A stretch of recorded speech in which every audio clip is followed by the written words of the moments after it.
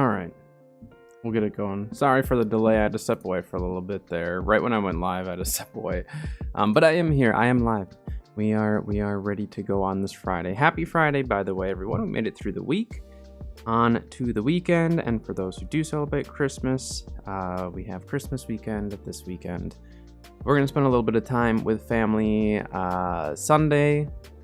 And then I don't know if we have any plans on Monday for actual Christmas Day.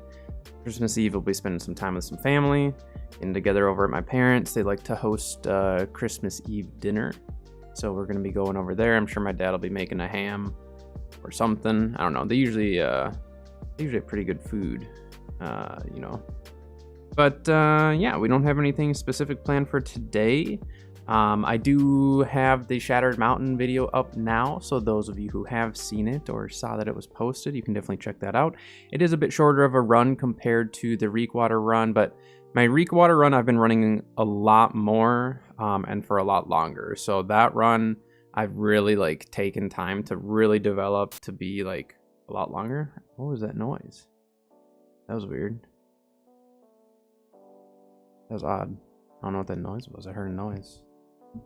Anyways, yeah, so we got that video out. I do have another video that I might be posting on Sunday on Christmas Eve. I might just schedule it so I don't have to do anything with it.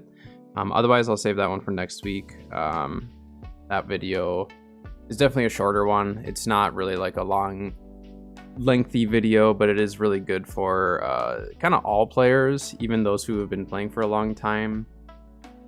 There's just certain things that we need reminders on on what to do. So all right, let me get logged into server here.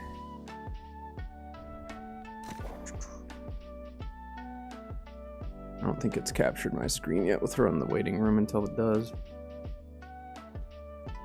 Oh, there we go. It went for it. I was trying to get it to capture earlier and it was being kind of a pest.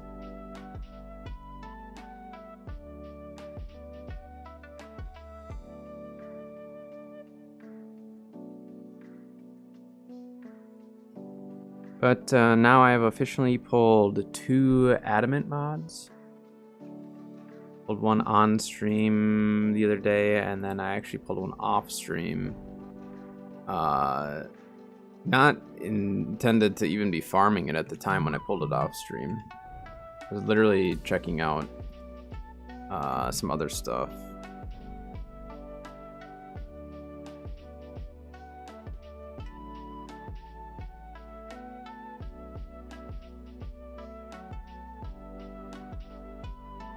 When we were talking about Christmas Day, my mom literally just sent out a text message to the family, the group family text message, and said we can go over whenever on Monday. I'm gonna turn the music down a little bit more.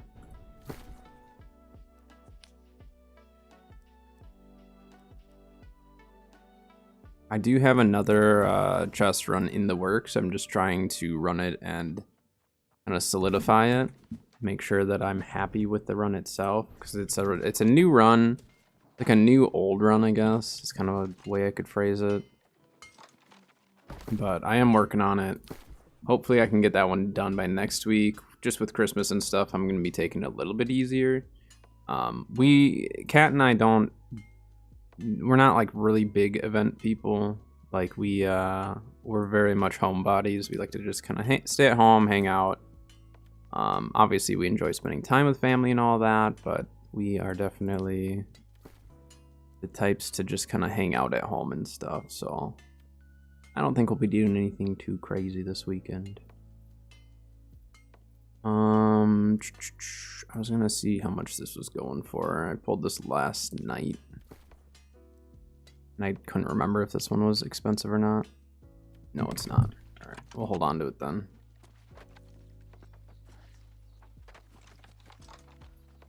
All right, we'll just clean up the inventory real quick and then be on our way. I have been working on my new fire staff build, so that one is in the works as well. So I'll have that build probably one of my next ones. I want to get pestilence leveled up as well because I do want to bring back my plague doctor build. That one's really fun. I just haven't done it in a while, so I have to get the Pestilence all leveled up, meaning we'll probably have to do 3v3s at some point to get that there. Not a huge deal though. Alright. Inventory is clean enough. Let's go get our presents. So it kind of sucks though, because like I'm starting to run out of the spikes. So I don't know. I mean, it's tough. I mean, people are going to Evan for the event. Should we just go run it real quick? Might as well, just because like we do need to get that done.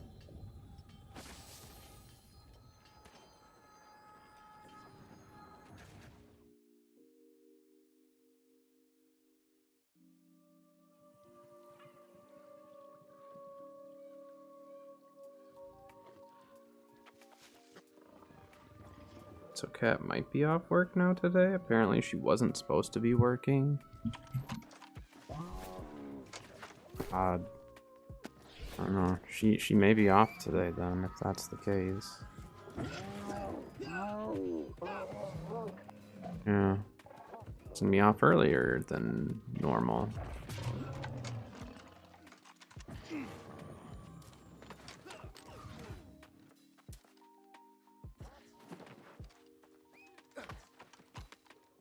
I think people are starting to do the event now because they're running out of their spikes that we had farmed up the day of.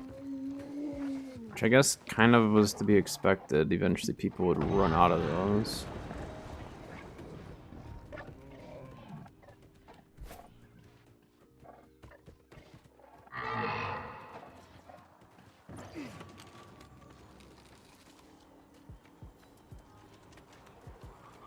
A little dicey with this amount of people, but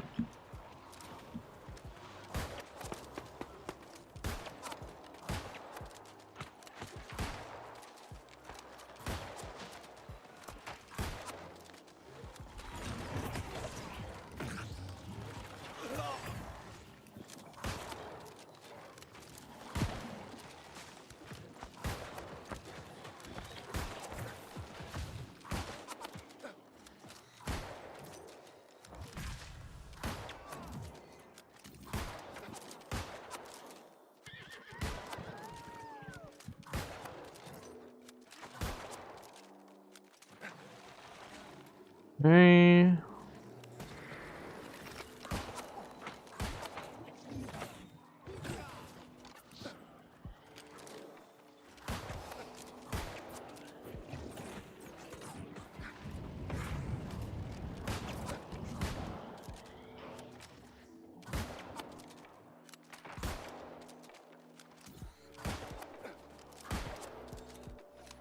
I don't know, I'm just shooting these so they don't blow up later.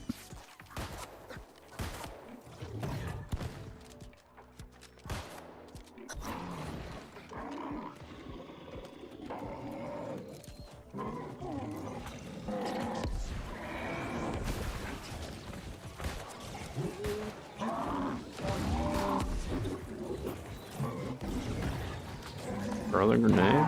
I did. And you really don't need that many people for this. It's just tough, like, when he does some of his attacks, if everyone dies, it's not looking good, so I think we can get this, though.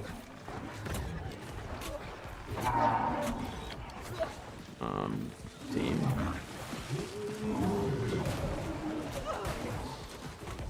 Why is this guy all over me? Great. I actually have a video that I just posted the other day on Wednesday about it. If you check my channel, I can get you the link if you need, but otherwise if you check my channel, I actually have, it'll say VGIG musket builds, and it has two different builds. It has my Ice Gauntlet build with musket, as well as my Void Gauntlet build. So right now I'm obviously in my Void build. I do typically prefer Void for PvP. And then the Ice Gauntlet's really nice for PvE and PvP, but I really like for PvE just because you have more AoE. Yeah, I got a video up with both of those builds, so definitely check that out if you're interested in musket. I've really been enjoying it this season a lot more than I thought I was going to. So I encourage everyone to try it if you've been interested, because it's very different from what musket used to be. Winter Warrior is so loud still. Watch out.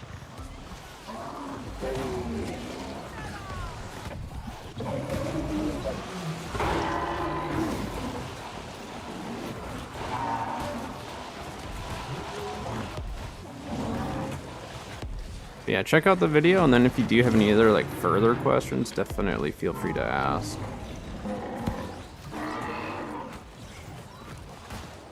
More than happy to answer any of that.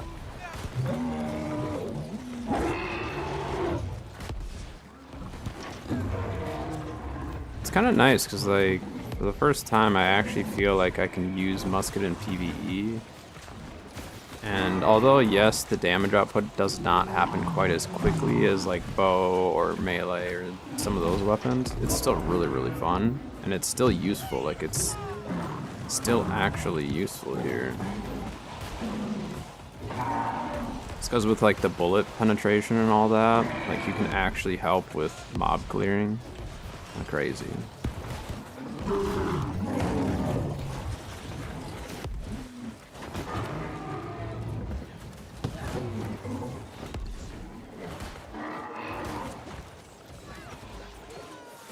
Took my ammo off, right?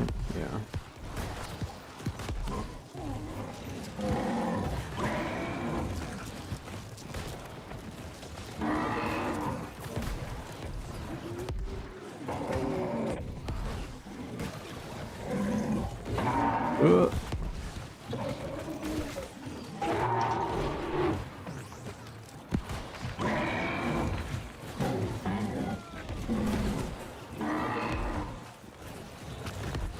Adding cryopods into Ark yesterday. Logged into the PvE server that we're just kind of keeping stuff alive, and got all of our dinos cryoed up.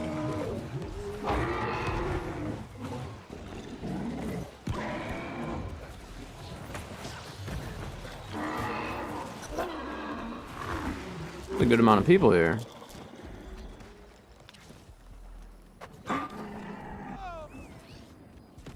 Yeah, I don't know why the Winter Warrior is so loud though.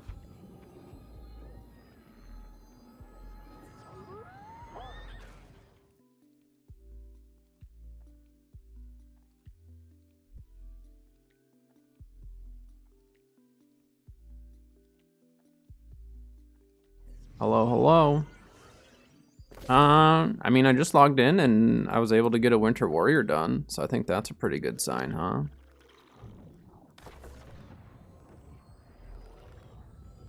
How are you doing? Oh, by the way, I decided to mess around with Scorpion. I haven't played with Scorpion Sting for a while, and was it 2 days ago? Me and Bo were in some OPRs, and Bo's also a healer. Like, he's a quirky healer like me. Like, we just always were on different stuff or combo. If we have flail, we're not, you know, we're more aggressive, stuff like that. But oh, they already killed this. Oh, there's a bunch of people here. Okay. So what we did is we both went healer, and I brought Scorpion Sting and he brought his flail, because we both run trip on our flail. And I would Scorpion Sting and then he would trip, and it was just the funniest thing. Just see him get yoinked, and then like they're down and then they get tripped. If they got back up, I'd have sweep. Like, it was just constant CC if they didn't have grit. It was hilarious. Like, we were targeting healers. Like, we run full focus builds. Like, we don't do strength or anything like that. And we were literally targeting their backline as healers. It was the funniest thing. And then, like, if we got pushed, I would just fall further back because he had the flail, so he could stay alive a lot easier. And yeah, it was great. Because I would literally just, like, yoink him with Scorpion Sting, try to hit him with a perforate. He would try to trip him. Because then we'd have the full rend, and it was really fun. I like forgot how much fun Scorpion Sting actually is. I stopped using it as much because they had nerfed it, you know? They nerfed the cooldown on it. So then what I decided to do is like try it on my healer build because I've got Nimble Coat. So I have the 6 stacks of refreshing and it's so much better. Like I actually really, really like it with it. I think they're gonna be easy target. Exactly. Or like, what the heck is going on? What? Taking forever for everything to load in. That's why like when I first started like doing more quirky healer builds, it was hammer, right? Long time ago, after paladins got nerfed, I was like, I'm gonna play with a hammer and pretty much be the only healer that's gonna have a hammer on my server. And it's just hilarious because you get pushed, they don't pay attention to what's on your back, they just see the life staff, and it's just like they completely forget that like you could have a different secondary. And so yeah, you just bonk them and they get CC'd and then they start panic rolling because they're so squishy because they're designed to kill healers. Well, if that healer fights back, it's not good. Well, it's not good for them. Yeah, I mean, you know how it is when someone's overconfident in their abilities to kill a healer just to find out that it's not a normal healer.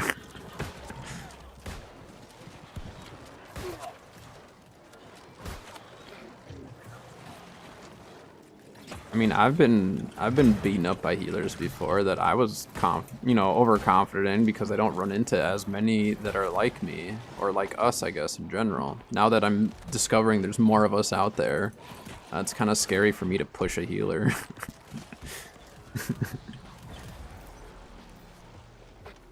Yeah, they don't know what to do. They have no idea what to do. It's just, and I mean, like, how often do you run into another healer that's kind of quirky like what we like to run, you know? We really don't. So when I DPS and I run into it, it's funny. Like, I think it's hilarious because that's exactly what I do to other people. But I gotta say, Musket's been incredibly fun for me lately. I've been absolutely loving Musket. They're even swapped up their life staff. So last season, before they added harnessing and stuff, I used to run full Rune Glass. So I ran full nature damage Rune Glass and everything as a healer, and it was pretty brutal on some people. Like, if they didn't have the resistance at all, it was rough. And I do have the new DPS life staff, so I just need to play with it, get it leveled and all that. But the next healer build I'll be doing is my Plague Doctor build. That one is definitely one of my favorites, especially now that they nerfed healers with disease even more. I will be an anti-healing healer. That's the whole idea to my Plague Doctor build, and I love it. So I'll be using Pestilence, we'll have Plague Splitting Grenade.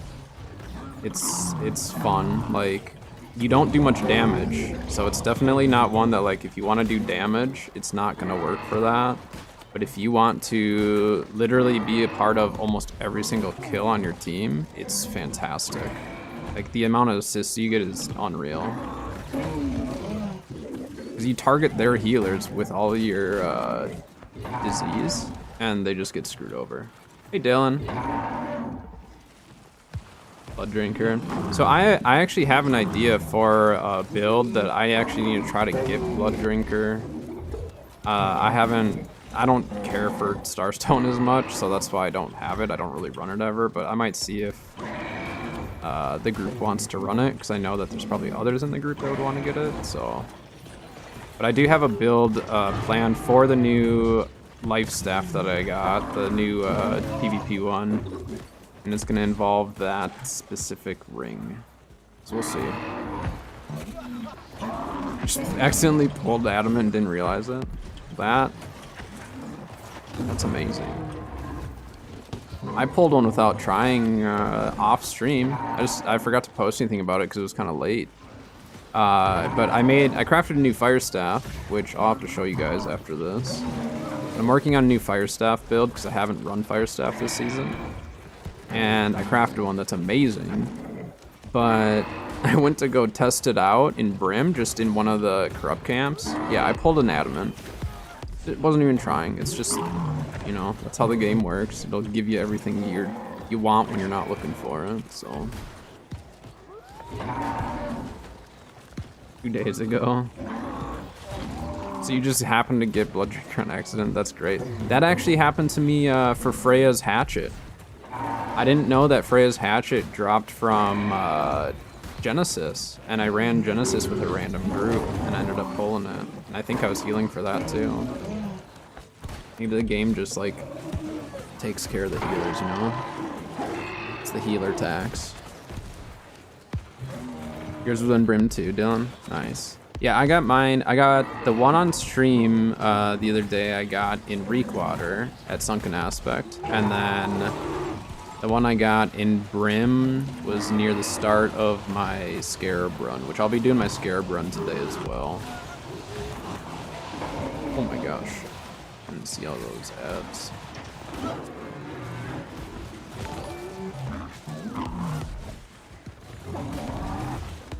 I don't know how to pronounce that. Yaks? Thank you for the follow. I'm terrible with pronunciations. Many of you know this.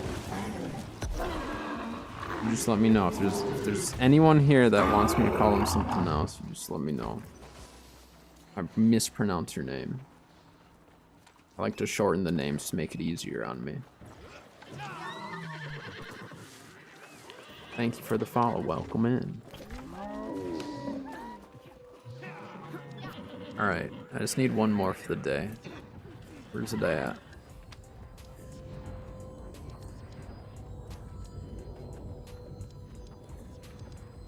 Probably shattered, right?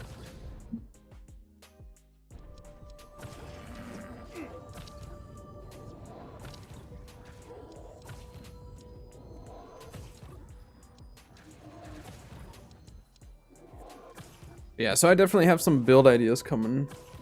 Just gonna take some time. Hello, Michael. Evening? You must be elsewhere.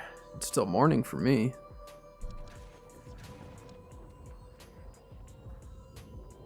It says yeah, because it's hard to read. All right, cool. Thank you for confirming it.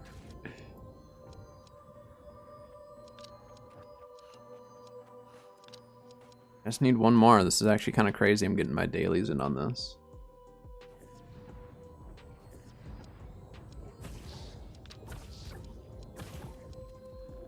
South Evanscale. Denmark? Oh, nice. One of my Twitch mods is Danish.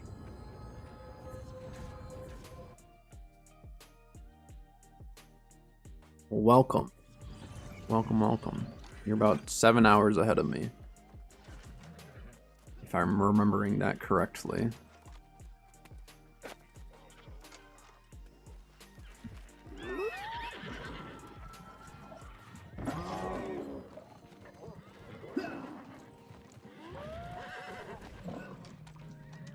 We'll get these done since there's actually a Zerg running them right now. Like I said, I think people ran out of all the extra ones that they farmed up. I mean, I farmed up, I think 30 before they made the change, so.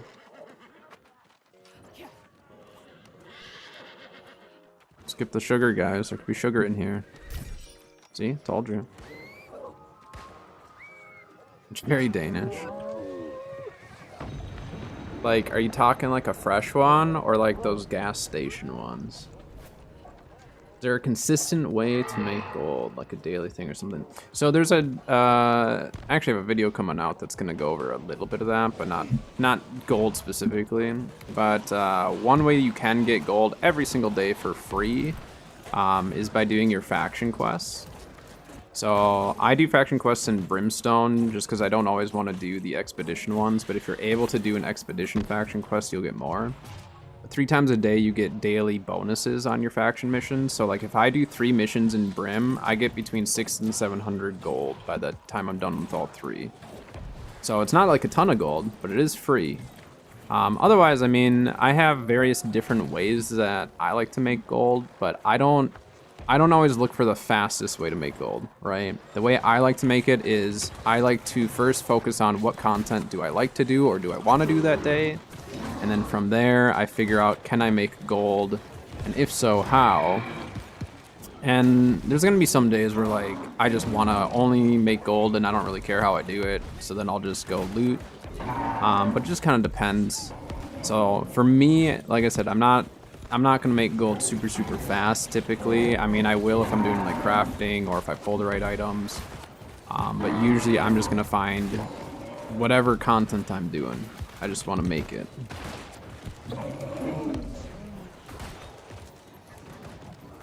Yeah, and then once a week. So I'm gonna be releasing a video on Sunday that's actually going over daily cooldowns and weekly cooldowns, and there's a couple different ways, one being faction missions and stuff. So there's definitely some ways to make gold, but really, I mean, like, it depends on like what you're trying to do, I guess. Like, are you just trying to make passive gold and just kind of hoard it for a bit? If you're trying to get like your chromatic seals, then you're gonna have to do more than just the daily and weekly cooldown stuff. But I've never been one to be like, I need to make as much money as fast as possible unless I'm trying to gamble it away into crafting, which I did for my fire staff, and it was worth it. After this one, we'll recall and I'll show you guys the fire staff that I made. I haven't really touched fire staff this season yet until literally like a day or two ago, so. Which I've played a lot of fire staff because I'm a heavy ice gauntlet user, or I have been in the past, so. Ice gauntlet got me hooked on the game. It's literally the weapon that started it all for me. And started healing because no one else healed in our group, and we needed a healer to run dungeons. And then down the road, we needed a tank to run dungeons. Then I started tanking. And then I just learned all the roles. I change build. So one thing too that I'll tell a lot of people as far as gear goes, like, check the market frequently for items that you're looking for. So like, check the market, make sure that there's nothing for sale. Cause like, I've gotten some extremely cheap stuff, right? Like way cheaper than it should have been. Like, I don't think it was they missed a zero. I think it was they just didn't know what they had. And even though it's not 700 gear score, like if you're still getting all your attributes and stuff, and if you're not as focused on getting your gear score to 700, you can get some really good deals. So like these boots right here, I don't even think I paid $2,000 for them, right? These are extremely good boots for my build. For someone else's build who doesn't have nature damage, it would be terrible because the nature harnessing does you no good. But for my build, it was perfect. So definitely check the market, because the market gets fairly flooded with various gear, and I'll check, I mean, you could check daily, or you could check every other day or once a week, but do check the market because there is a good chance that eventually something will pop up for a good price. And it's not saying like people don't know how to price stuff. It's just we get a lot of gear and sometimes you just want to get rid of it cheap and easy. And at some prices, it'll definitely sell. Yeah, any of the daily stuff for events, like doing the presents, you'll get those 3 boxes, stuff like that. But I mean, they also don't want to give us too much free gold from the start. It starts messing with the economy a little bit. So they're doing more to try to get a little more passive gold coming in. It's just a lot of the ways to get it is not intuitive. And so it makes it kind of tricky.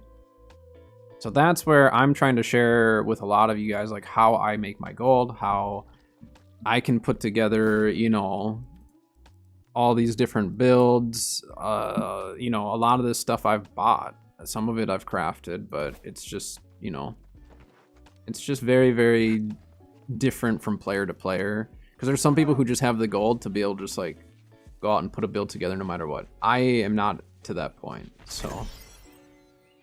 Greetings from Germany, well, hello. Lane minus for over 20k, but then yeah, exactly. That's exactly right. It's it just depends. Like the market is very strange at times, and like there's times where I've bought stuff because like I knew it was such a good deal. Even if I didn't have a build for it, I've bought stuff just knowing like this is worth way more. I don't flip that stuff though. That's the thing, is like you could buy and flip and do it that way. Try to make some. Pog, thank you for the follow. Welcome, welcome. So like you could definitely flip items and try to make money that way, but I like to take that stuff and like keep it. You know what I mean? Because I'm a hoarder. I like to hoard a lot of stuff. So for me, I know that I'll probably have a build for some of that gear eventually, or I'll know someone who needs it. So that's how I like to do it. But you could definitely flip some of those items. You definitely could. We're gonna go to that Imperial run. Tried to run the Scarab runs. It's still RNG. It's never a guarantee you'll get them, but it can be like I'll have some days like in a row where I'll get none, and then like the other day I pulled like 4 of them. So it's very RNG. It just depends. No, the amount of people running the loot doesn't matter. That shouldn't change it. I go deals even if it's good gear I don't need. Yeah, because like once you understand what is actually like good gear and you know how hard it is to get it, you just kind of have to take it and run, you know. Original price for admin right now. It depends on your server. Check your server. I sold my 2 for 10.5. It's 12 right now? Yeah, so I mean, I sold at 10.5 just because like there's always that chance that the price drops, you know what I mean? So 15, sell it, Dylan.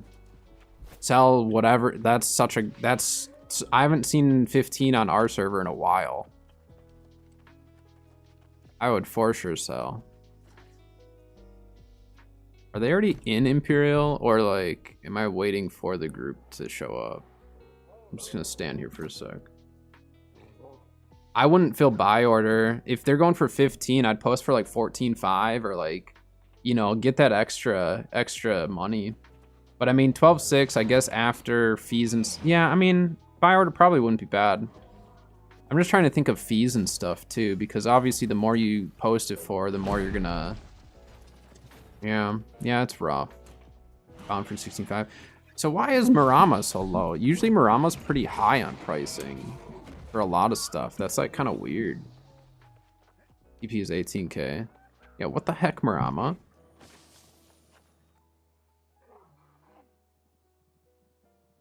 $65 tops around 18.9. Yeah, I mean buy orders. Your guys' buy orders is higher than our TP. Like maybe I shouldn't have sold mine. But again, our server's different. We have a lot of people who are probably running it, so we might just be getting more and more people. I had some yesterday, I think. See, they were hovering around 10 for like two days straight, so that's why I sold mine. But I've obviously pulled 2 of them. I know obviously the routes to go farm more. It's just you have to get lucky, obviously. But I think I'll just have to farm more up. Easy money. If you pull one, no matter what server you're on, if you pull an adamant and you need the money, like it's easy money. And it sounds like anywhere between, I mean, it's a pretty wide range between 10 and 18k. That's awesome though. Or what you have to do is hope that someone is deciding to craft a bunch and they buy out the market. Someone rich, one of those rich people, you know. What server am I on? I'm on US East Murama.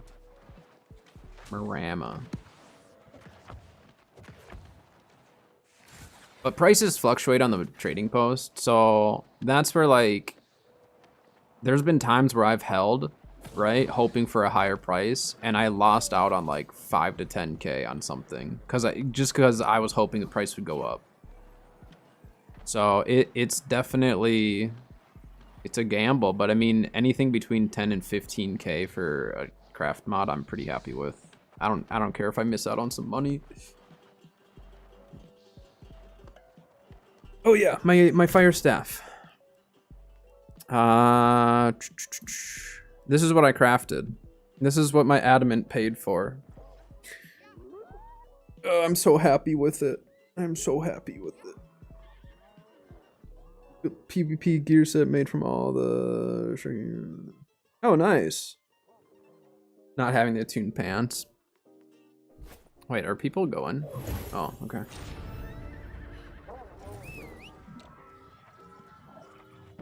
See, I still run, at least for my healer fit, I'm still running Nimble Coat. I love the Nimble Coat. But it's not necessarily as easy as just pulling the Nimble Coat for a lot of people, so... Bo's been searching for it. He's been trying to farm PvP track and all that. It's not an easy one. Let's see if they'll do the extended route. Haven't gotten yours yet. Yeah, and that's just it. It's just like when you're trying to get a build with a specific artifact that drops from the PvP track, it's really rough. Because like literally that'll hold back your build until you pull it, and there's no way of trying to pull it. You just have to keep farming. Yeah, that's super lucky. I've been 200 since before seasons were even a thing. Like when PvP track came out, I capped my PvP track pretty quick.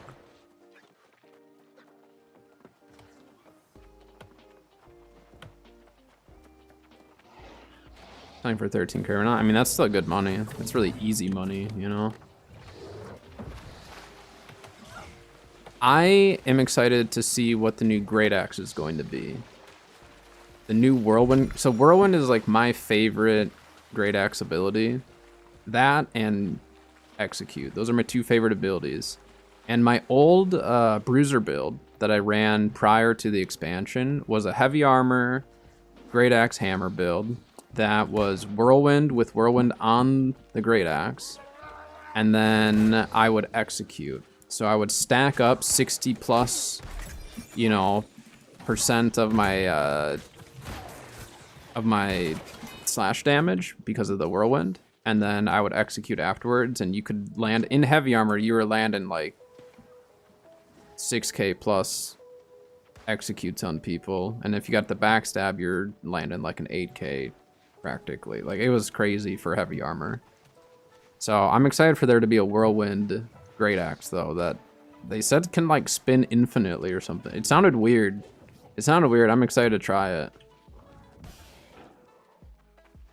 Yeah, I love Whirlwind. If I'm gonna be Bruiser, like if I'm gonna be a heavy armor Bruiser, Whirlwind is absolutely fantastic. Light armor though, it's terrifying. Light armor is absolutely terrifying with Whirlwind. It does a lot of damage, but man, that Fortify doesn't do enough for you. Just too squishy. You could make it work, I'm sure, but maybe the new artifact will be different. We'll see.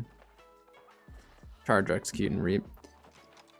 Yeah, Reap is really, really good. And Execute's just fun. It's one of the most satisfying kills you can get is just like Execute, you know. Greatsword and light armor. Yeah, Greatsword is definitely one if you get stuck in Onslaught for too long, it screws you over pretty bad.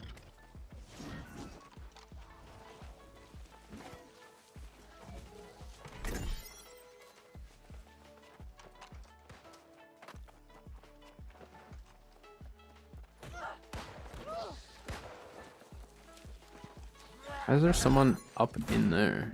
Did they think there was loot in there and got stuck in the window?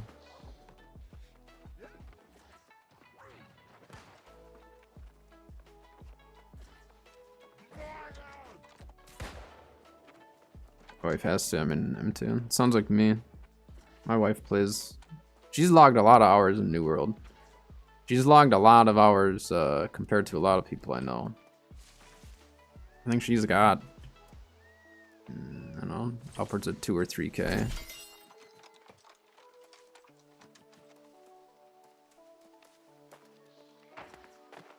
She don't remember now. I thought she was over 2. I thought she hit the 2k mark.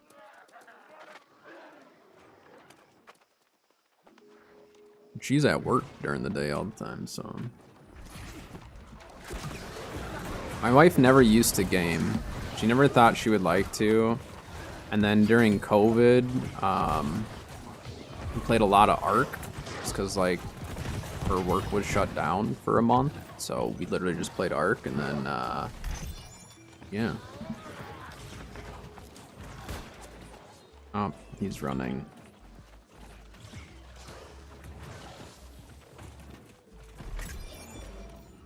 Yeah, a lot of people took pretty big breaks from the game. I took a month break at one point, but that was when like there was an actual fear of the game dying, because like the servers, most of the servers were just dead and all that. So I took a little break, came back, and then Brimstone was looking very, very good for the game. Brought a lot of people back. Didn't bring as many back as we were hoping, but those of us playing it really, really enjoyed it. And then now with the Legion Wilds, I'm seeing like way more people who came back to the game. Kind of crazy.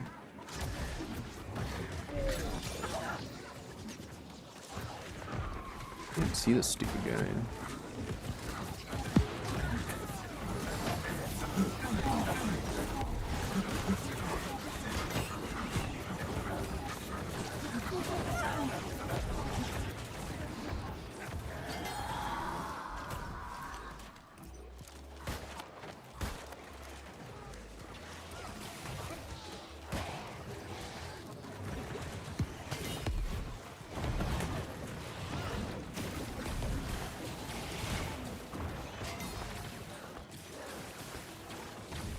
Let's see level I'm playing. You're no longer governor? All the coin was gone. No. Yeah, probably for the best. I just don't have time to like actually run a company and try to like, cause I'd want to do events and all that stuff if I were to legitimately do it, but just with like stream and YouTube and all that, to also run a company and plan all that stuff would just be too much for me. I still like my downtime. Came back 2 weeks or so ago. Yeah, there's been a ton of return players, which I love seeing. Like, I love seeing new players a lot, but seeing return players coming back to the game and enjoying it is really, really cool. Because I know that there's still a lot of like bad press about the game, you know, and people are concerned that we're not getting enough content and all this, but the trouble is a lot of the player base wants two things. They want bug fixes and they want content. And with the size of their team that they have, I don't think they can hard focus on both at the same time. So we got the expansion, we got all this. What I think is going to happen is the first 6 months of the year, so January through May, because May we're going to get that big announcement. I think they're going to work on bug fixes. They're going to work on trying to bring console in, maybe, because they're doing the controller support. And some people who are concerned with console bringing in are not thinking about the fact that the game is going to actually grow. And the more the game grows means the more resources they have to put into more content.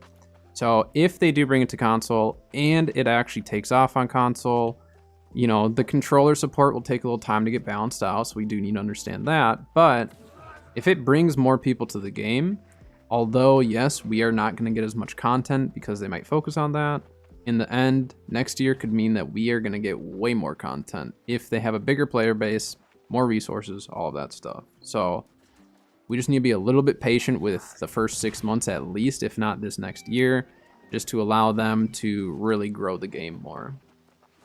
Content does not mean the game is growing.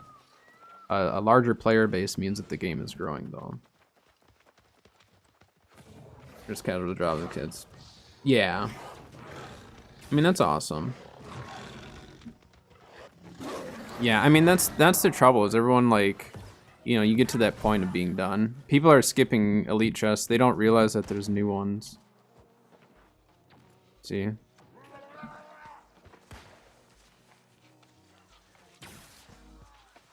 Yeah, it's another chest run where there's a bunch of... I don't know where all the new elite chests are, but there's a bunch of extra elite chests in the backside now. So after we kill this, go down, we can actually rotate around and get the rest. It's kind of a pain, but we can do it. Yeah, I mean, I've never cared about wars. I've never cared about being in a big company. I've had a couple invitations to bigger companies in case I wanted to do wars. And stuff like that, but I never cared a whole lot. I just want to play the game and enjoy it and have fun. And someday, I mean, like, if I was approached and they were like, hey, do you want to be a mercenary in a war? I'd be like, well, it depends on what you want me to do, but maybe.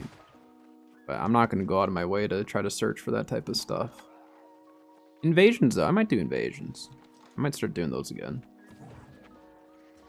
Sounds good. Have fun at work. Back to the lab. That sounds so professional.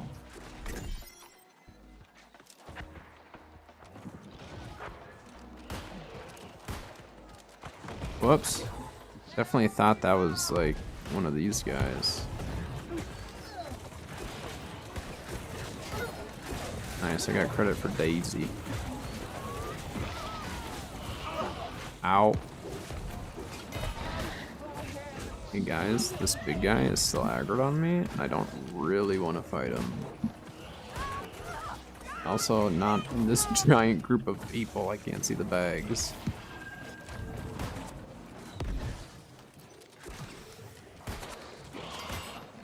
Thank you.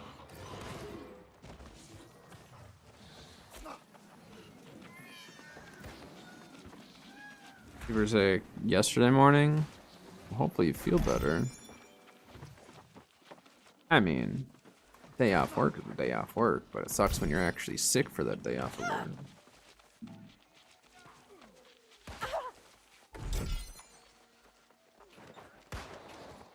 Loot has not been great on this Imperial run, but the more runs we do, the more chances we have at some of the various loot. Although it doesn't really make sense. I mean, it's still, you're still a lab. It's still science stuff. It's more sciencey than I've done in the past. Wow. Yeah, it probably is.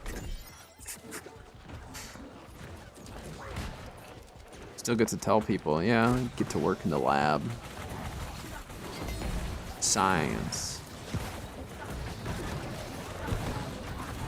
I would assume that's still pretty bad if you know, get some of that stuff not mixed correctly or not sterile or something. Probably not the best for for selling that type of stuff. See, look, everyone's gonna quit the run, and they're gonna go to the next spot. But there's like 3 or 4 more elite chests that they added in to Imperial. I don't know where they are though, so like I can't lead people to it. I just need to run around until I see them again. So I'm gonna go look for them. Yeah, all these people are gonna leave. I just don't remember where it's at. I need to figure out where they are. Like remember which building is which. We got the one that was on that bridge, so we don't need to go back for that one. I think I just need to keep going into these houses every time I come through here until we remember.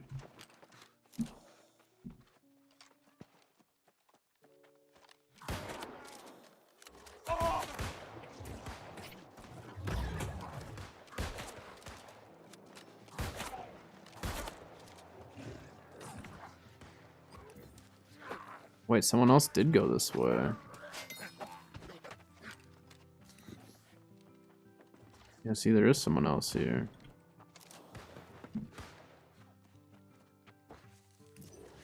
So this house has a crate.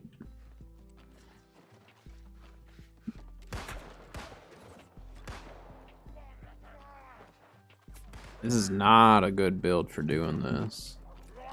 Yeah, see, there's one right here.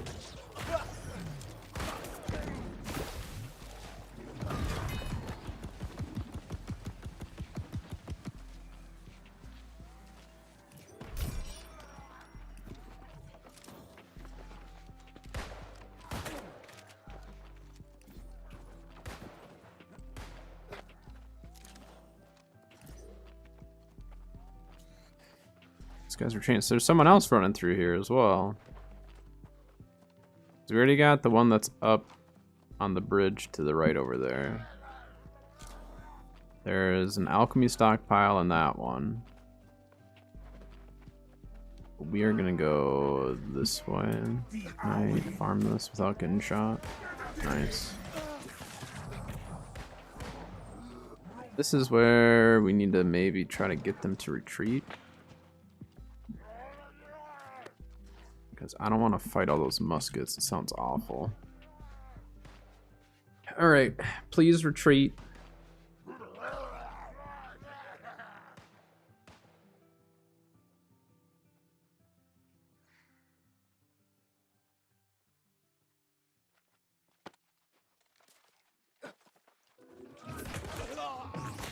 Wait, what? They're camping me.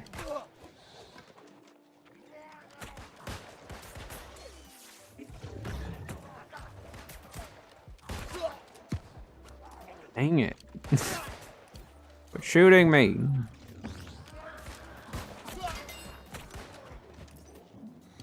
Hurts.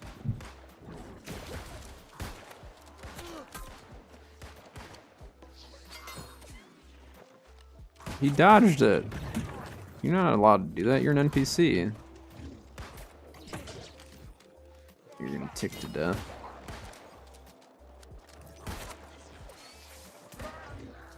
Focus on this guy now.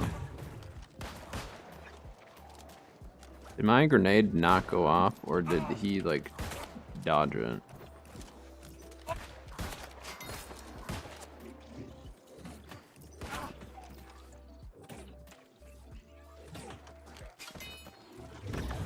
Technically, we can get a very small amount of healing from this.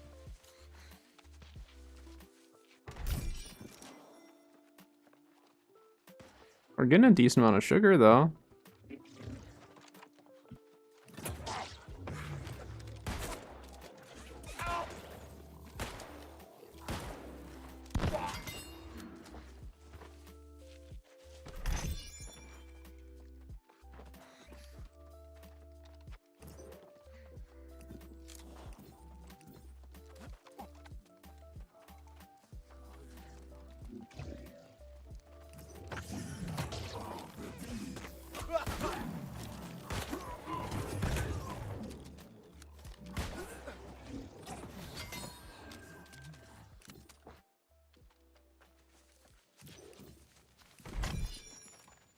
More sugar.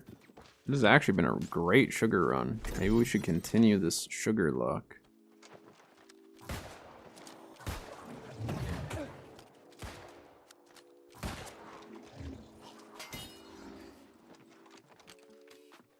See, these are the houses that I start to get a little confused. I don't remember which ones have stuff and which ones don't. I remember some houses, but now this area is one of the areas that I struggle. See, here's another elite chest. Another one that got added. So these houses for sure are worth. And is it this house? One of these had one underneath the stairs. I think it's further down. Okay, cash in here.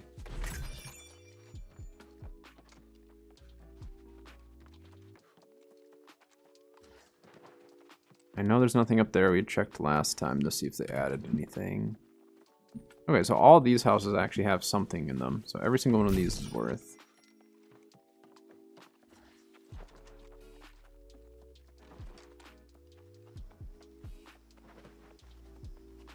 We have an ad. Oh, we have an ad on Twitch right now. Okay.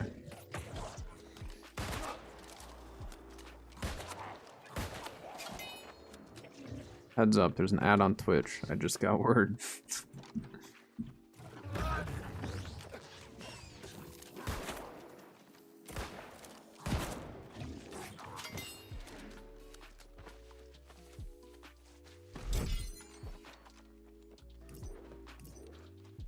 Getting very, very, very close to 1,000 subs on YouTube.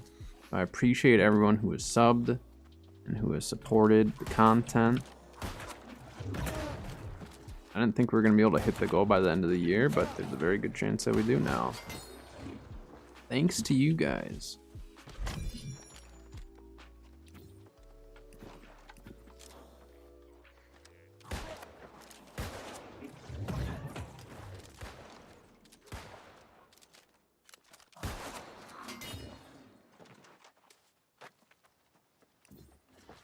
Have to get more coffee soon.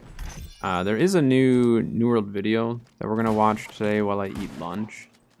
I can check with Kat and see if she cares if I have her leftover Chipotle for lunch. Actually, she messaged me. Hold on a sec.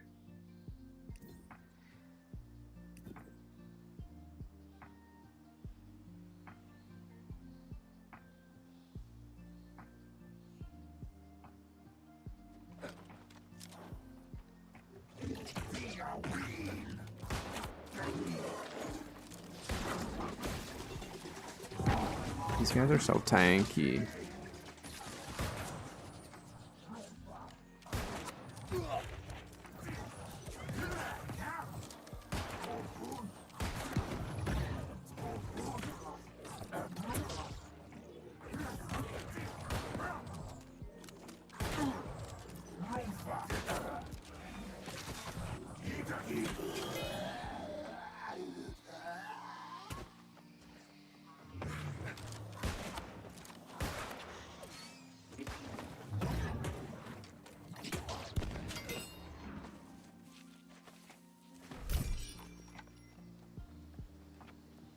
Maybe I'll just run and grab these next ones without having to deal with these guys. Oh, will they let me just roll up and grab the loot? No, they will not. Uh-oh.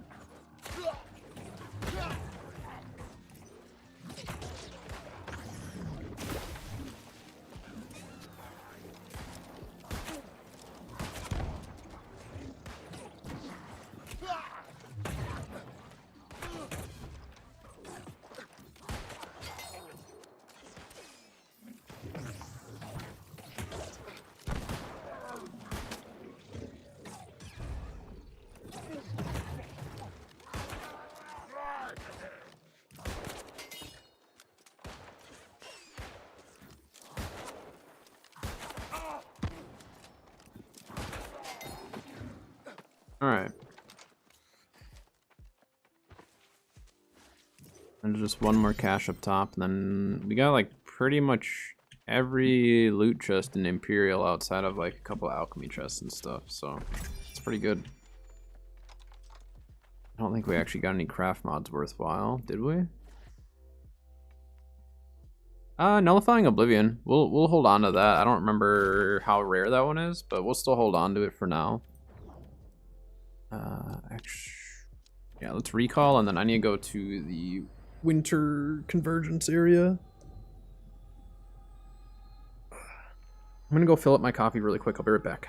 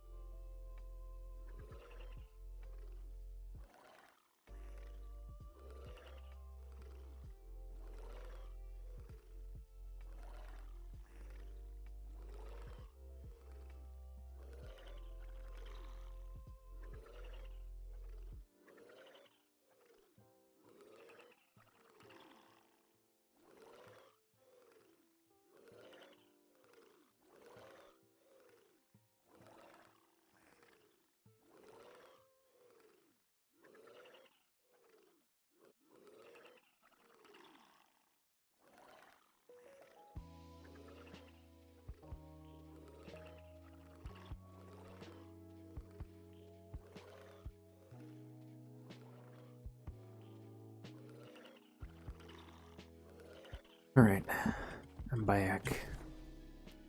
Let's drop some of our junk off before we keep moving on with our day.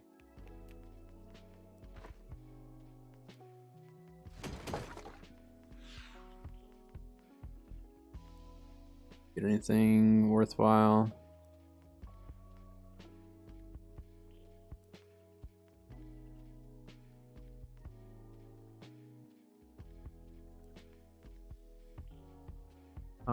Those aren't bad. I mean, might sell them or someone needs them. That's actually a really good chest piece for luck. Luck stuff. I had a luck ring sell for like 15k. That was one of the ones that I crafted. I don't want to do crafting soon. Like, I don't know what I need though. I mean, probably armor. Should we put on the fire staff build? I've been loving muskets so much that I just haven't really had the want to play other DPS builds lately. I still like love healing and all that stuff too, but for DPS, the musket's just been the most fun for me this season so far. All right, well, let's go get our Convergence Festival thing done. And then maybe we'll start a Scarab run. Or we could do like an early lunch today. Watch the new AGS video that they put out. I think they're just kind of like talking about the sounds and stuff again in the game. I didn't look very closely at the video yet. Which I think that's good. I like that they bring attention to other parts of the game outside of just like those working on balance and all that. Like they're showing some of the people who are working on more of the art side of it, the music side, like, you know, trying to show us the whole team, and that there's a lot of people involved to make it happen. But it's still a pretty small team when you compare it to other developers, from my understanding at least.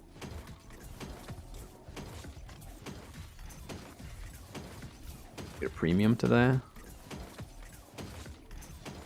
Dang it. Not a single one from that. The wall run starting? Oh man. All sorts of loot running right now. Alright, what should we go buy? Got tokens now.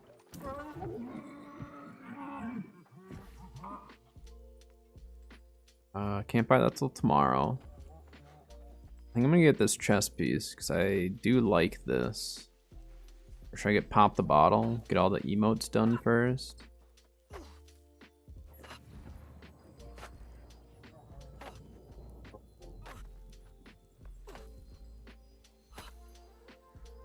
It's just constantly falling.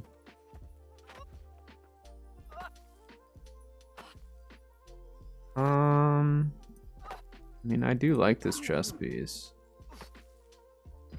Yeah, why not? We'll get the chest piece. I mean, I might as well go with Tawal, because I can do the Scarab run kind of whenever, but this is a Scarab run in itself, so why not?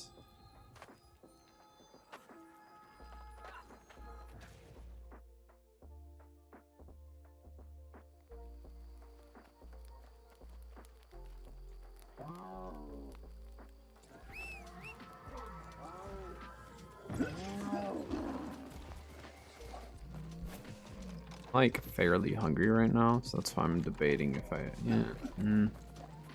It's like pretty early for me to eat lunch though. I also don't like eating lunch too early because then I get hungry for dinner too early. So I don't really snack throughout the day.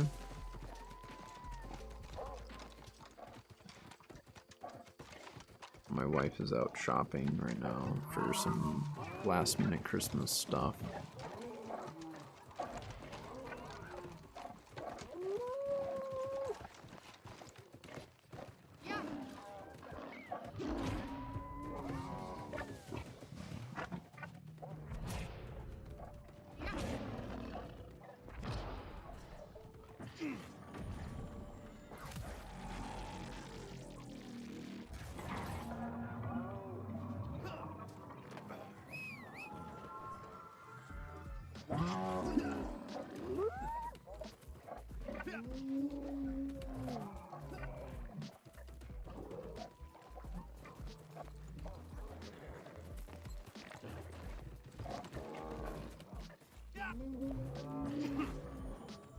Switch builds up. So for this build, I need gloves and a chest piece. That is currently what I'm missing for it, because we have a tiny bit of dex, which isn't a huge deal. But I'd like to shave that dex off of the build, so then a few extra points into int.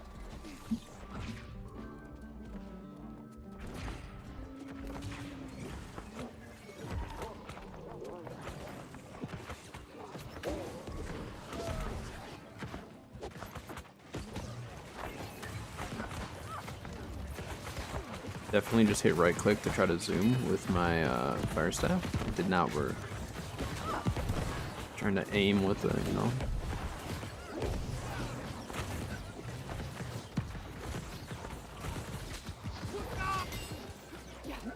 Dang it!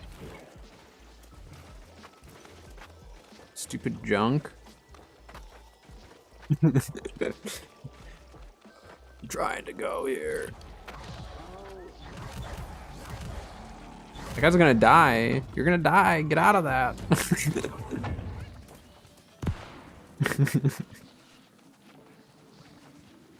Two of those guys almost just fell right over. Alright, so every little cache matters. We're gonna try to grab all of them. Sometimes we'll just forget because normally I wouldn't, but if we want to pull more adamant, it's kind of what we have to do.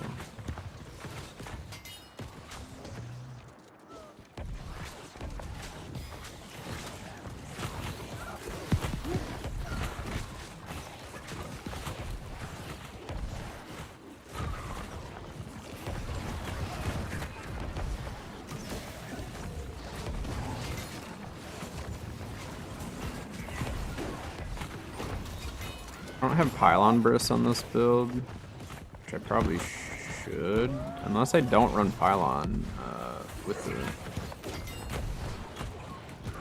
I think I don't run pylon. So we go with spike for this build. I'm not a huge ice spike user. I haven't been in the past. I'm really bad at it. That's the main reason why I don't use spike. I'm really, really bad at like actually landing it.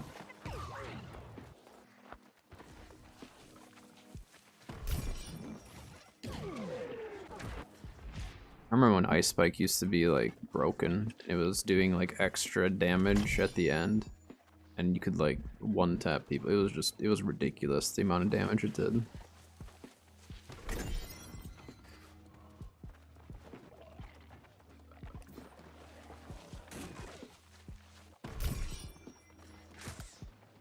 A whole bunch of nothing so far. Lots of sandpaper and stuff.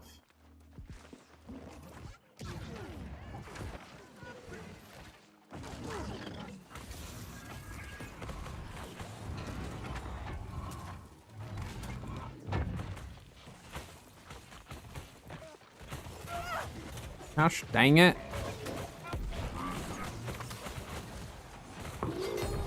Oh, someone kited that guy from over there. I thought that thing was gonna die, my bad. And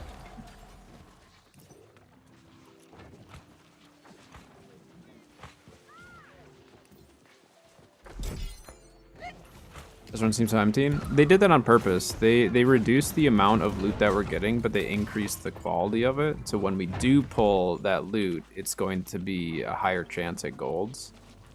Because they really did give us like too much loot before, like too many purples and blues. Purples just don't do anything for you anymore. Like they're fairly useless. So they did reduce the amount of gear that we should be getting. So that's probably why you're noticing it. But when we do get that gear, like chances of it being better are higher. It's never a guarantee, obviously, but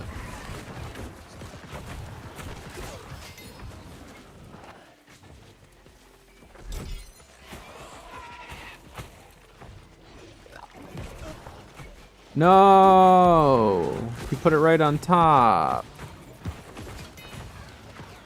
Yeah, I mean, I think it was a good change. I think they definitely made the right change by doing that.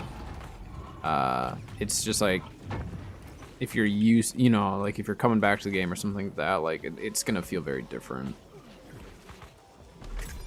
But I like the loot biasing system and all that. I mean, there's times where it'd be nice that if you could, you know, pull some of the random gear, but a lot of the times it is pretty nice to be able to just like throw on the gear that you want to farm.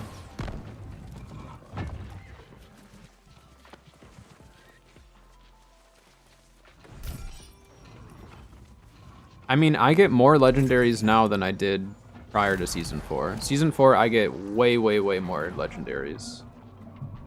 Just compared.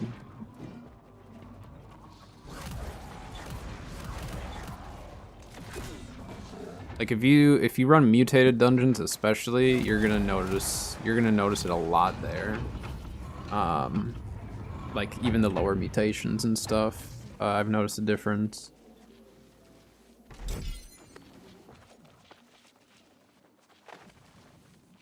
But it's still RNG.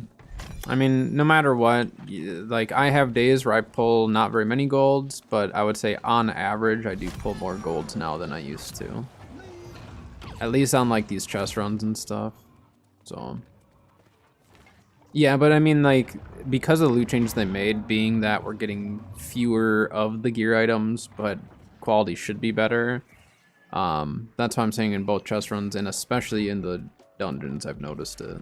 Like lower tier dungeons. Obviously, if you're doing M3s, you're probably gonna be getting tons of gold regardless, because like in M10 you would have gotten a bunch of golds. But like even the M1s and stuff like that, I'm getting a good amount. But for chest runs, like I said, it's still RNG. There's still gonna be days or moments where you're just not gonna get much good stuff. And it just happens.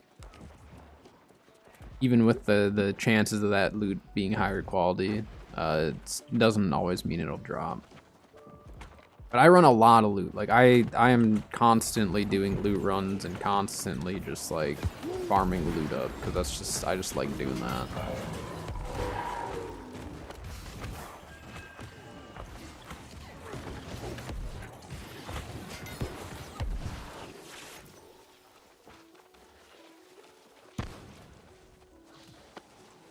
But at the same time, like, I'm not doing chest runs for gear. I do chest runs to, I mean, obviously if we pull gear, that's great. I love pulling gear, but a lot of the chest runs, I'm trying to pull like a lot of the other rare stuff. So like Imperial is still my favorite elite chest run area. You have a lot of specialty items that only drop there. You have the hardened crystal that can drop there, sugar runs, all of that stuff.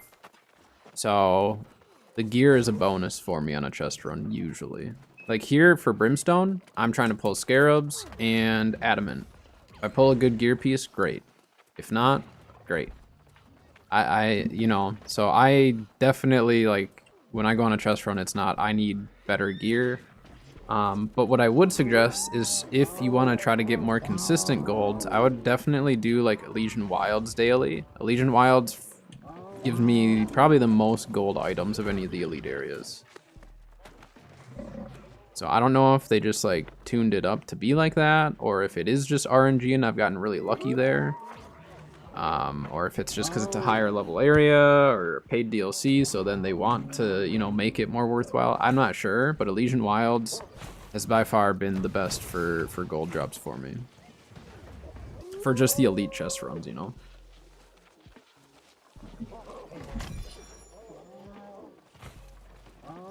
But the quality of the gear is going to match the content that you're doing, or it's going to line up with the content that you're doing more. So that's why I like with the M3s, you're going to just get a lot better gear and stuff.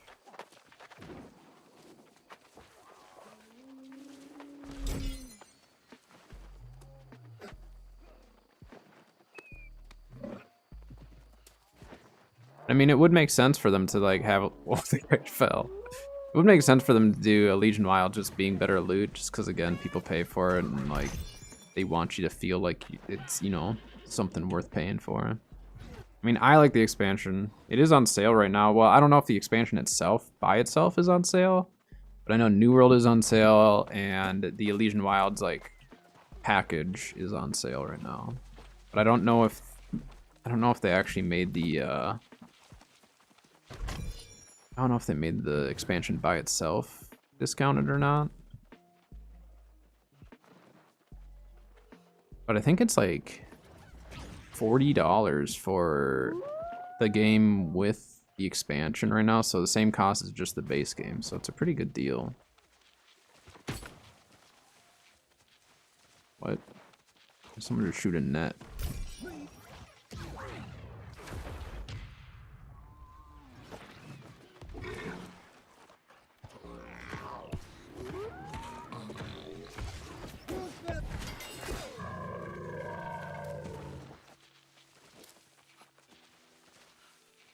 Why can't you see your buffs slash debuffs? Like it's showing none at all? Or do you have too many buffs up? So you have too many, it'll prioritize certain buffs over others.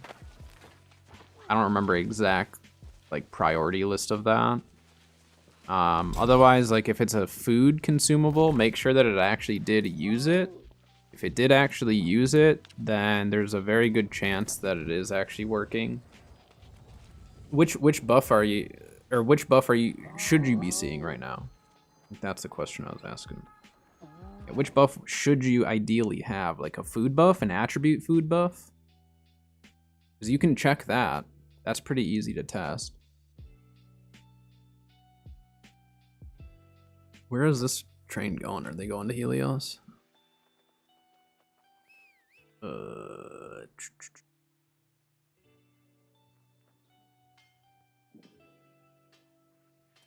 Review. I'm not in. So you can test it to see if it's working, if it's just a visual bug, because if it's an attribute food, when you go to your attributes, it'll say item buff. Now, if you have Magnify, Magnify technically drops under item buff as well. So like see where mine says item buffs 38, that's just Magnify.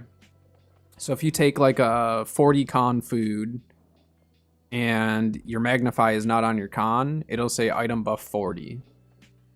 And make sure that the food actually does consume. I've had it where like I'll click use and it feels like it should work and then it didn't actually eat the food.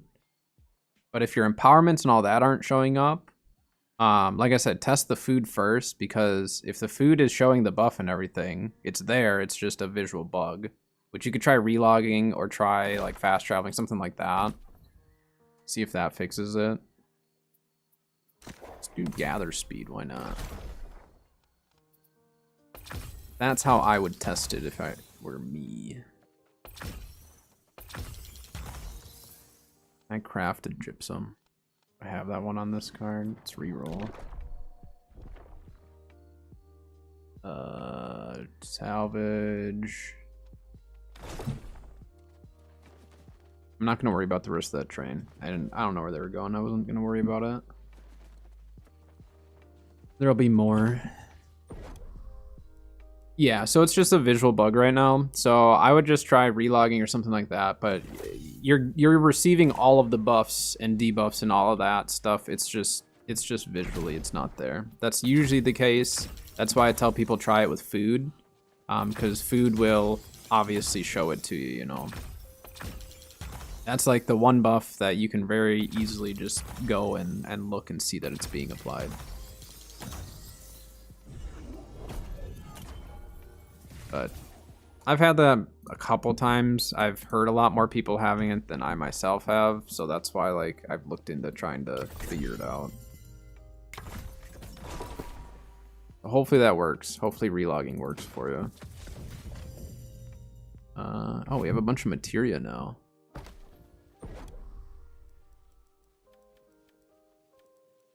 Have enough stuff to craft anything? I don't think so. No. How much do I have? Any yet? I have like none. Lazarus? Ooh. If I could pull Hardy on that, I'd really like that for a ring. This is all thrust conditioning, or some of it is. Okay. I could craft one of these, actually. This would be worth crafting. Eventually. Healthy Toast, I've grown to actually really like. Works pretty good for me. We get blessed on that, and that'd be a pretty solid Fortifying Sacred Ground. I don't run Fortifying Sacred Ground on my life staff ever, but if you do, that's a good one. It's a good musket as well. You run shooter stance, like for invasions, I'd run something like that. Mean Rogue, it's a decent great sword. Yeah, the Laz stuff is pretty solid.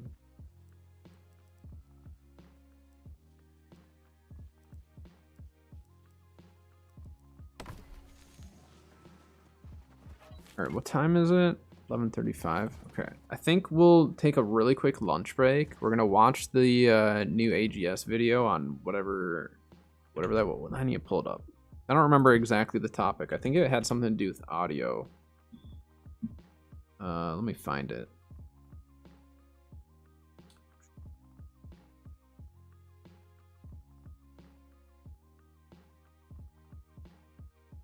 Storytelling through sound and music.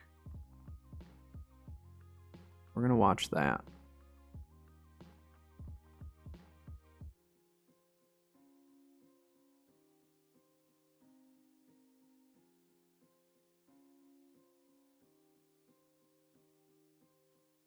Because then I was able.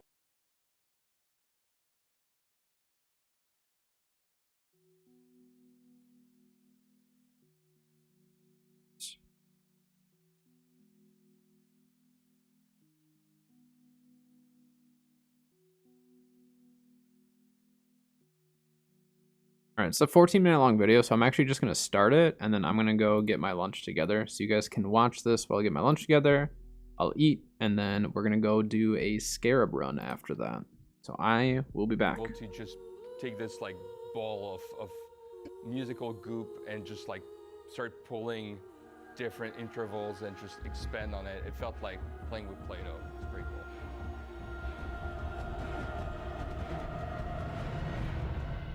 Welcome to Forged in Eternum. It is the show where we talk about all things New World. Hello, I'm Austin DeVries. I'm an audio lead, or the audio lead on New World. If you look at my background here, you can probably guess which feature I might have contributed most to, but I've done a lot of other like tech stuff and creature stuff and things in the background that make the game sound good. This is a very special episode. With us, we have Edward Brennison, our composer for the soundtrack. Let's see here. Ed, welcome, first of all. I don't know if you'd like to give a little bit of a background on yourself so the players can get to know you. I actually never set out to become a composer for media. My first thing was guitar, and I played rock for a little while when I was a kid until somehow I ran into jazz and improvised music at large, and that was my trajectory. I was,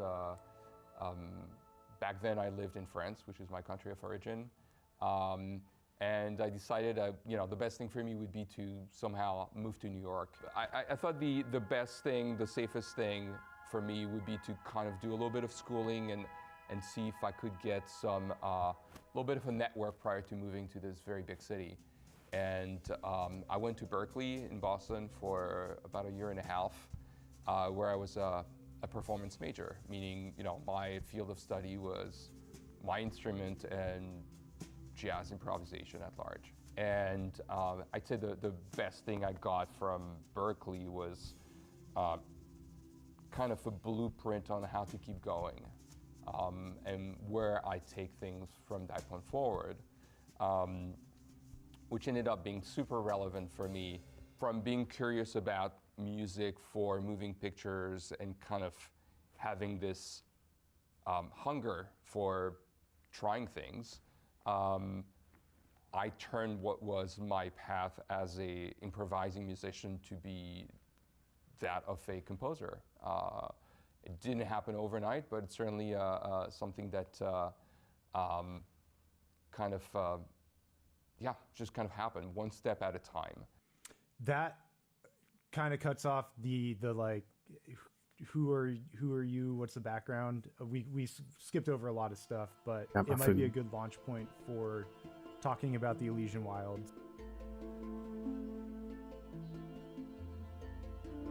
We were trying to figure out how do we make this amazing art with the like mycelium, all these really cool dryad creatures, the hair scene, and then the story arc between Artemis and the Beast Lords and the player, and give that all a shape, music supporting the narrative, and also having it work with the other requirements of our gameplay systems and things like that. And I guess the first thing that we were able to execute on was the 3D cinematic, and we were at this point still trying to figure out what are the sounds of the expansion. I think the 3D cinematic was super important for us because it's, well, first of all, we were able to kind of find the theme for Elysian Wilds in doing that research, and what that meant for the emotional trajectory of the expansion. But more importantly, there's something that you wanted to touch on with the music, which was that although some of these characters do bad things, their motivations are generally not unpure. There's something that Artemis is seeking that is not fundamentally bad. There's a humanity to her. Even when they're not human, there's an element of neutrality, dare I say, where nature isn't bad or good, it just is. And we wanted the music to kind of have this slightly more truthful aspect to it, with regards to the emotion we wanted to showcase. It's not something where the music is casting a judgment. It's if anything, it's highlighting certain things and the power of nature and what, you know, and the idea that it's safeguarding itself. To a large degree, that's what Artemis is about, right? It's about safeguarding her view of the natural world. The Artemis theme I think is interesting. It's got a very simple melodic motif in there that is inverted and played with across the 3D cinematic, the 2.5D cinematics, and then again in the boss fight, and that in collaboration with like all the different instrumentations there flesh out the theme, and like they shift the light around the character. I thought that was just like a fantastic way to show her evolution as when you first meet her in the early campaign to what she becomes when she terraforms the whole Elysian Wilds. But yeah, I'm looking at the session with all the stems. The density of the music that was delivered was pretty intense and a lot to go through. And then there's lots of little micro edits and processing on each one of these to make it sit with the gameplay. My favorite tune ended up being the gorilla fight. Coffee pot's turning off. Like that one was a ton of fun. That's the Proving Grounds is that track. Just because I think that was inspired through a baritone player that had a really fun kind of tribal chanting track that I heard, and like this is gorilla music. And then you were able to go in there and interpret that into what we have in the game, and it made the fight just with the rhythm and motion of it all fit together really well. That's my favorite thing, I think, in the whole release. Did you have a track like that where you're just like, oh yeah, that's the best one out of the group? I like the entirety of the soundtrack, honestly, and for reasons that I think we should dive into. Because for me, it was a sort of a creative discovery that was a little different from what I had done before, in terms of process. But I'd say if there's any single cue that stands out for me, that'd be Rage of the Mammoth, where for this incredibly massive beast, the biggest one in the game, you have actually the most feminine approach to sound, and something that's incredibly simple with this like kind of super gooey synth on top, and just those female vocals with a very rhythmic approach to things based on rhythmic subdivisions. And Can I ramble on that for a second? Yeah, let's go for it. All right, this is a fun music nerd thing. It's got triplets, it's got fives, it's got fours modulating between each other with the female vocal, and we went back and forth about how we were going to use that, but like that sound of the vocal is like the texture that we used for Artemis. Artemis is showing her influence over I was just saying Mahamanemanamana because I don't know how to pronounce the actual Mahanatranamana, whatever they named the mammoth. Cinnamon, that thank you for the female sub voice, over on like, YouTube. weaves in Appreciate and it. out of the whole suite That of much closer music, to 1,000. just to show that Artemis is there, and like there's different groupings of instruments that do the same thing for the other characters, and yeah, that track is really, really cool. Awesome use of rhythm in it. Yeah, and then this idea that you can show rage by sheer power and sheer muscle, but in this case, it was really, again, you know, that conversation about what's her true motivations, what is she after, and the element of pain that is within her, the thing that actually causes rage. You know, the feel I was going for is that absolute shiny red rage that you could experience at times, and if you drive in LA, you'll experience it at least a few times a day. But all joking aside, the way it kind of dulls the senses and make you feel disorientated. You know, so that was that shifting sense, but rhythmically this time, not harmonically. And I guess besides hitting the emotional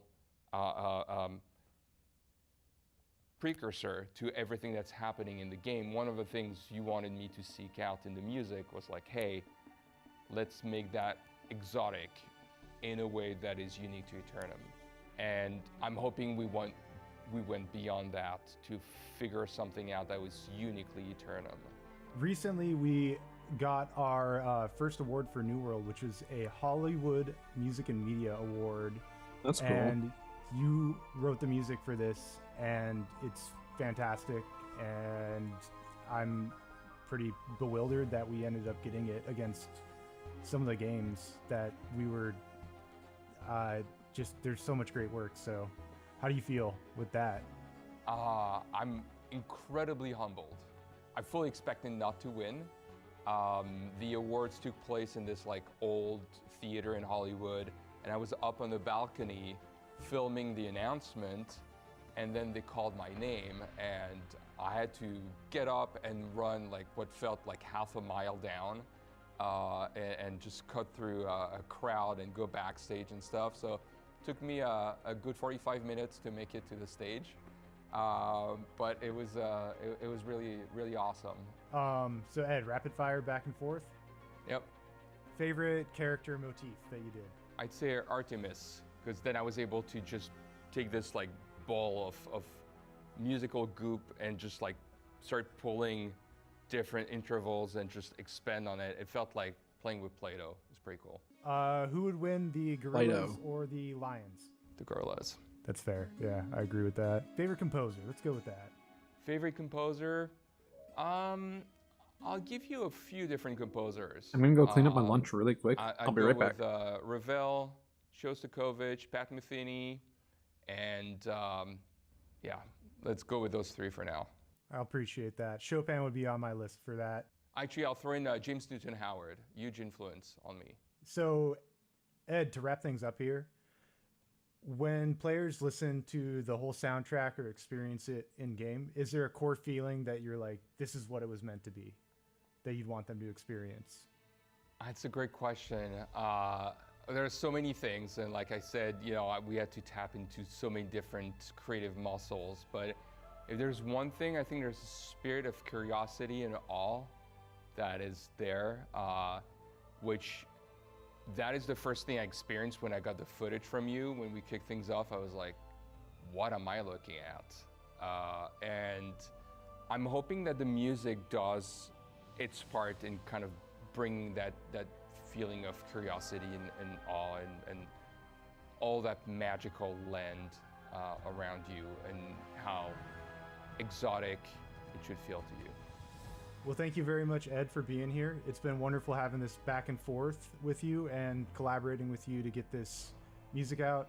Congratulations on getting the Hollywood Music and Media Award. That's just mind-blowing. You deserve it, absolutely. But this is going to bring us to our community question, which, again, it is not going to be about balancing the game. I don't do that. Don't ask in the comments. I mean, you can, but don't. The community question this week is, if you're making a band, but all the players are animals, and each animal plays a different instrument, what animal would play what instrument? What type of music would they make? And what would that band be called? Have fun with it. If you enjoy what you've seen here, please like and subscribe. And that is the wrap on Forged in Eternum. I like that they kind of highlight different parts of the team like that. I think that's cool. Any luck with the loot runs? Today not. The other day pulled 2 adamants in one day, so that was nice. Pretty easy money. Pulled one in Reekwater on stream, and then kind of accidentally pulled one in Brimstone off stream. But I'm about to go do a Scarab run now. Gotta do my daily Scarab run. Hold on just a sec.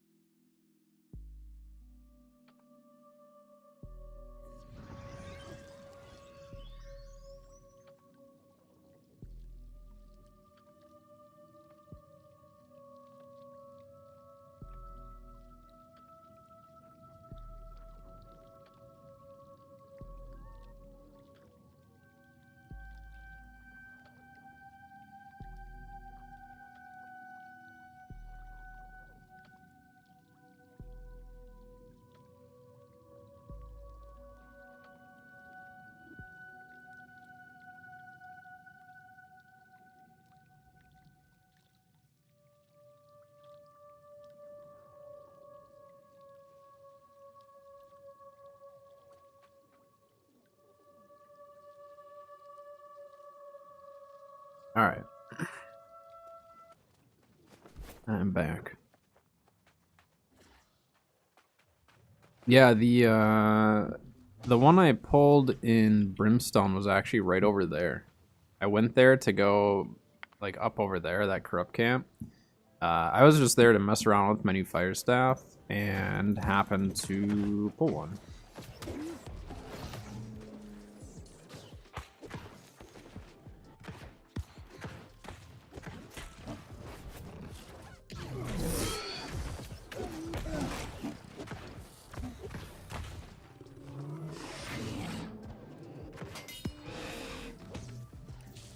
Hopefully we can pull another.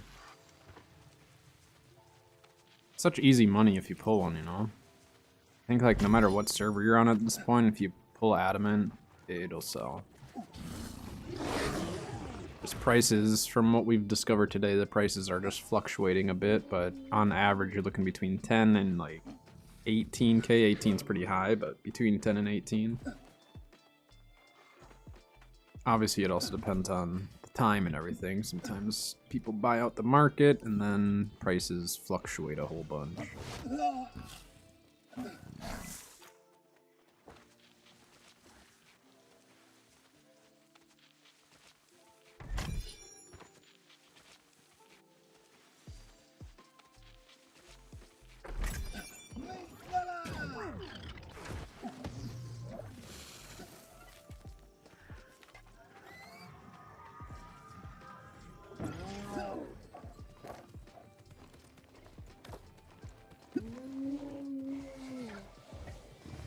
Alright, onwards.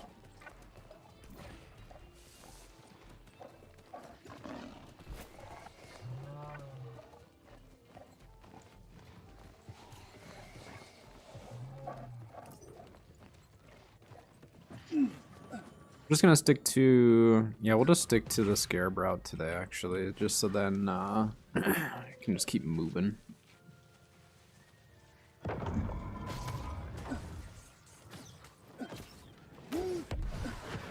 What? That is not where I thought that was gonna go.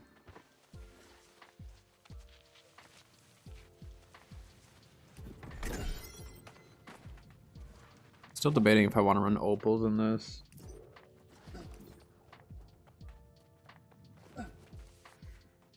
It's more consistent damage buff, but I guess emeralds just aren't as good as they used to be.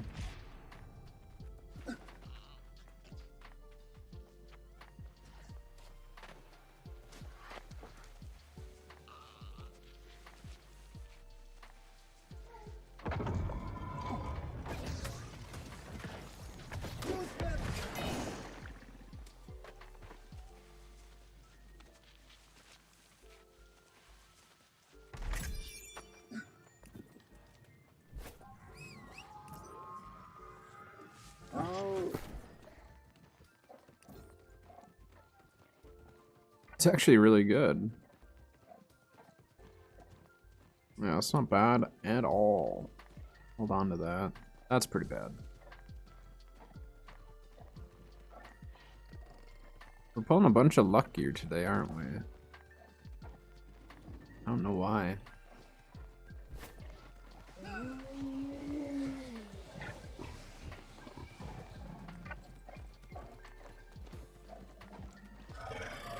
Yeah, I ran Light Mage, Fire Ice.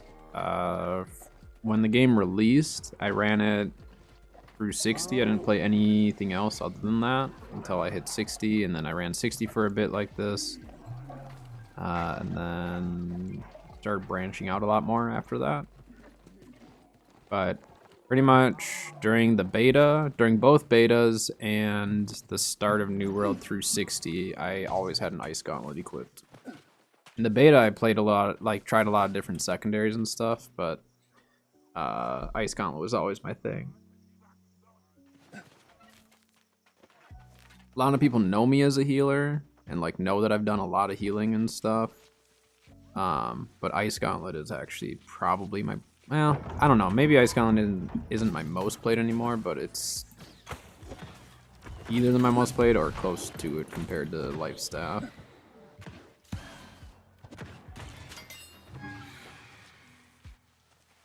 Try like 4 to 5 weapons. I mean, there's a lot of people who do just like one trick too, you know? They have their favorite weapons or combos and that's just what they run and just make it work with each meta. But I mean, just figure out whatever you have fun with. And if there's like some weird, quirky build that you're not sure if it works, you can definitely ask me and then I can try to figure out how you can make it work. Because obviously I don't ever really run a meta build. I just run whatever I have fun with, whatever I enjoy. Obviously if the build is strong, it does help you enjoy it more, but not always. Big DPS numbers don't always get me excited for a build. Sometimes it does, like my musket build for sure. My Void musket is very high DPS output. But it's a very different way of playing.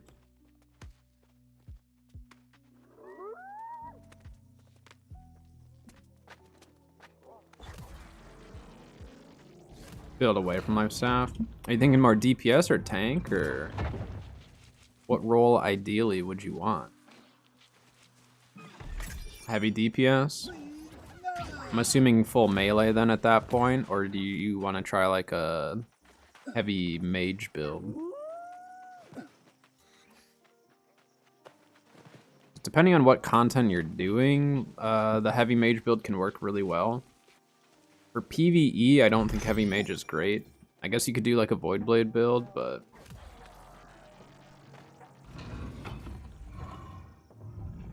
I like light and heavy. I'm not a huge medium armor fan. You won't see me running medium very often at all. Usually it's gonna be one or the other. Oh, there's a Castrum run going. You might as well do that, because then we can go back to our run right after.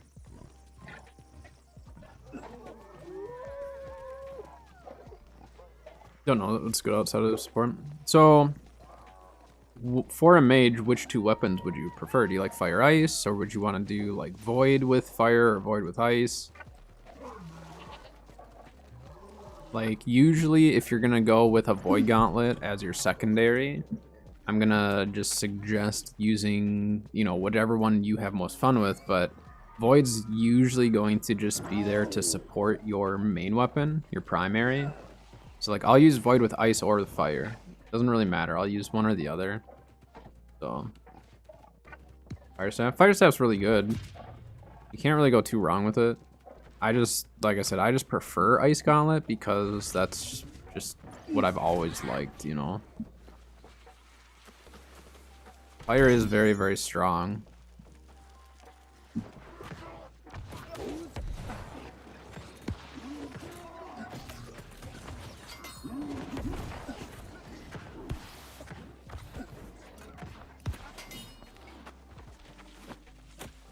Ice Gauntlet Artifact is the new dungeon. You have to do M1 or higher. I think all of us who have pulled it together, we all pulled on M1, I think. Which we ran M1, 2, and 3. I don't think we completed... we didn't complete M3 because I think 2 of them had to go or something. It was taking us a little bit, but... yeah, the new mutated dungeon. So you have until Tuesday. I don't know if they're going to rotate through the new dungeon again. They did this week because they did it 2 weeks in a row for the same dungeon, which they don't typically do. So I would say if you're trying to pull it, try to get it done this weekend if you can.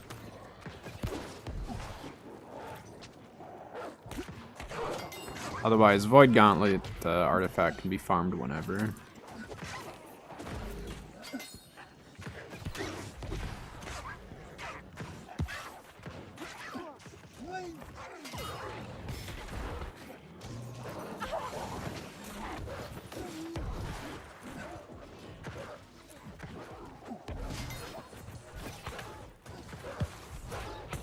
But I've got a light mage build for ice, and I've got a light mage build for fire now, that I'm working on at least.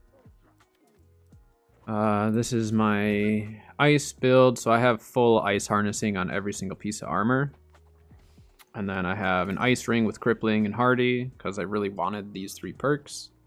And then I run the life taker with my ice gauntlet, which I crafted. So that's what I like to run. I do have a video on this build as well. That was actually one of my earlier videos for the season. And that utilizes that Void Gauntlet, so... The Void Gauntlet artifact is probably my favorite artifact so far, just as far as functionality and just across a lot of builds I can use it. Anything that's ranged. I would not use that artifact with a melee secondary. It doesn't really help you with melee at all. You don't get to utilize the artifact in any way.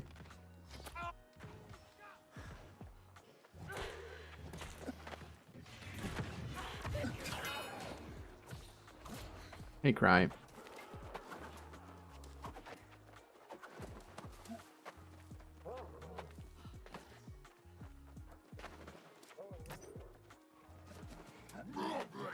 He's Xing up for globs over here.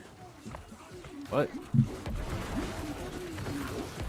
Why is there an X for globs?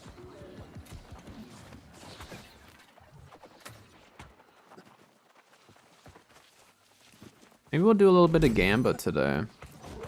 I do need some new pieces of armor for this build. Maybe we'll do that. This build is really strong, like, I'm pretty happy with it. I don't run Fire Staff as often. Like, Fire Staff is really, really strong, but I just don't run it as much.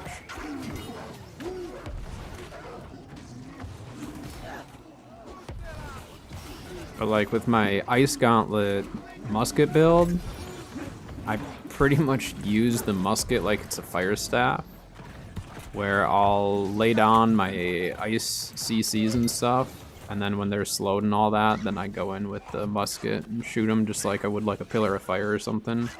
But I can actually dish out the damage faster with a musket than I can with a fire staff. Sometimes. Not always. This new fire staff is pretty strong. But I'm happy with it. I didn't want it to be PvP only. Because I could have put like plague crits on it, but I wanted it to be good for PvE as well.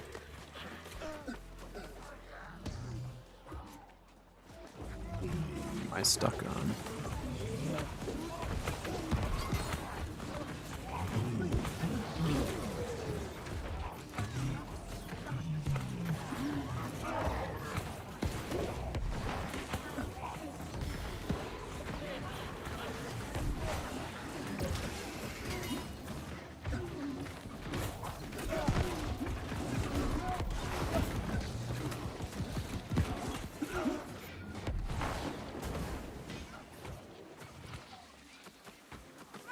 I got a pretty good combination of different builds depending on what I want to play. I kind of have one for everything except for Bruiser.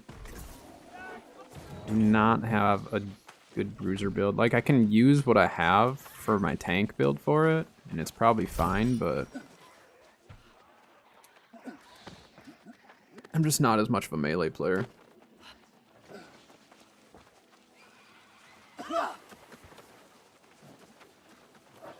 I should say I'm not much of a melee for my primary type of a player.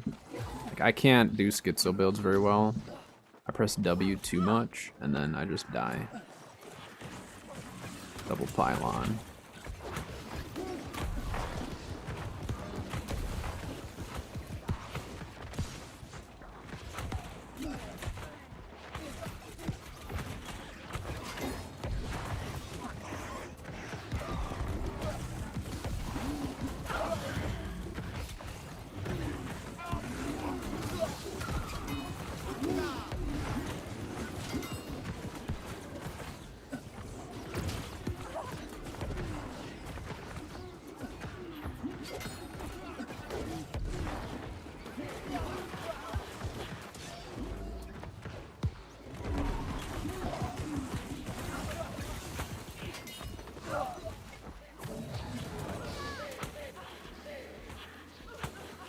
Pylon, good job. They fixed this spot finally? Oh yeah, they did. Look at that. You used to fall through the floor there and then you'd be stuck underneath. You could climb up and out, but it was a pain. Whoa.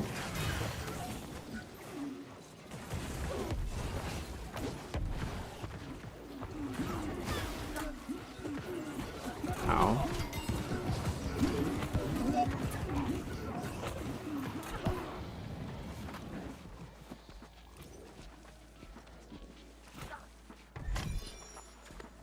I don't want to craft rings and jewelry too. Maybe not amulets. Probably just rings. I just don't know what I need for a ring. I'm in the mood to craft. I should probably just get my armor figured out first. I have a decent ring for this build. Purifying Heart isn't like my first choice, but it is at least a useful perk.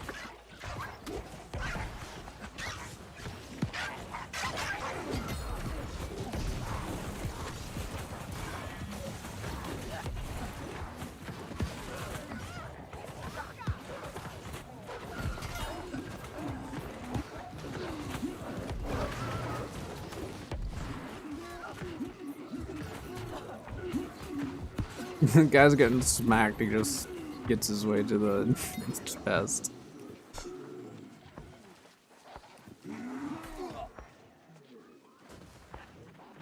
Oh. Twitch has not given me a single alert that an ad's coming up today. It's just literally random. Dang it, Twitch.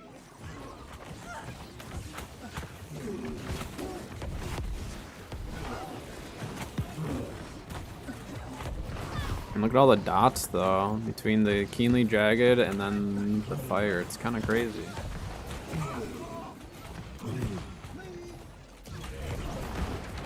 I mean, maybe I just use one of my Azoth inductors and craft a ring for myself. I don't know.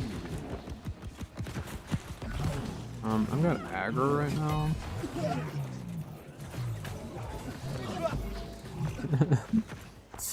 Stay away from me. It's because I'm putting a lot of burn ticks. No. Go after someone else.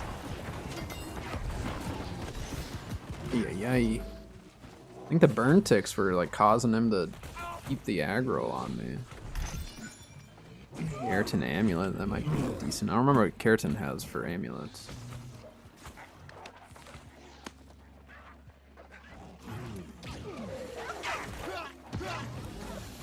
Look at all the ice showers. The jackal or whatever it is, it's not getting through very quick.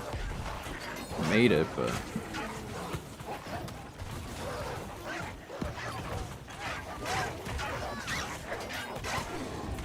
actually these are just the provisions. It really doesn't matter for provisions in this territory. I'm just gonna move on. Pylon's back there distracting them, so be fine.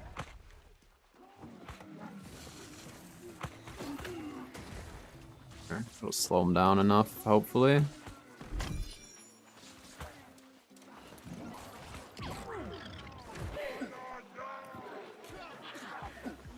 Oh, there's no one up here. Why are we just... It's like, why are we just standing here looking at them? We have so many people here.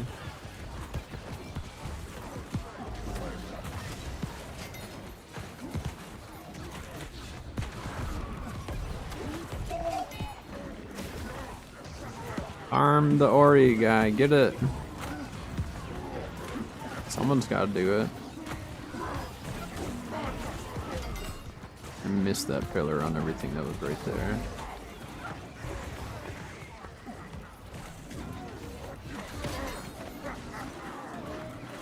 Ow.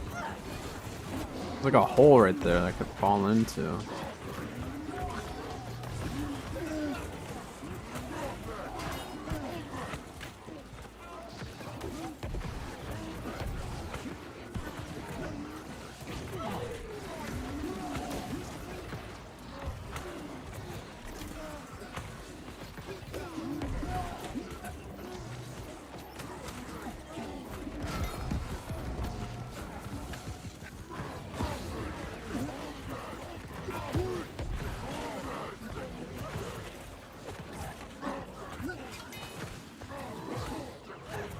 Yeah, maybe I will go back to an emerald on this and just see how I like it. Gosh dang it. I love how everyone just left. I was sitting there still trying to fight everything and everyone just left. Here, Pylon, you do something there. You can get the loot and then try to drag all this stuff off these people.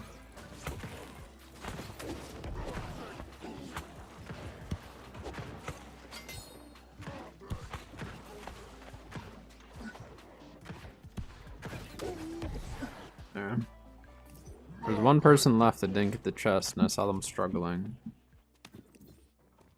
So we'll help out a little bit since everyone else ditched. There was so much stuff there that still needed to die for everyone to actually get it.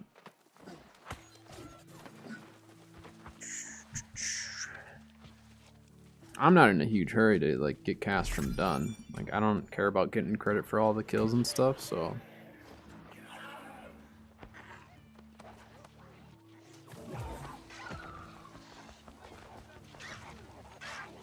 Ooh, we got our burnout to cross here now, even though we don't need that, but I'm still gonna do it.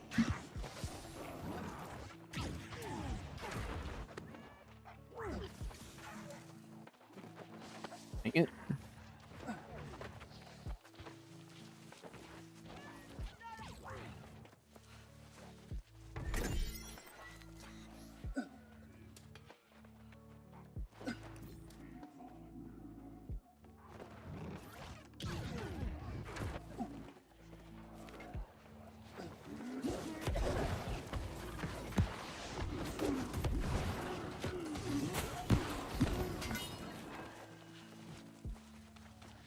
Let's see, were they going elsewhere after this?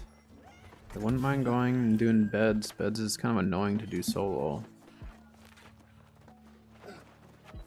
It's even annoying just with a couple people because of the stupid scorpion at the top.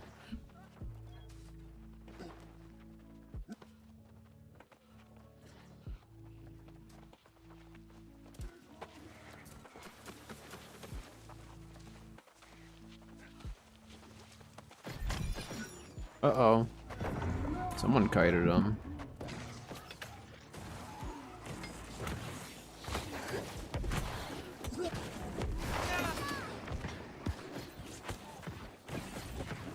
I'm aggroing some of the stuff that's way back there.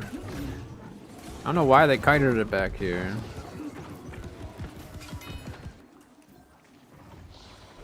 It's like the worst spot to fight this thing.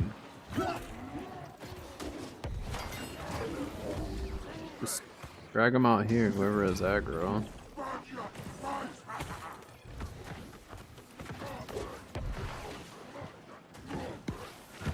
There we go.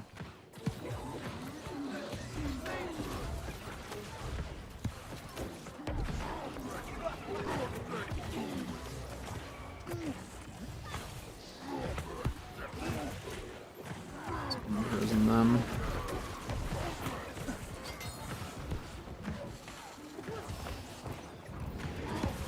He will still be there even after we kill him.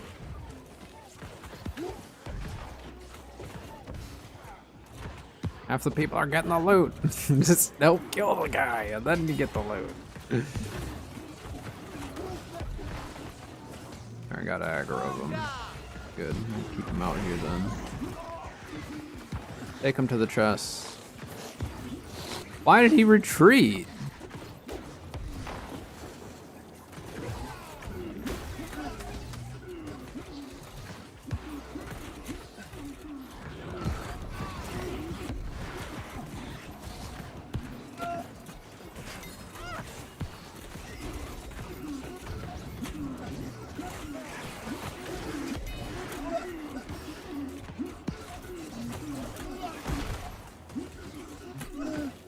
Ow, it hurts. Not really worth, but now we can freely get the loot at least. Look how few of us actually stayed. Oh look, Scarab. I'll take it. It's a dub. Castrum run was worth it. And then this leaves us in a spot where we can just go straight back to our Scarab run.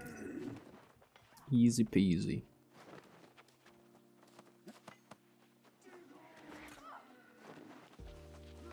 You just got smoked by that spear guy. Another gold fire staff. Crazy. They didn't even kill this guy? Ay ay ay.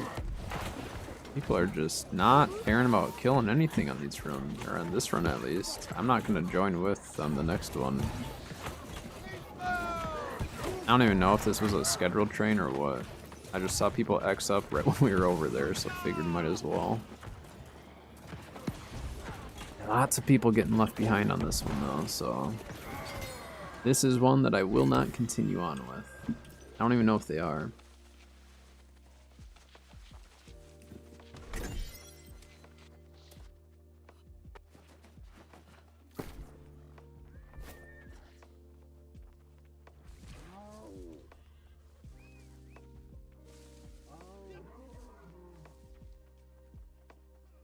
Pretty bad. That's like really bad.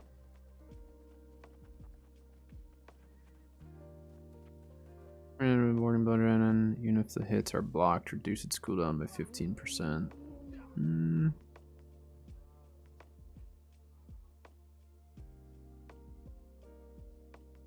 Only 685, but I feel like that could sell maybe.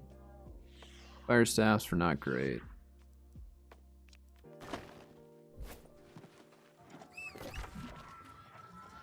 All right.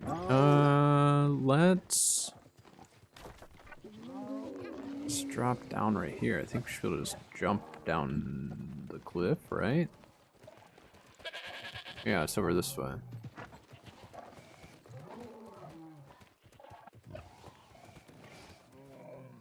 Well, that worked out really well. We were here for the Scarab run and then just happened to run into a train. Like it. And you keep recruitment up in case another chest run pops up.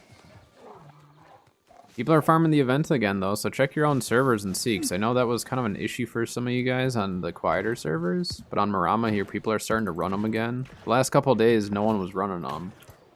Like ever. That I wasn't even getting my dailies in because of it. I didn't want to just like sit around waiting for it. But it does seem like they are now.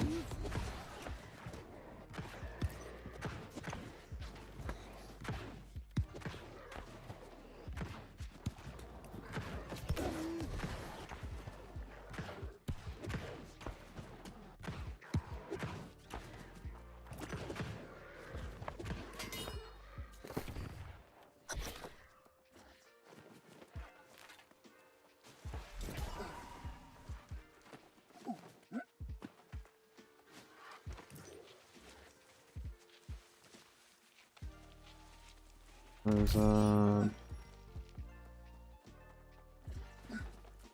it sounds like there's maybe 2 Zergs rolling at the moment. They're trying to join it into one. Surprised the Zergs are still rolling, because we did that at the very start of stream. That was 2 hours ago, and they're still running it.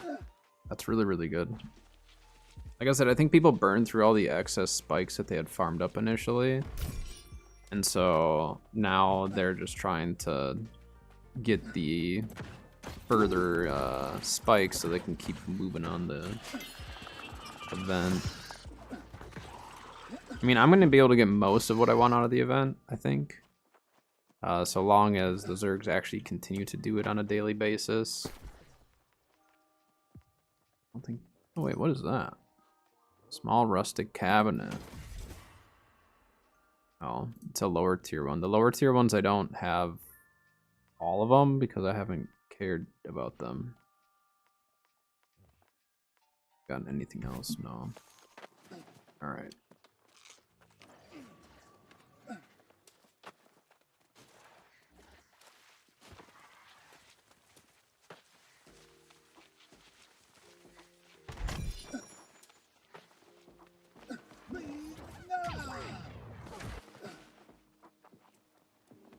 Assume there's people at Life Ring.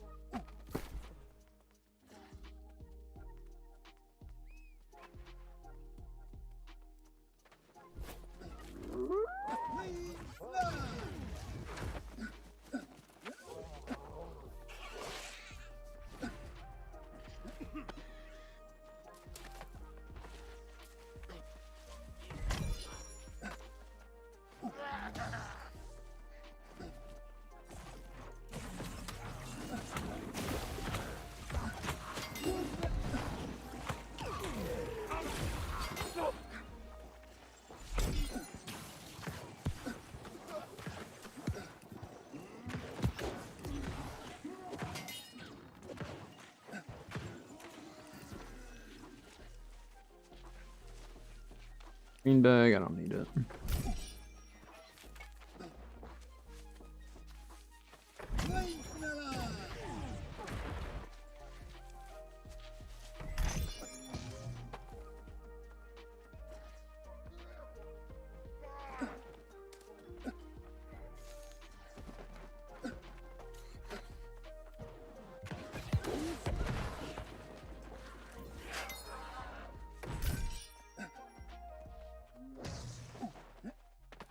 Alright, onwards.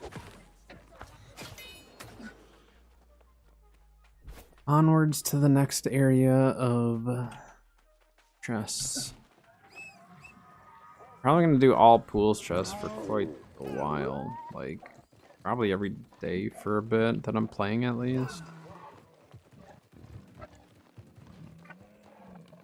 don't know if the acid pools still have a higher chance of dropping scarabs.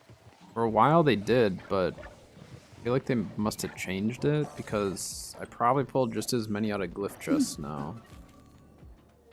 But it used to be that like the acid pools, you pulled tons of them compared.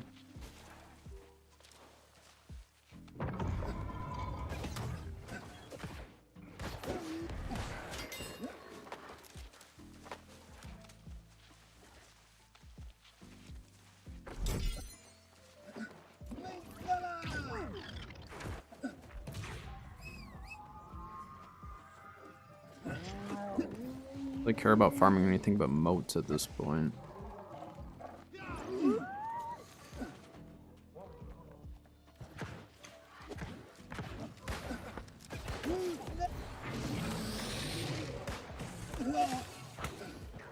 Oh, got the other guy to aggro out of there.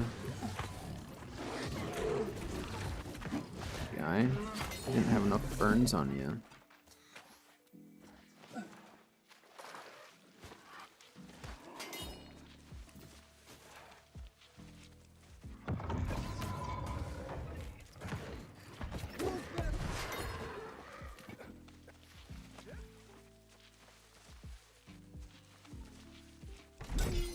Oh, another scarab. Let's go. I pulled almost 700 gear score fisherman's smock yesterday or 2 days ago.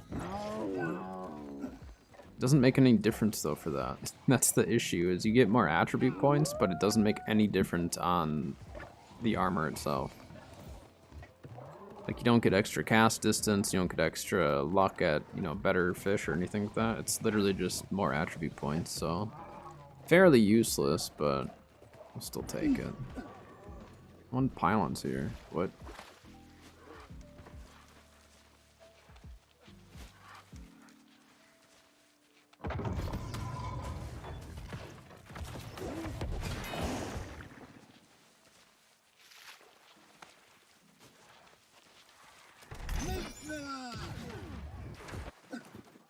What, 2 scarabs today? It's almost a craft's worth. Okay, or I won't take my horse. Or my mount.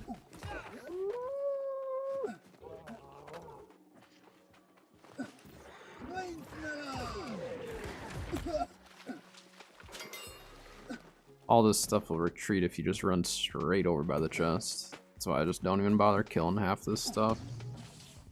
Once you run these routes enough, you kind of understand what stuff will retreat at what point, and then you can kind of know what to burn past and what not.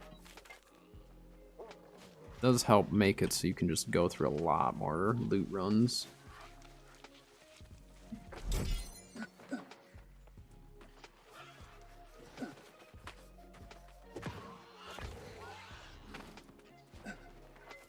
See if the fire motes are in, because we'll have to kill the thing outside of it.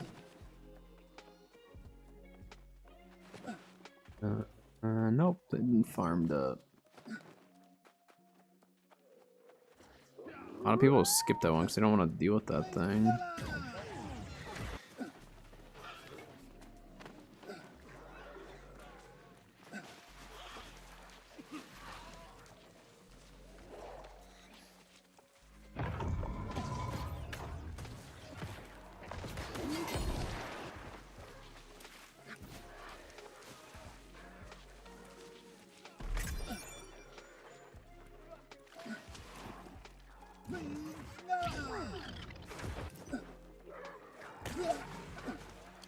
Actually got that, huh?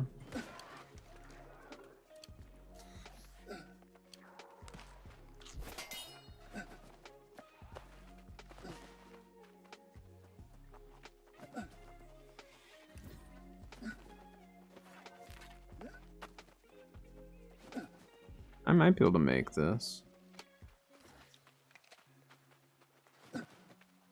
30 seconds left on this. Let's see if I can do it. Easy.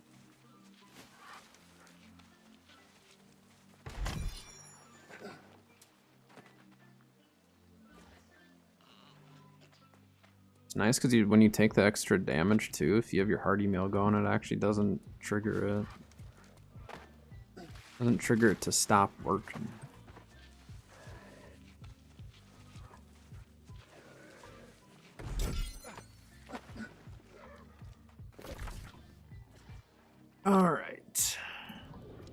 go hit up the... I think maybe go do the northern chests first so we can farm up the water glyphs and then do the eastern chests. Then that should be good for scarabs and brimstone at least. Well, I didn't do Helios, but that's fine.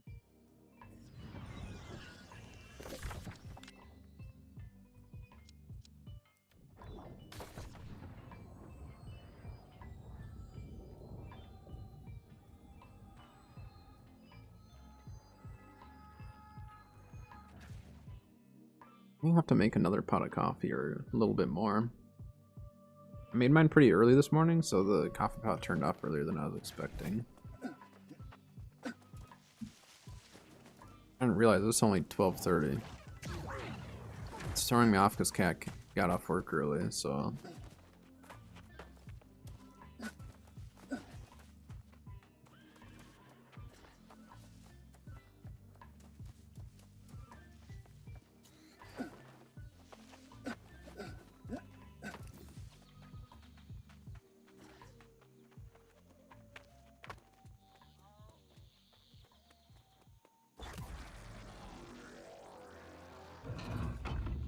One's on Maramo needing to get your Abyss or Grey Wizard hat done. Looks like there's portal groups doing Reek Water. It's your opportunity to get that one done.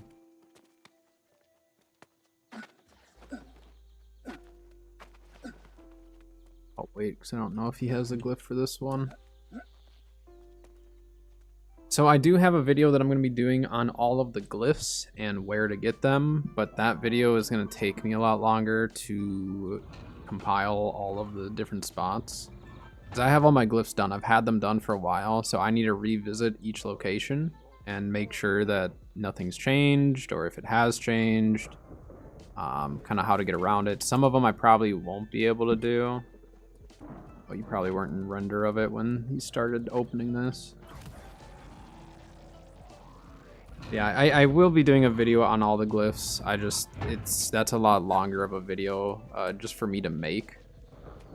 So I need to just compile it all together. And again, I don't know what all has changed with the glyphs, so.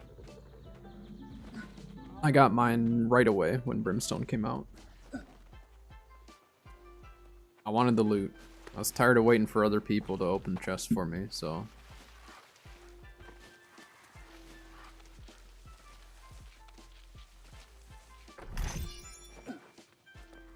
Alright, to the water glyph area.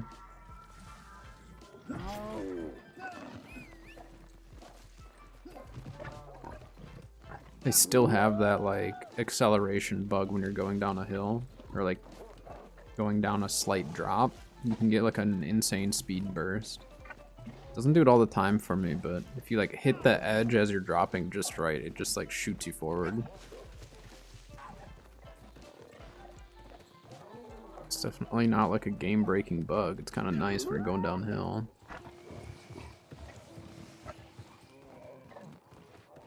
Probably gonna be people who are farming. This is a pretty popular farm. Especially since prices on Marama are up to over 200 on water glyphs. This chest or this urn they added, or like something, I don't know. There's not normally one there. Come on, guy.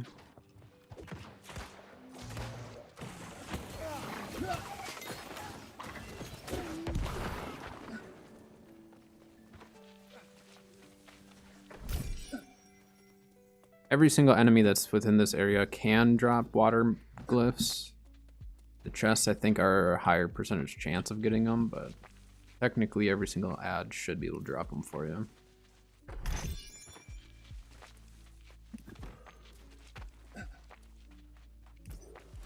Let's see, that guy's chilling. He's probably farming them right now. Yeah, there's multiple people here. I bet price is up on the trading post right now. I don't normally see tons of people here farming. This chest has been bugging out for me like 2 days now where I can't hit E on it. I have to hit the right angle. And yesterday it completely bugged out and it didn't matter what angle. I couldn't get it. It's just that one though.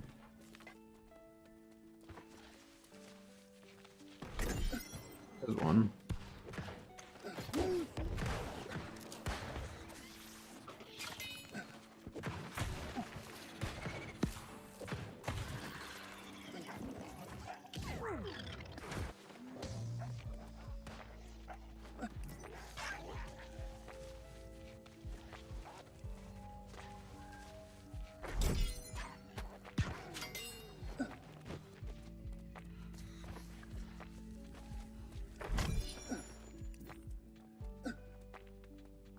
The last chest over here.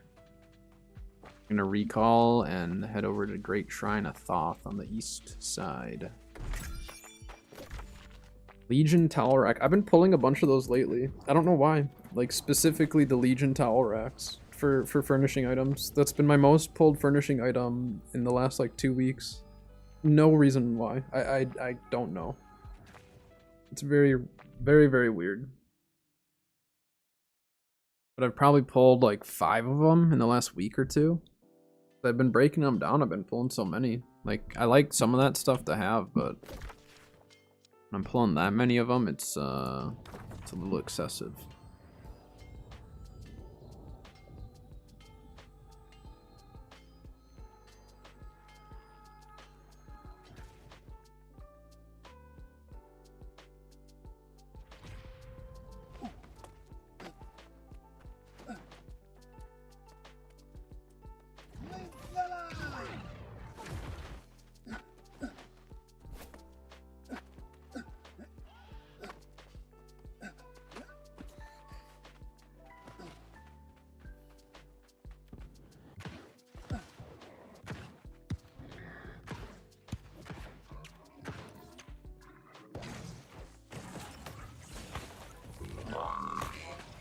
Ow, he's wind up.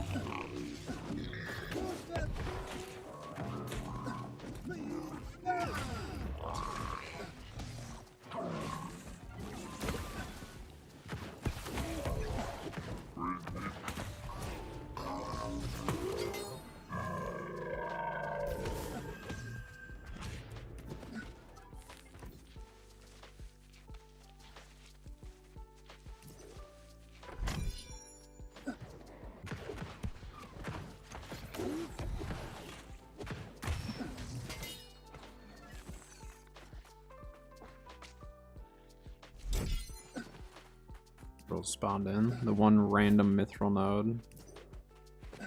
This is a spot where the sandworm can pop up.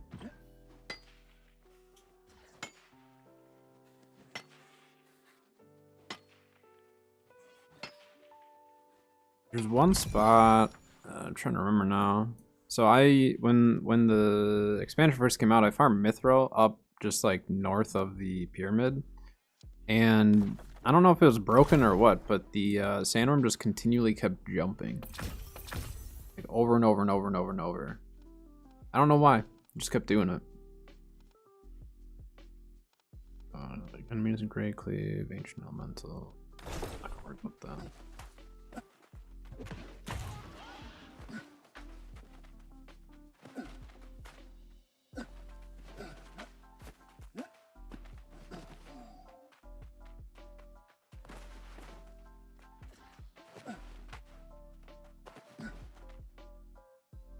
I don't have chat up, so all these things you've been saying I have not seen. I have recruitment up because I'm waiting for any chest runs and stuff. So just keep in mind, if it's something you need my attention, I'll see it in one of the other chats. I'm just trying to keep an eye on chest runs and stuff right now. Syncretic Musket doesn't drop just from this guy. It drops from a lot of different things. You don't need to sit at this one. You can pull them. There's other better farms for syncretic stuff than this guy. This is just one option to pull it.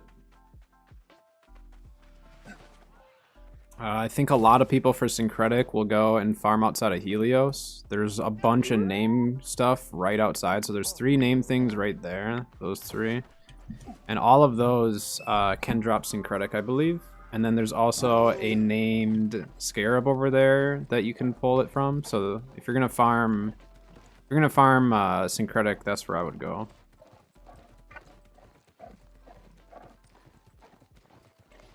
So really any of the named items that you want to try to pull, like in general, you always want to find wherever the highest density of named enemies are, because then that's going to give you the most chances at it. So like for the Tei stuff, that's why I go to Ebonscale, North Ebon, to that, what is it, Skysong Crypt. I go there for it, and that works really well because there's 4 different named things all in one little area. I want to get this stockpile. This thing is gonna mess with me though, isn't it? Just put burns on it.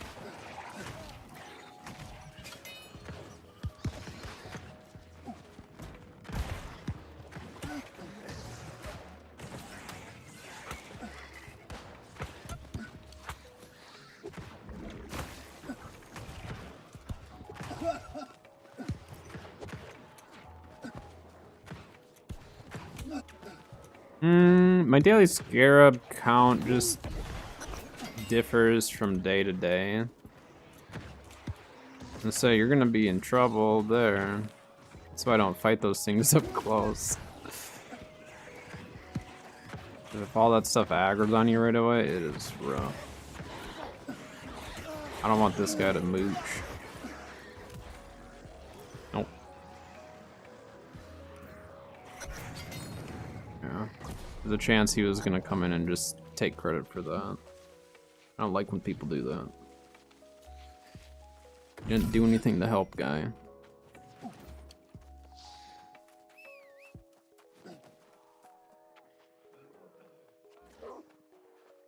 Wait a minute, did he already clear this stuff? Oh yeah, there's other people going opposite direction of us. That's perfect. Means we don't have to do as much work for this. But yeah, like today I've pulled, so far I've pulled 2 scarabs.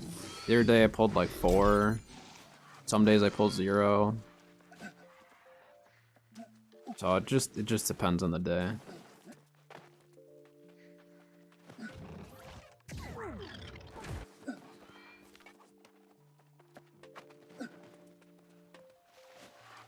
Those things are chasing.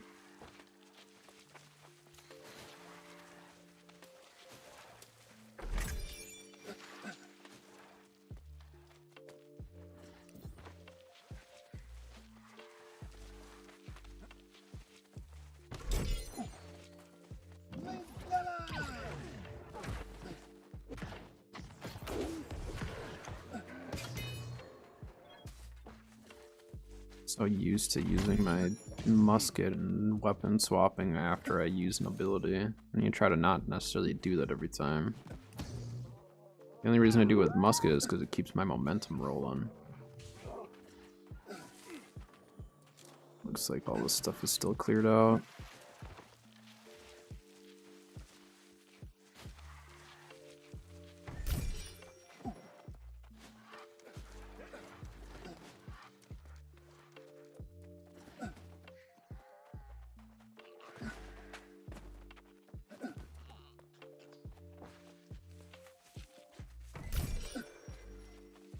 I think there is a life ring farm still going on.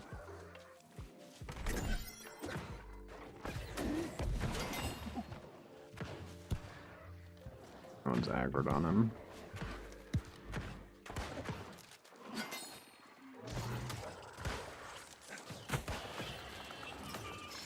Oh, I'll let that guy open if he wants, that's fine.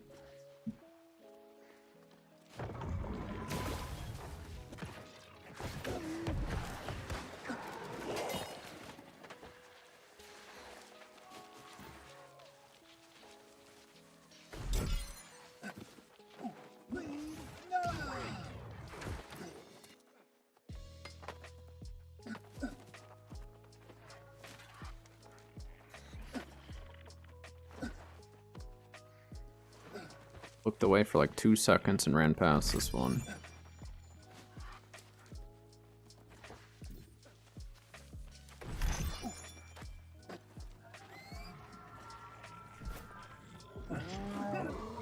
Now people are going to go farm Scorpion. I'm so glad I pulled Scorpion Sting. Like, I don't ever want to have to pull that artifact again. Like, if they add one to that artifact, or to that spawn again, I don't even know if I'd go for it right away. Okay, so we did Scarab runs, we did Elite Wall, Castrum, didn't do Beds or Helios, but that's fine, I can do those whenever. Capri is gonna be asleep right now, so we can't get those chests, so that has to wait till daytime. Honestly, we should probably do our Reekwater run then, huh? Alright. To the Lazarus Shrine.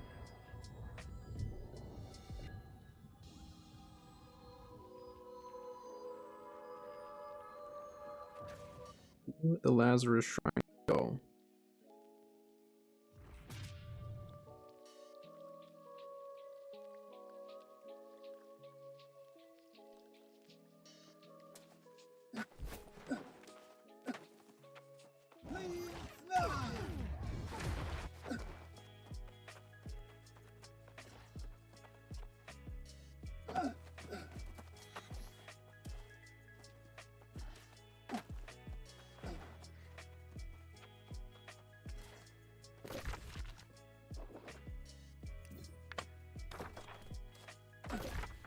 I don't know, like, Mosswater Borg isn't my favorite to run. Skip it a lot, just because, like, it's rough. Okay, yeah, I'll just be running loot. Loot is the name of the game for me still. Probably gonna do some OPRs as well. But we'll at least get in a little bit of a Reek run. And you're welcome to join for the OPRs if you'd like later, but you definitely don't have to.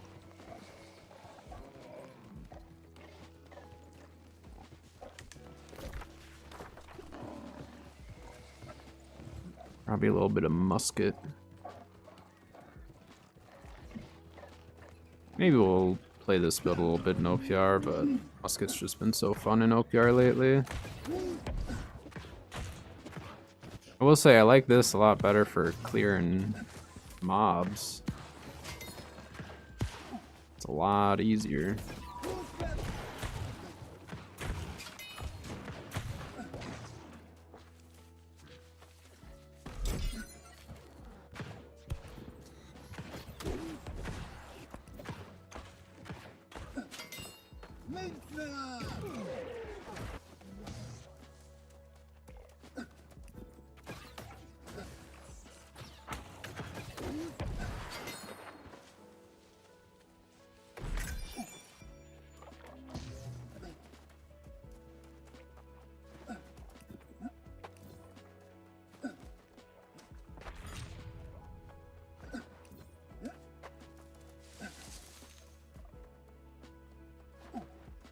Yeah, if you're trying to farm the syncretic stuff, like I said, just go to that area right outside of Helios and kill any of the name stuff that's just like anywhere in there.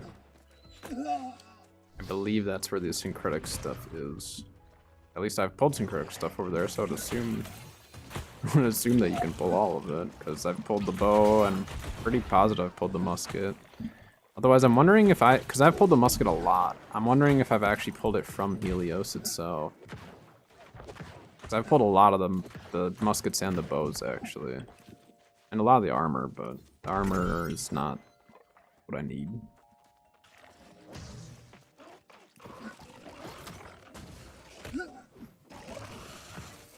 That's very delayed on that ice shower.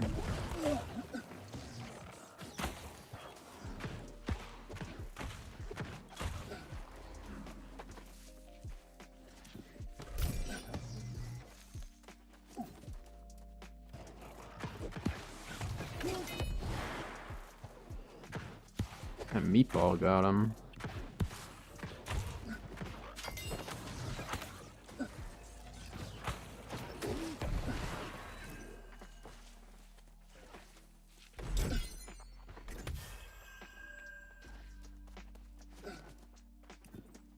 I remember when like Pillar of Fire's cast time was so long, and it was like not a great ability. Like it did a lot of damage, but cast time took so long that you're just like a sitting duck every time you use it. It's not like you have grit or anything like with Meteor Shower. At least with Meteor Shower you get grit, so you can kind of use that to prevent yourself from getting staggered or something, but the old Pillar of Fire, there was none of that. It was just long cast time, maybe you'd hit or not, but they could usually dodge it because it'd show the circle, and then they could literally just dodge it before anything even happened.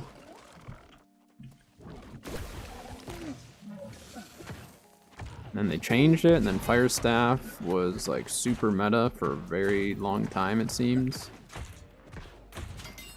And Fire Staff's still really, really strong, but when they made those initial changes, it was a little too strong, I think. Tuned it back a little, I believe. I don't remember what all they've done to it since then. It's been a while.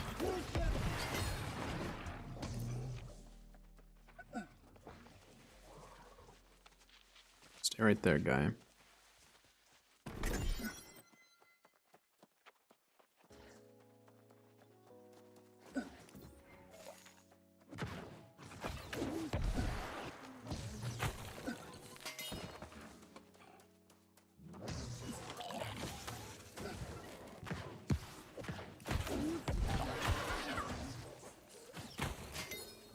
Really just using my ice here, shouldn't I? Just because ice a little bit nicer for this.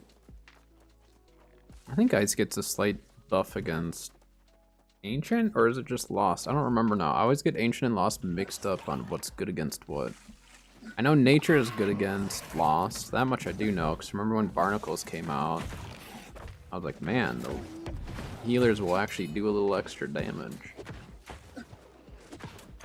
You look at that damage chart. It's an old one, but I think I still have a damage chart somewhere that tells me what's good against what. At least they changed it so like you don't get negative damage, or not negative, but your damage doesn't get nerfed against certain enemies with certain types. That was annoying when that happened. When it worked like that, like Ancient's thrust damage would get like a reduction. And it sucked, because then there was like no reason to ever run those weapons, because you'd just be nerfed.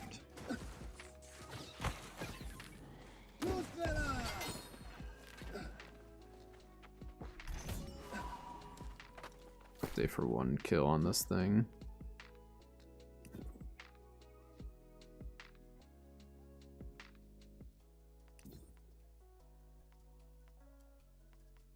Bunch of junk.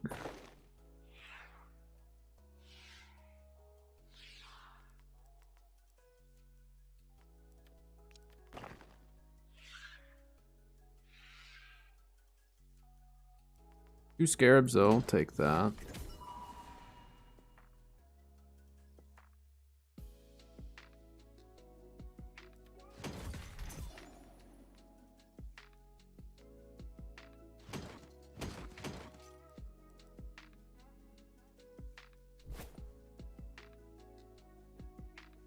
That guy go, that was just right here. Did he leave?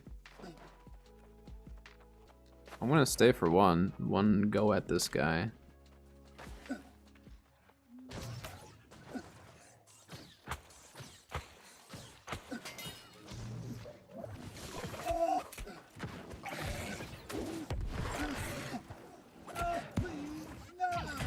Still debating if I do want to run Meteor Shower with this build, because I do really like Meteor Shower.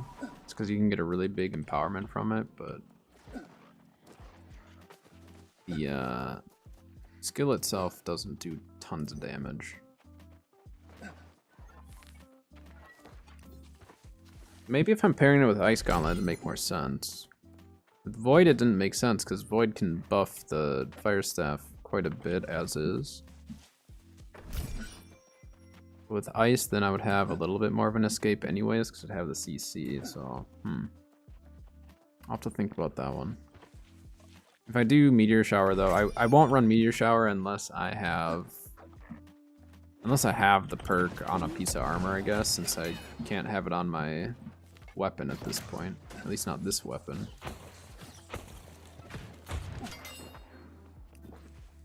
Powering Fireball is so strong on the weapon though. It's a 61% increase in damage, I think. Right? Is that how much it is? 62%. Fireball impact deals 62% plus 62% damage to targets above 50% health. So it's a great ability when the enemy's above 50. Once they drop below 50, then it's a little bit tougher. But that's where I'm thinking maybe I do just run Emeralds again, so then I can get a 16% buff when they're below 15. And Opal currently gives 12, I think. Right? 12%.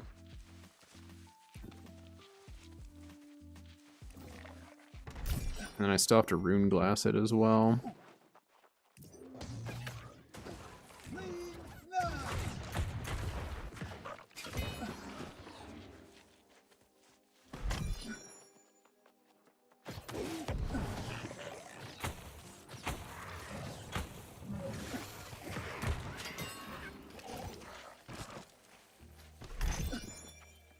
Sandpaper.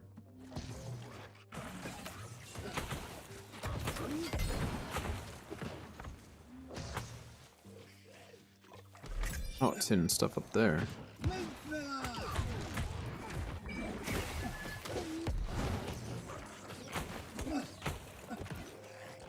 Well, coming.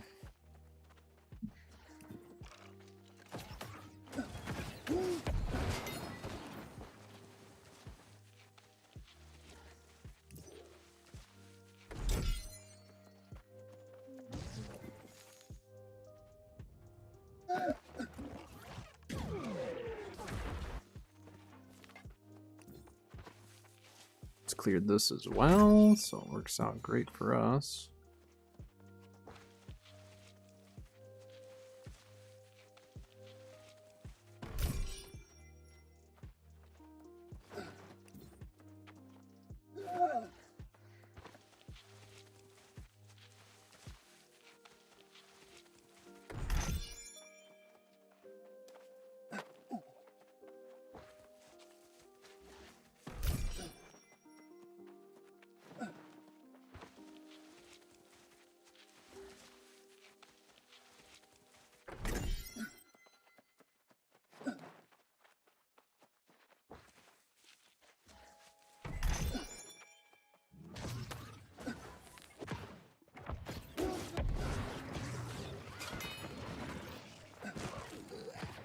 I came running.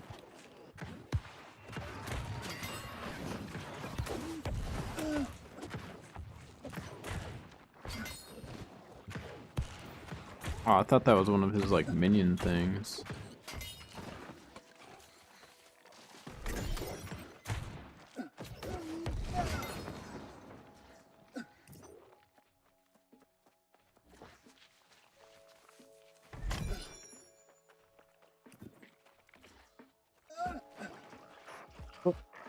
Uh-oh.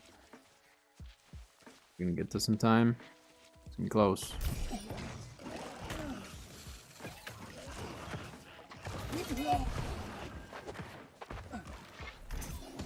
Big meatball.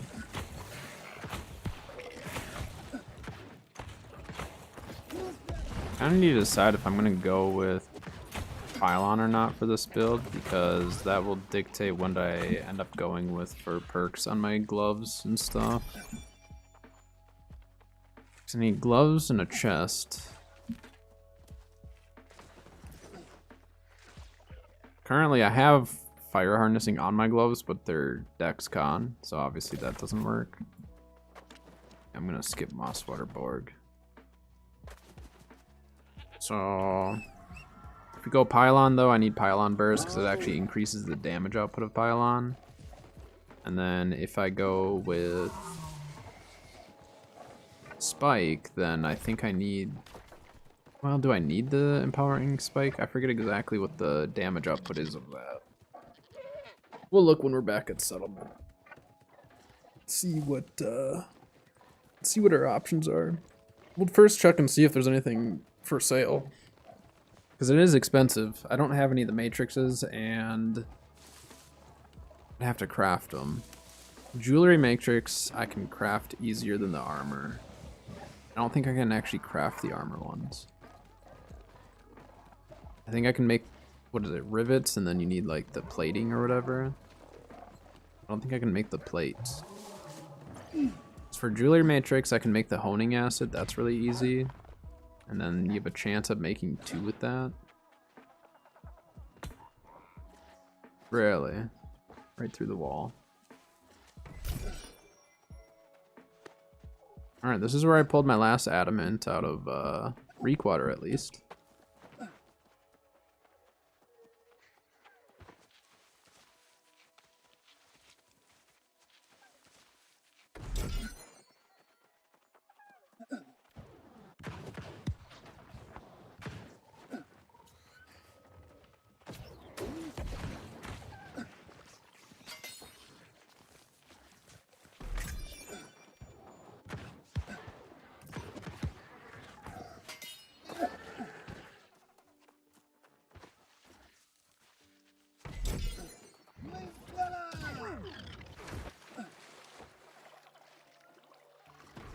Someone else has been through here somewhat recently as well, because there's a lot of stuff missing right now.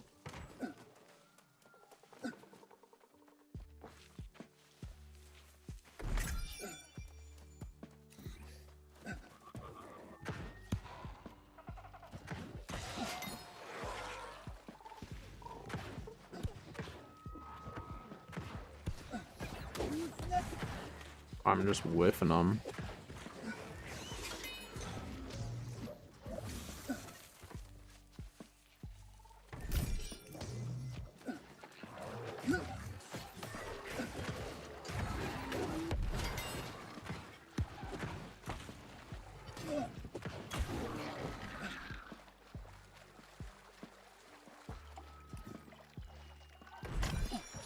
Adamant, we got one.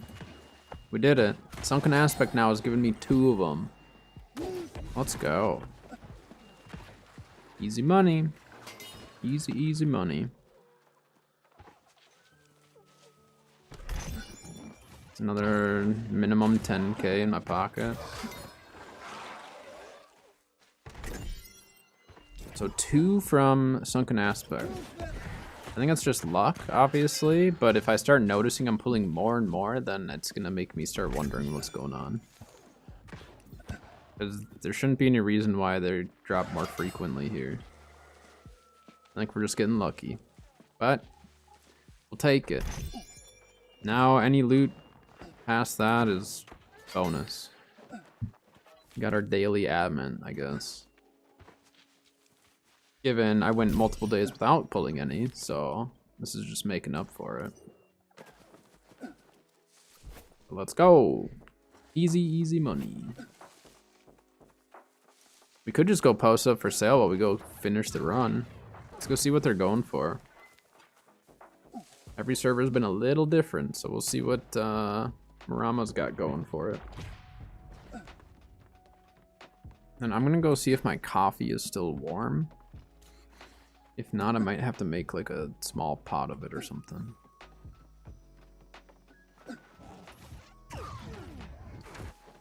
And we're gonna continue this Reekwater run, because if I pull multiple today, that'd be amazing. Yeah, look, they're down in price right now. But see, these are all singles, so it's like you get a few people crafting and that could go up.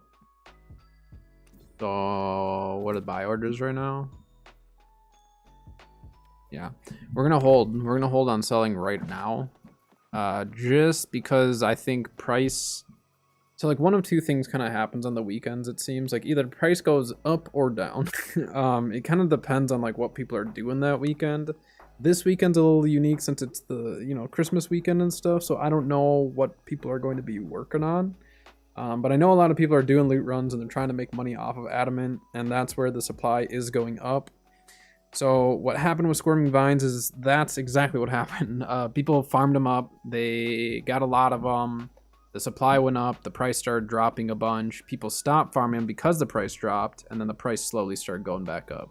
So I don't think I'm going to sell right now. I'm going to wait and hold off and see if we can get a higher price on that. But I am going to go check on my coffee really quick, so I will be back in just a little bit.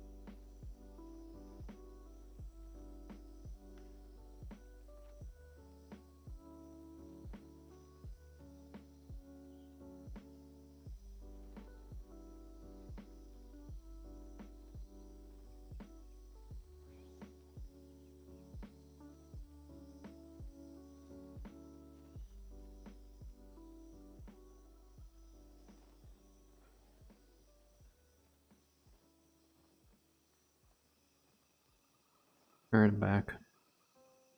My coffee was still warm, so I didn't have to make a new pot. We're just gonna drink what was left.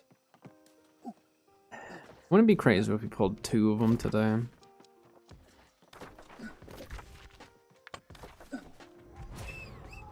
So now I've pulled 2 out of Reek and 1 out of Brimstone.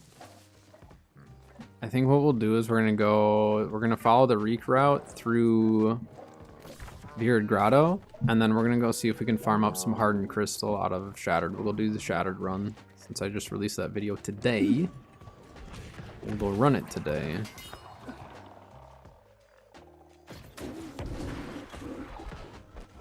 Really?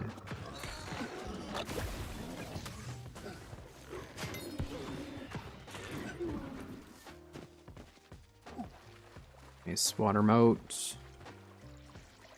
There's a great water moats farm as well.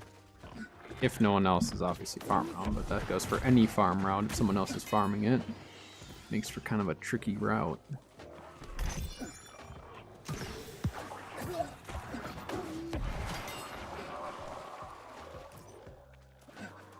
Ezoth water is gone, but the water moats are here.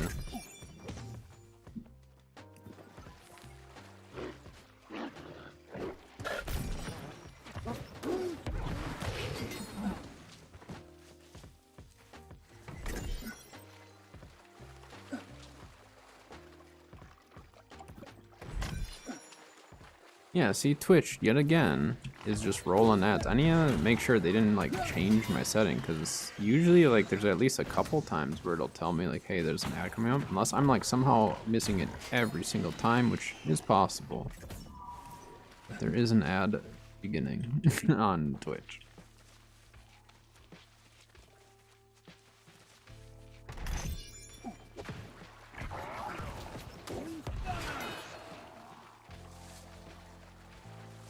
Yeah, all the water moats are here. That's great. is whether it's moats or the spinefish fins. Spinefish work just fine because they're worth a decent amount. So if I stockpile a bunch, I could just sell them for money.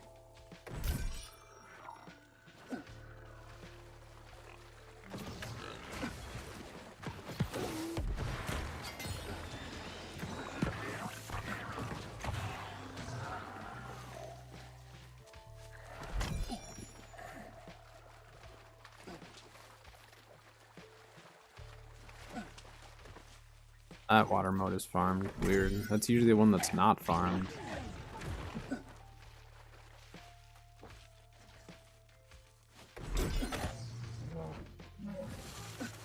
Yeah, and then this one's here. That's so weird. Why is that one farmed and then the rest that normally are not?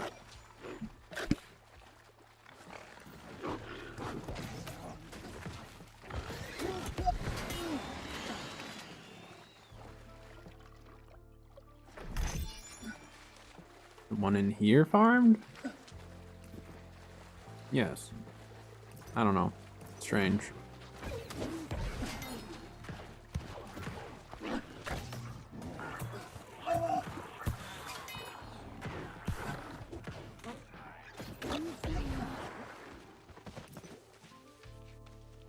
This build is going to be great for Genesis.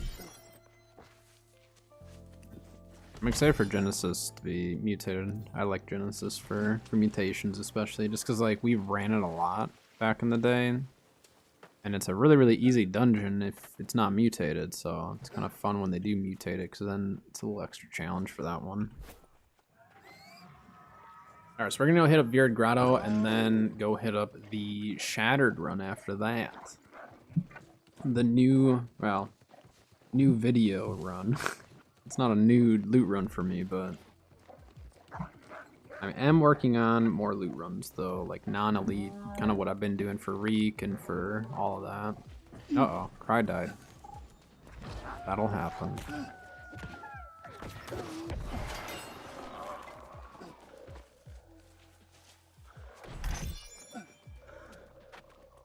Might as well farm this, right? Not gonna hurt anything.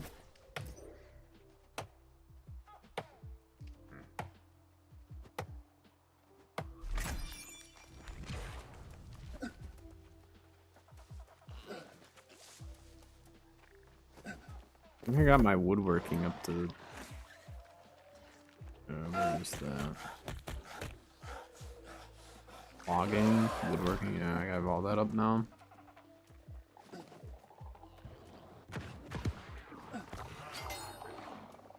That was a big meatball.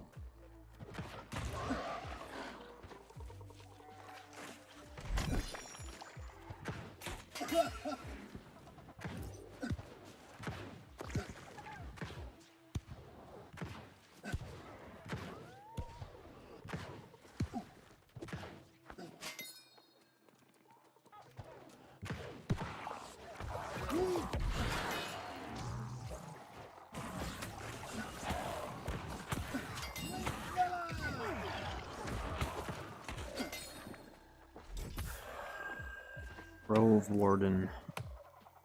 I wonder if they have plans for any of the old name gear. It's just like fairly obsolete at this point. Like there's really no reason to get the old name stuff. Wait.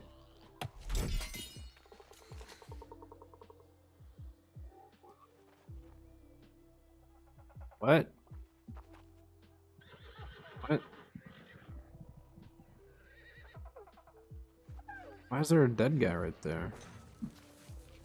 It's just... Okay. They must have been AFK or something and just died? I don't know. That's weird. That's really weird.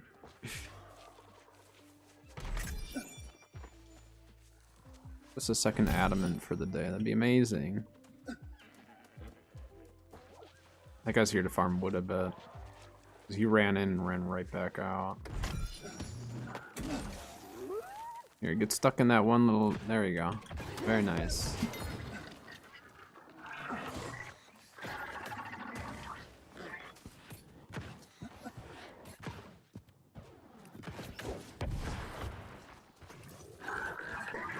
Hang on now. You were supposed to be dead after that. Stuck.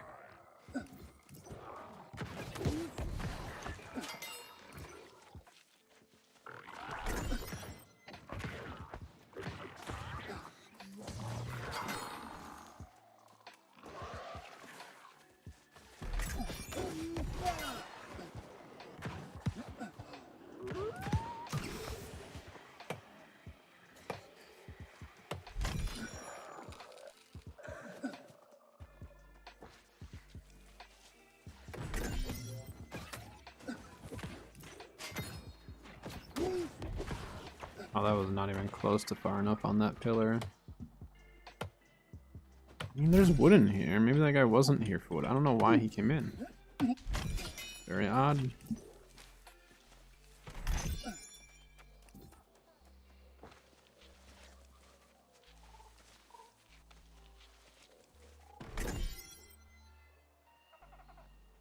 Coffee is lukewarm, but better than cold coffee, which is what I had in my cup earlier.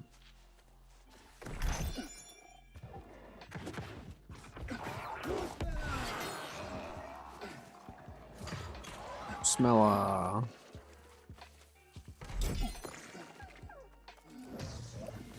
He's gonna come up here. Yep, there it is. Good guy. None of that.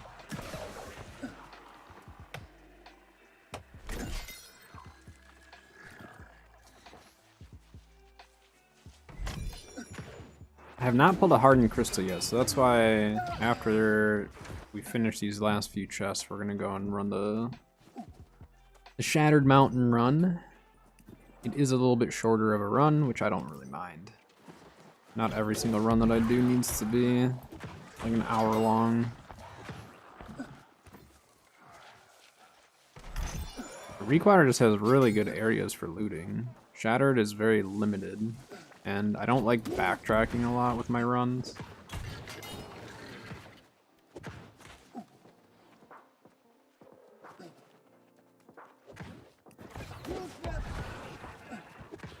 Terrible pillar.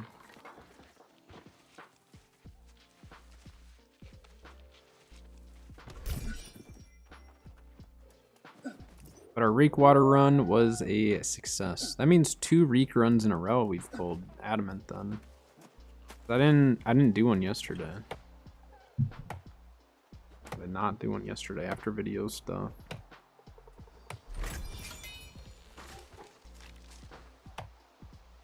Premium woodlouse bait. Nice. I didn't even realize I was farming a bush. All this junk.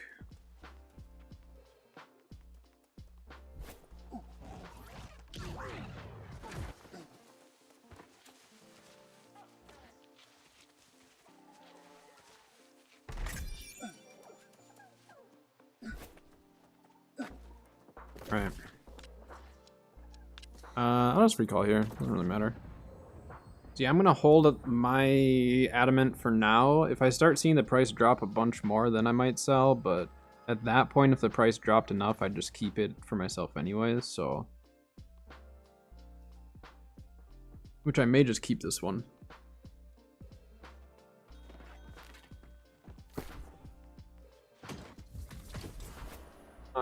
Empty inventory.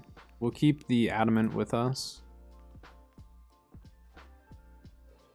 I'll be broken.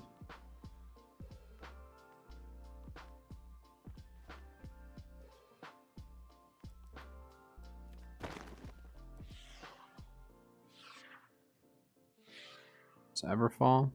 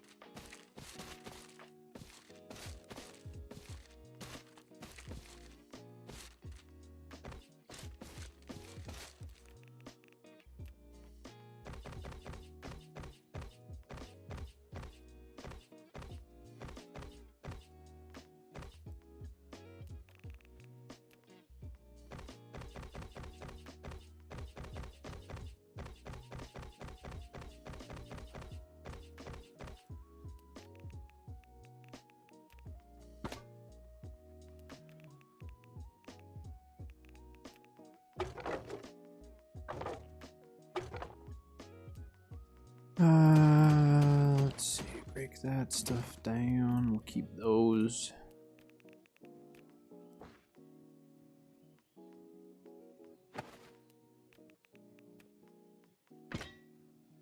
Alright. Pretty clean inventory now. To Mountain Rise we go.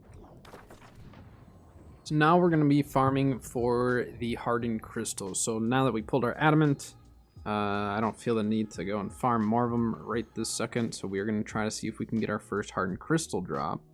I haven't really farmed for hardened crystal as much. We'll probably end up doing an Evanscale run as well, just for sugar. And then if we happen to get hardened crystal, great.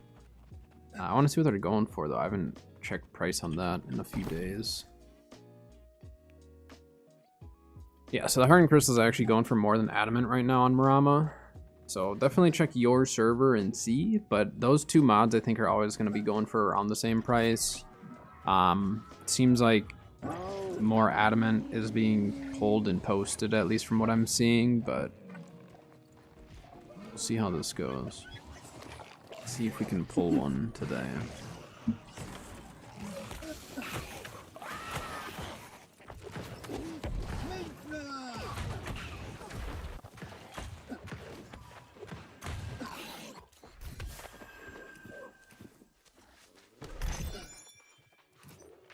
I've not pulled one of them, so a lot of people are probably going to be coming here for the mithril spawns. And I just don't care about the mithril. Go for it, guy.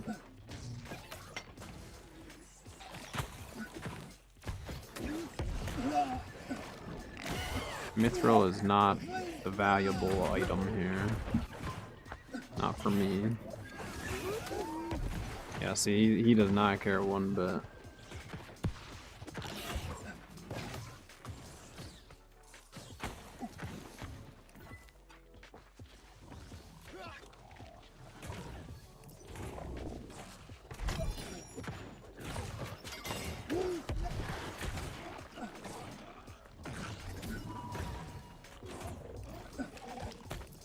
Ow.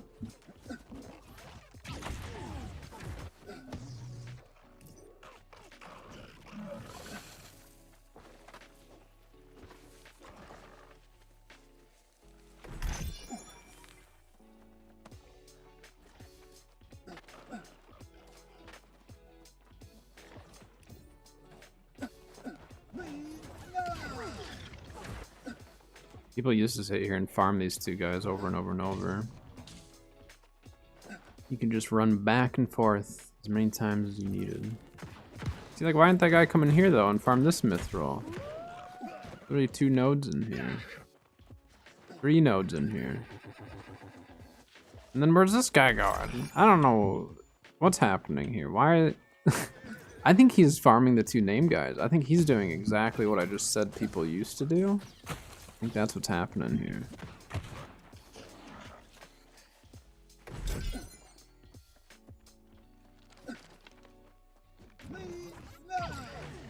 I didn't see him stop at the loot, and I didn't see him stop at the resources. And he was waiting by the named thing, so I think that's exactly what's happening. I wonder why, though.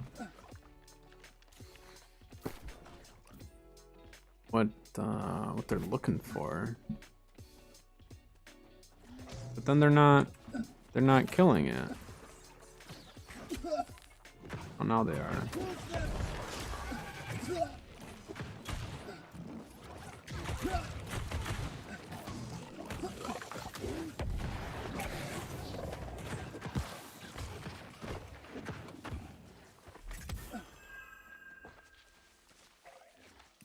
That seems odd.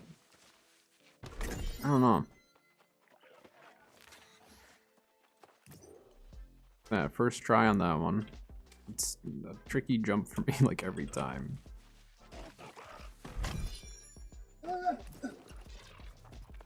I respawn right away.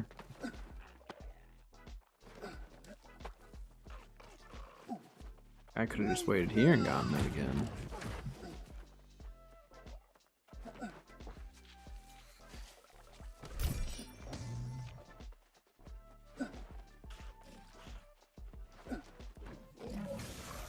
Look at all those mithril nodes. And that guy hurried thinking I was gonna get the one. I just told him, go outside. You'll find tons of it. And see all those out there, there's a bunch in there. Like, I think they went a little overboard with the mithril spawns. But what they can do now is if they find that that is unbalanced, then they could just turn those into Ori nodes. Because, like, Ori sells for way more than Mithril right now. Like, Ori's worth more than Mithril. So, if you want to make money off of ores, go farm Ori. Because that's selling for... At least I sold like 1,400 Ori that I was just stockpiling. I think I sold it for... It's like over $1.50 a pop. Like, it was a lot more than I was expecting it to be. But maybe worth checking it out if you have the extra resources or if you feel like farming. Oops.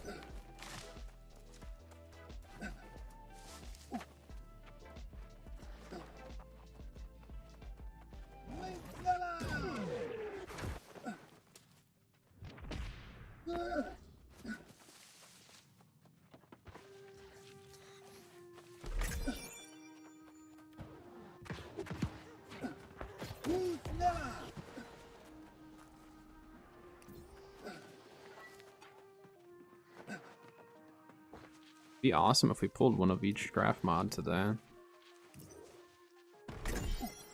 Not be opposed to that.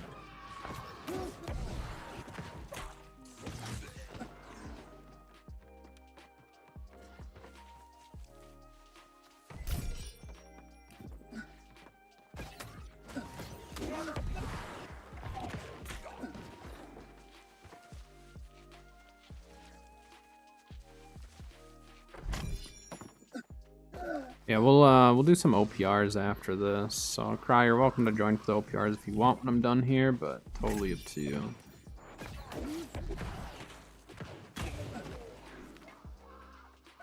My loot runs have been a success already just with the one mod pull, so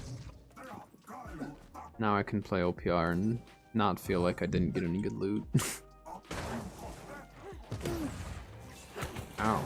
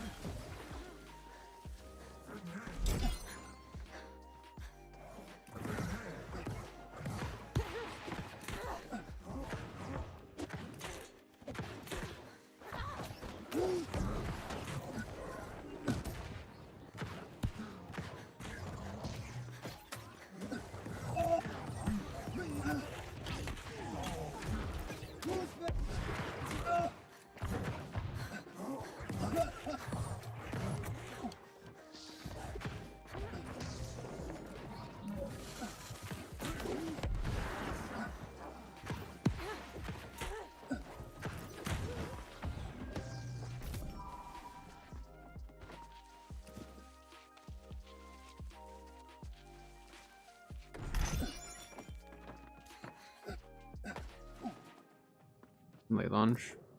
Okay, nice. Yeah, I still have a couple more areas here I have to hit anyways, so.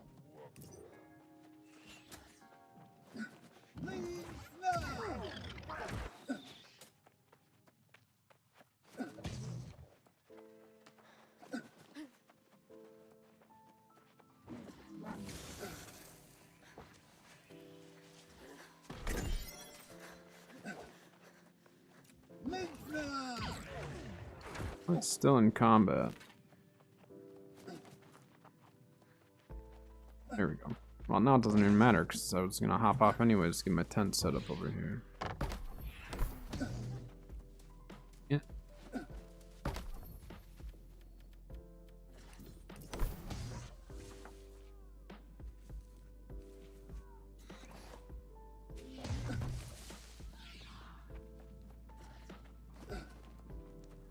Alright, let's try not to pull too much stuff and die here. That'd be nice.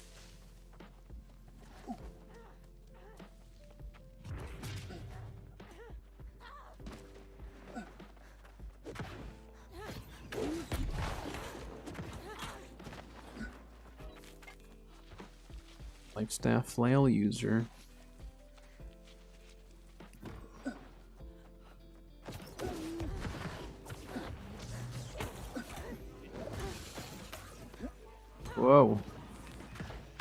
They my cooldown for some reason when I fell there.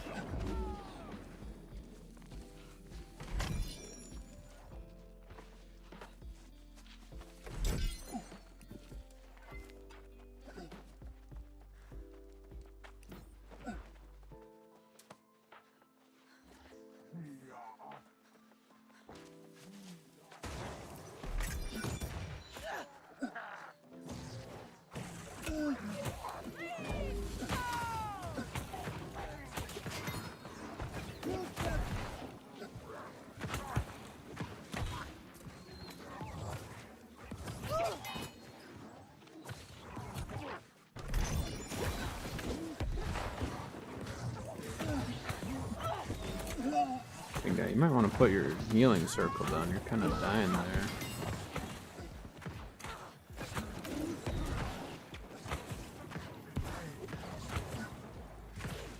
I don't like funneling them over to this side sometimes, just because then you can just shoot them on the stairs, but sometimes they trickle so slowly over here that you end up spending more time just like waiting.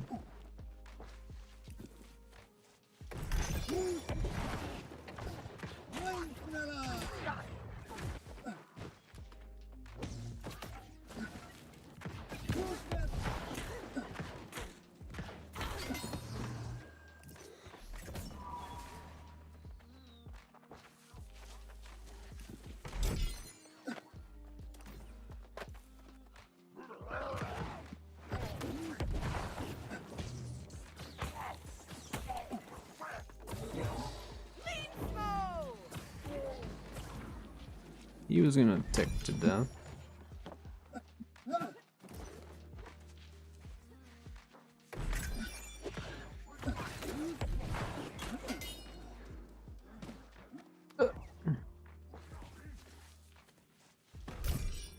I was dipping, he didn't even get all the loot. He missed a lot of it. Oh no, wait. Wait a minute, no, they're right. Wait, what? Did someone else just come through here? Because they just ran through, and then I thought it was that healer, but that was very confusing.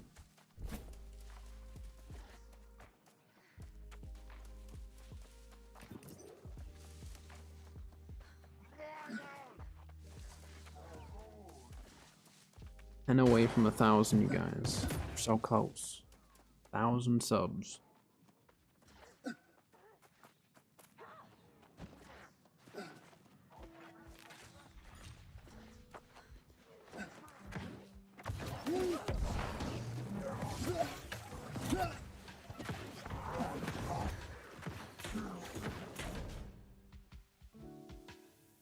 Yeah, maybe not.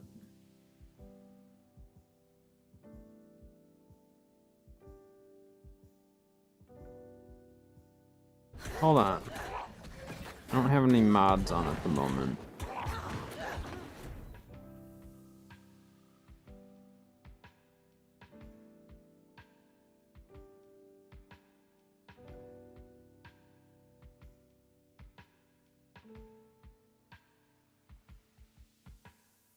Oh, yeah.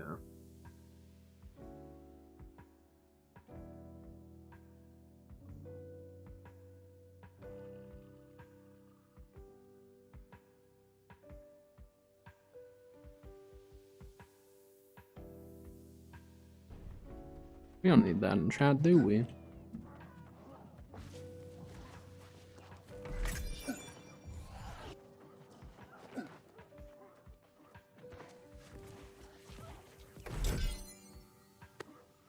Oh.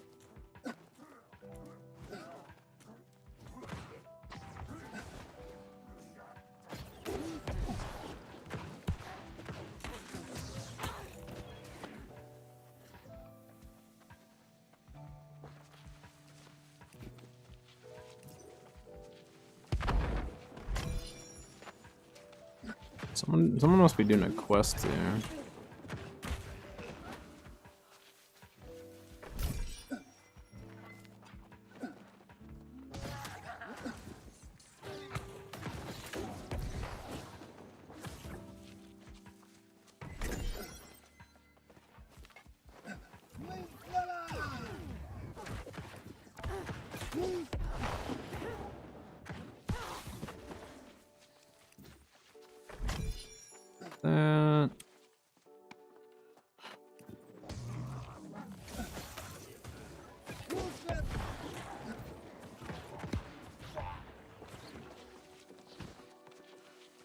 Guys downstairs are gonna aggro, try to run upstairs.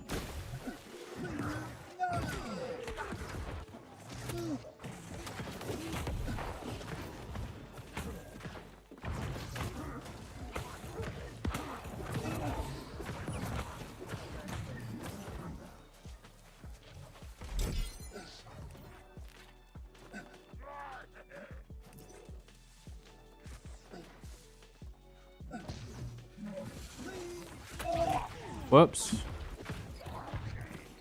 Oh, that worked out. I didn't mean to do that burnout though.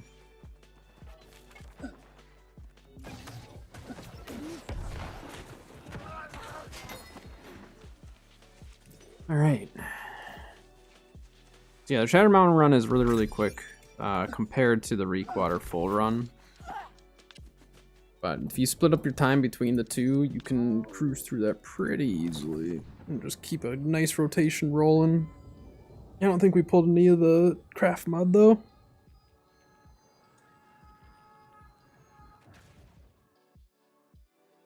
Doubt Cry is back yet, but I'm gonna go run a sugar run anyways, real quick. That doesn't take very long. Then whenever Cry gets back, we will go for it. Go up here. Switch my windows around here.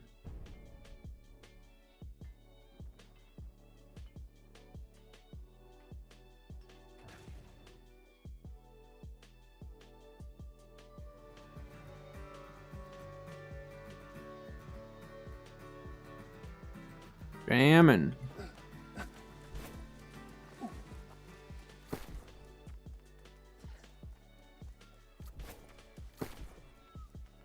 That was weird. I was like super laggy in my menu there for a sec. Nothing there.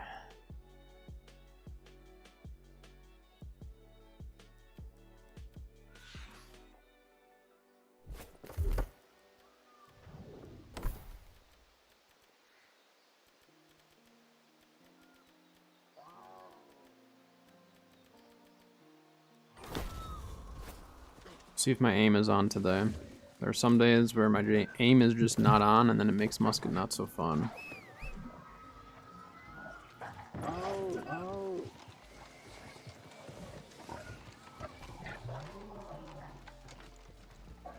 And if Musket is not being fun today, then we will go to healer. Pretty much always can have fun on my healing builds. Just have to pick the correct secondary that sounds fun that day.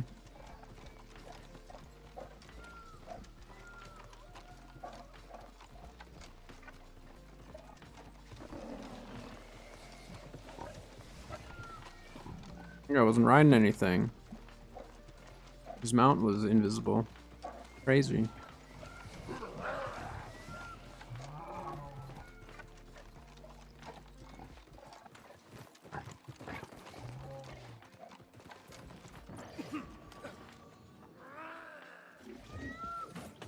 I have my good ammo on right now.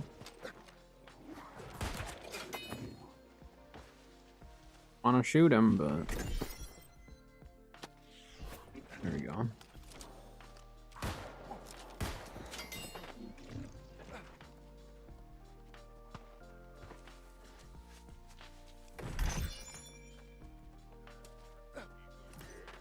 That was weird.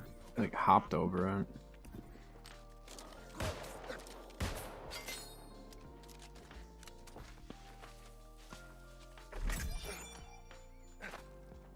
So far, this sugar run's pretty terrible, huh?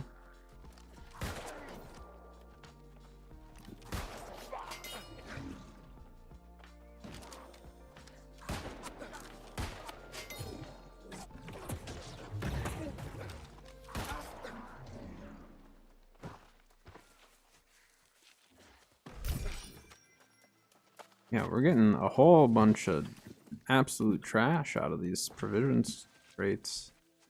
It's not good. A little bit of sugar. Some of the sugar runs can be like extremely good, and then other times they can be just awful.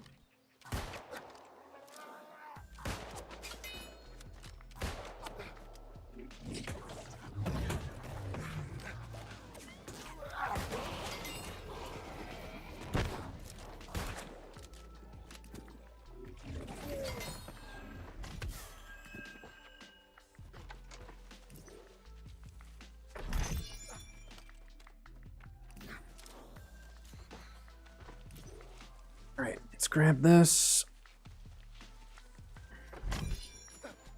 Sucks that they removed 2 of the stockpiles from this area, though.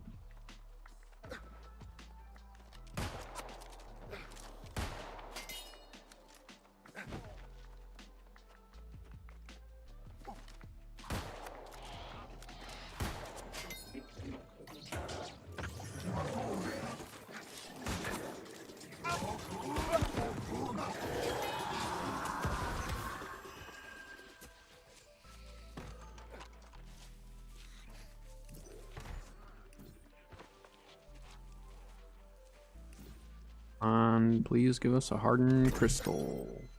Oh. Green musket. And I don't even think we got sugar. No, we've only gotten sugar out of 1 of the provisions. And we've collected like 5 provisions in this area so far. What's the deal? Another green musket.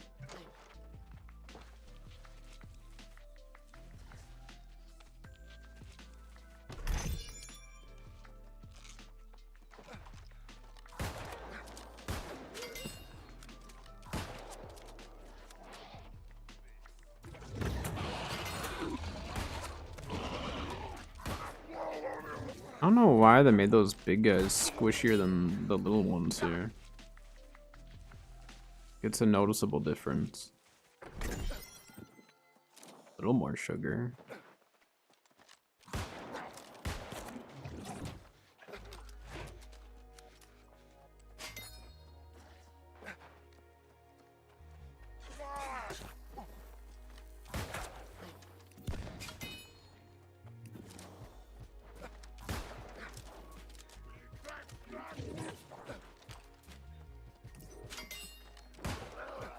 Oh, that was a terrible 2 shots.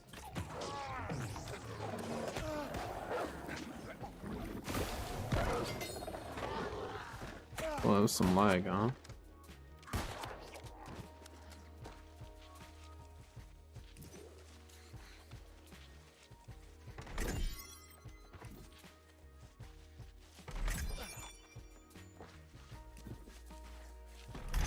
This area is not being kind to us today with the loot at all. Minimal sugar, no craft mods. We'll still finish out the little bit of loot left in this area, but... And if Cry isn't back by the time I'm done with this, I'll probably run one, and then when he's back, then he can join back up. Hold on a sec.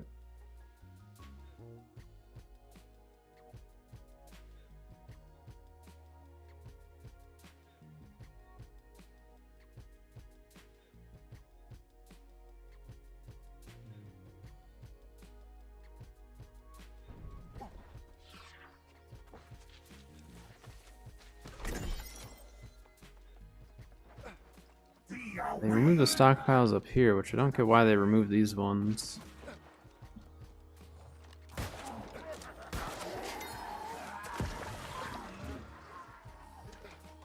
Does not make sense to me.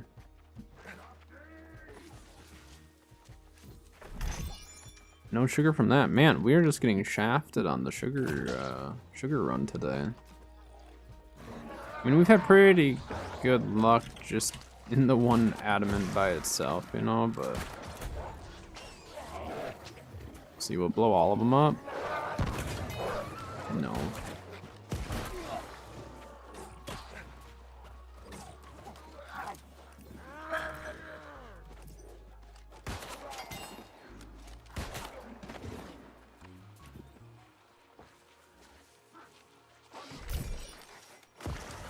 What?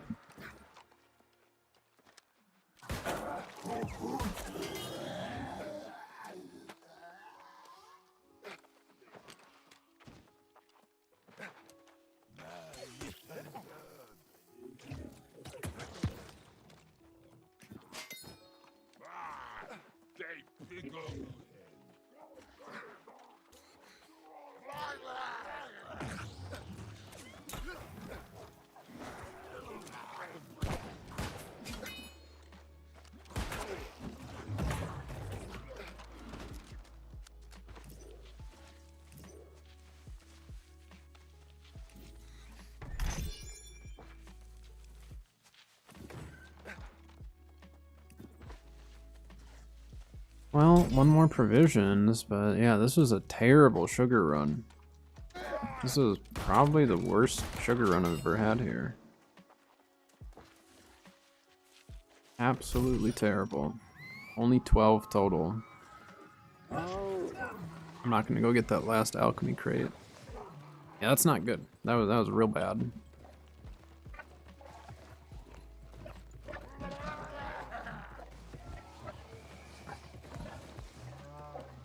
Oh, hit the other spot that's right by the shrine.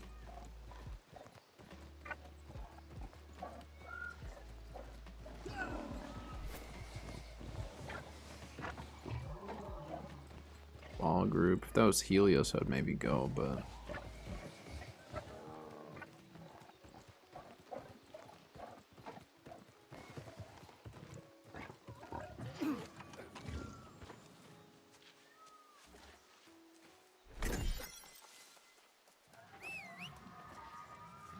I mean, I could get back into selling Alkahest. Alkahest is really easy money. Super easy to farm up. Like, super easy to farm up. I do have an Alkahest farming video even. For the exact farm that I would still use to this day.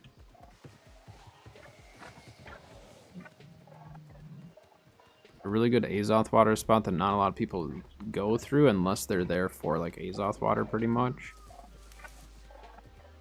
So, I mean, it's rough if someone else is there, but if no one else is there, you can actually get a lot of Azoth water, and then you just go farm up a bunch of succulents, and just craft them up. Pretty good money. I might start doing that again. We'll see.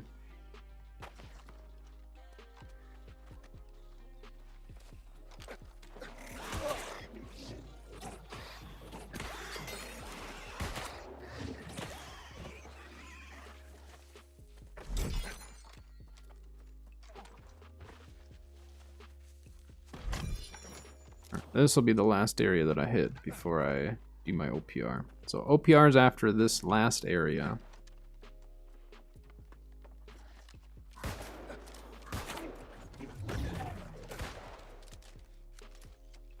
My screen's messed up and I need to go into my inventory and back out.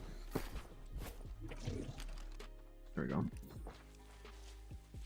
Sometimes I get like bugged out where I can't zoom in or anything. So if I just go to my menu and then exit back out, that usually fixes it.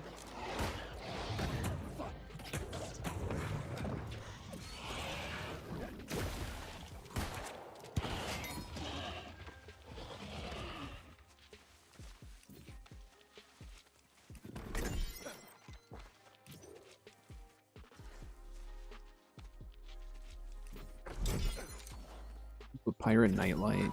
I haven't pulled one of those in a long time.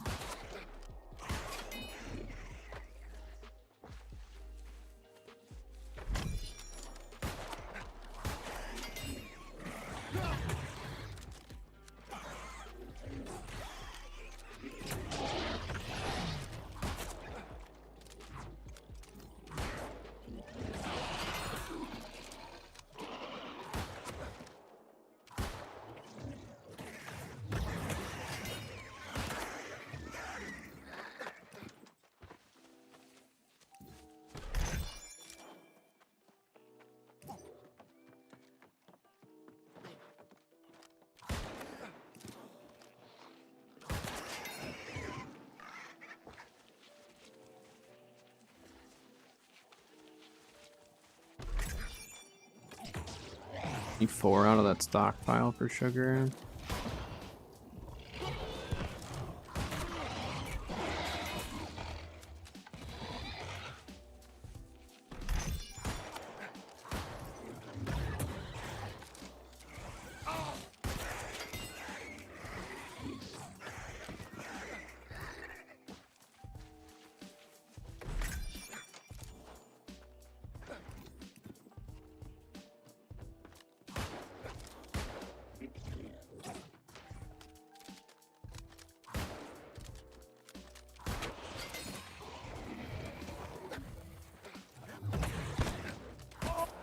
Oh, I definitely thought I stuck the guy with the shield, my bad.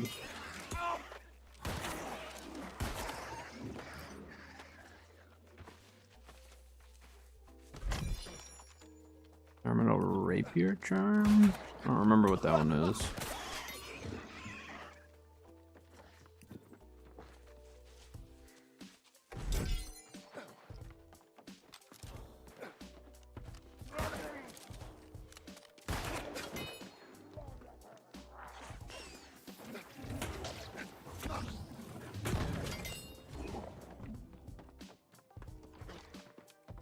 Right, they removed all the junk. I'm so used to having to run all the way around the backside, but they took all the junk that used to be sitting out here. It used to be like piles of junk, and you'd have to run around it.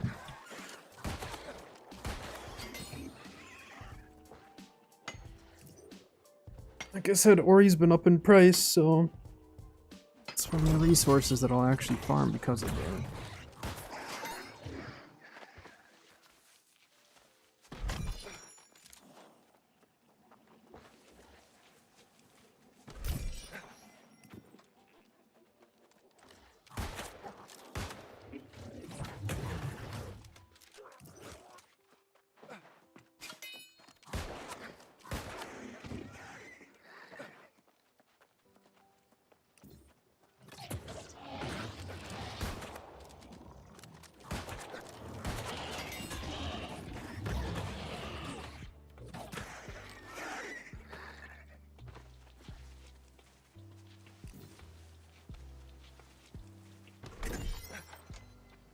At least got a little bit more sugar on this run.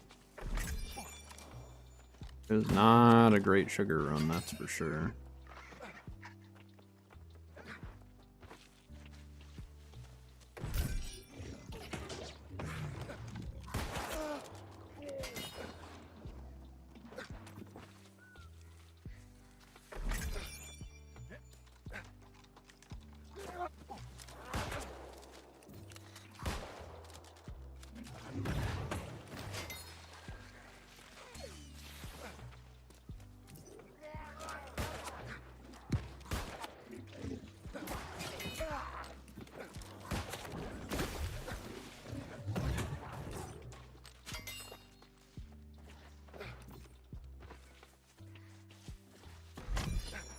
There's one more provisions over here.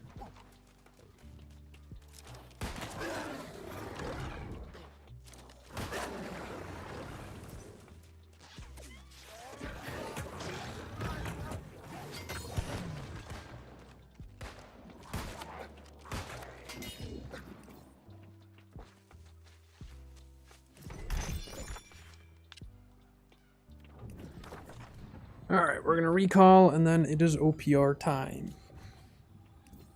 We've done a lot of PvE today. Lots of PvE. Time for a little PvP action.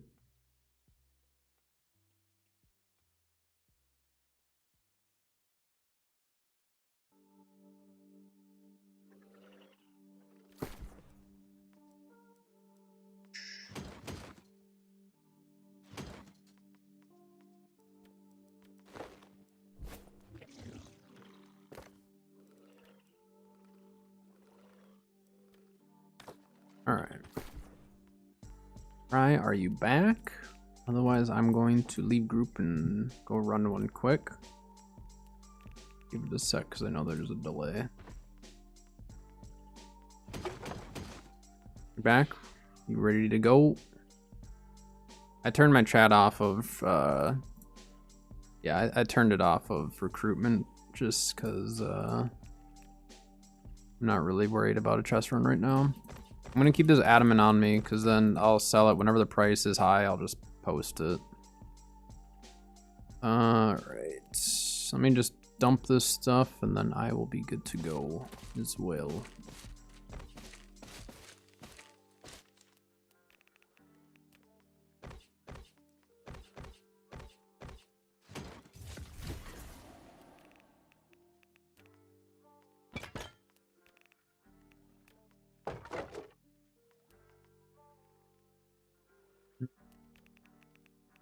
Okay. Alright. Let's see how the OPRs are today. OPRs during the week are oftentimes different than the weekends. Just because, like, weekends we have a lot more people on. And since they've buffed it, I can definitely tell we're getting people who aren't necessarily as used to PvP. But it's good to see more people who are newer to PvP in it, because PvP in New World can be a little intimidating for some people, but anytime I say you're worried about toxicity, just turn off your chat. Or just don't worry about them. Just try to have fun with it. It's not a ranked game mode. You're not messing with someone's stats or anything like that, so just play the game. But I do think eventually, once they feel like they have the player base to be able to do ranked and like a quick play, and they're more solidified with some of their decisions on it, I think ranked would be really, really good at some point, just to separate some of the people who want to, you know, be a little bit more intense about some of the PvP. So I don't think there's anything wrong with that, but then you kind of separate some of the toxicity a little bit. But you'll still get it no matter what. It's PvP. Bought a bunch of honing stones yesterday. They were like 30 bucks. I'm gonna need more dex food. We're gonna have to look into crafting a bunch of those. Which we just farmed up some sugar, so we'll be able to use that.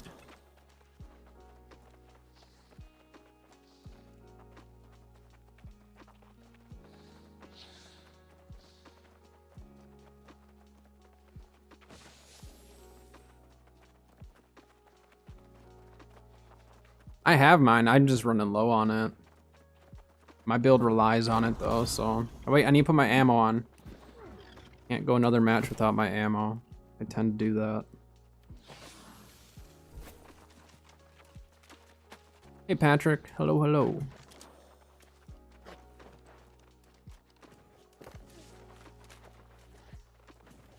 Here. Someone trade me transmog tokens right now. I didn't even see that. Let's see if we can get a quick couple shots down mid here.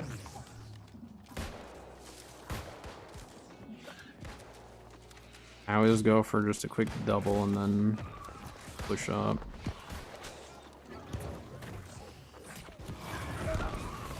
Wow. I stand myself out. That was actually really not smart of me.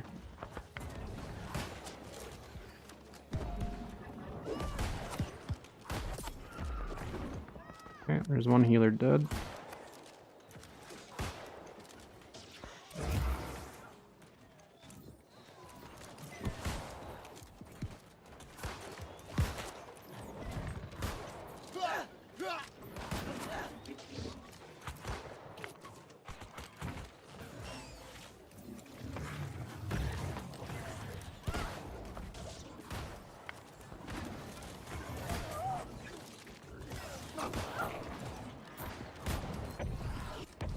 Uh-oh, I need to get in this healing circle.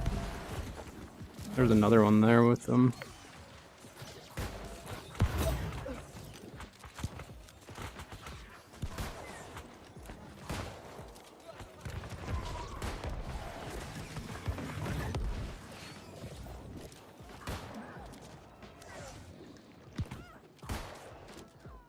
Can I not hit him if he's behind that? That's fine if no one goes moon. We don't always need someone to go moon. I wouldn't sweat it too much.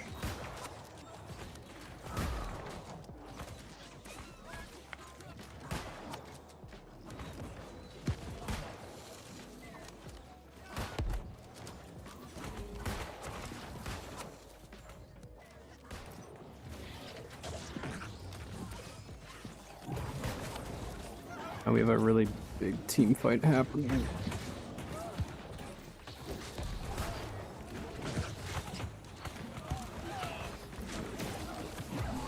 Come on, get the grenade out.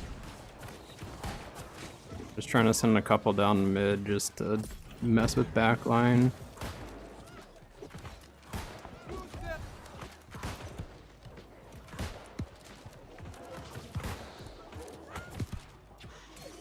There we go, I think we win this.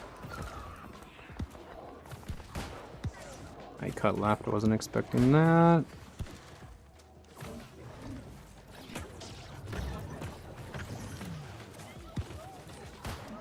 That guy's gonna get hit by that grenade by a lot. Where's our healer? We need to try to get these healers out of the way. I don't have a current, I don't have a command for that just because I changed builds so much. But I do have a musket build video. I'll try to set up a command for it just because I do get a lot of people asking about the musket build itself. But I do have a video up, Roy. That's with actually my Void and my Ice Gauntlet build for it.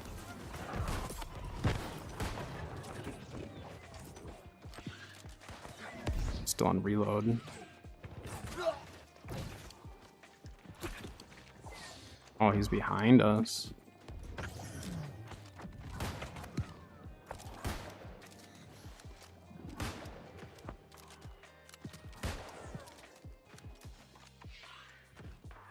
Musket Blunderbuss? I do not.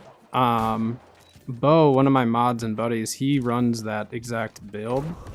I don't run it as much. I'm not as good with a Blunderbuss. I usually like my magic weapons to go with it, so.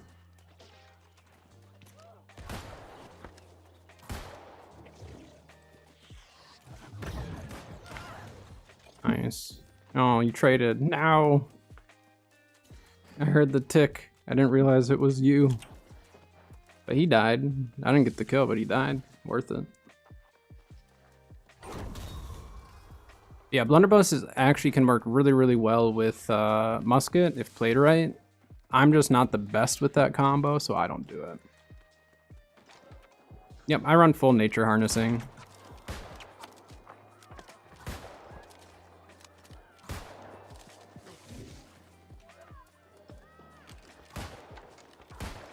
Ah, that shot was too far ahead.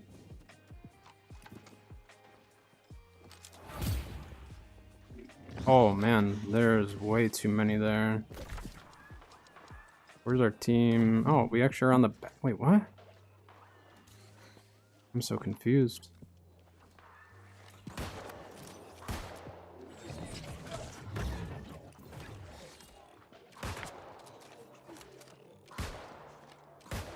Nice.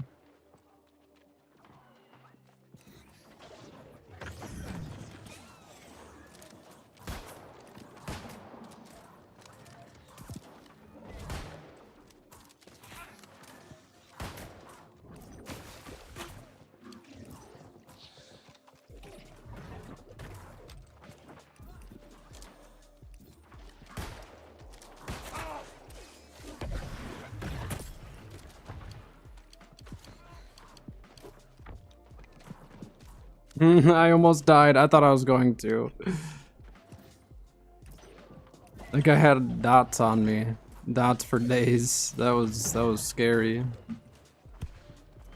Nature harnessing? I accumulated mine various different ways. I bought some pieces. I crafted some pieces. Nature attunement I got through the syncretic musket. But as far as gear, I don't have like one best way for nature harnessing at least. There's no like full sets. With ice harnessing, there is the Admiral set.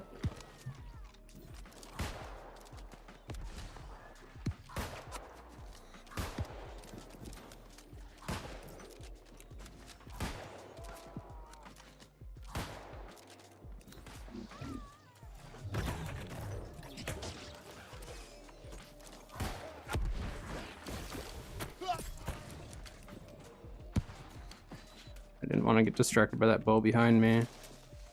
I'm way too deep into enemy territory right now, though.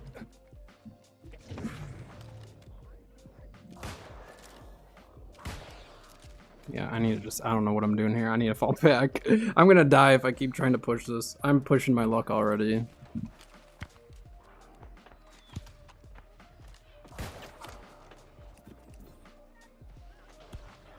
Take a quick pop shot, but I need to just rotate around.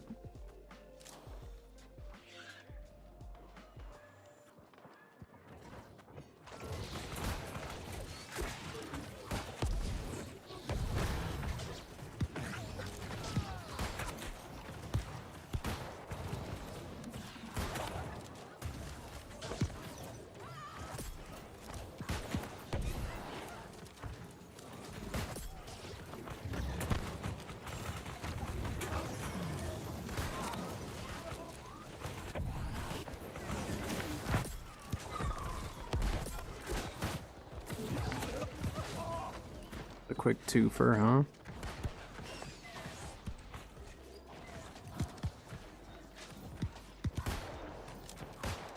Ah, he went. I thought he was gonna rotate back. He's sitting in a heal. If I don't have both my cooldowns, I'm not gonna be able to take someone out in a heal like that.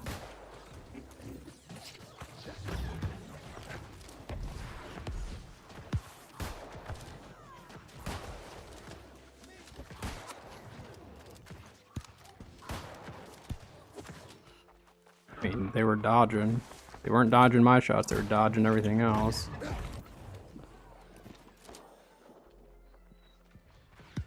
Keeps me enjoying the game. There's a lot in the game that I still enjoy. I like making builds, I like going for loot. Yeah, I mean, I like a lot about the game. The improvements they've made throughout the years has been great. Obviously, like any other game, the content that's in it isn't always going to appeal to everyone, but I enjoy the content and kind of the direction that they're heading with it. And then eventually you'll be playing the Lord of the Rings MMO. And you go Baron.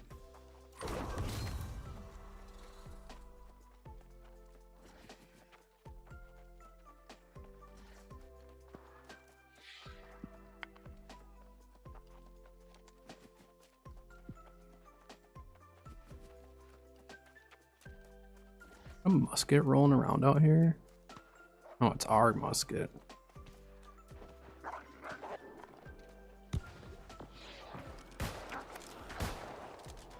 Hit someone real hard up there.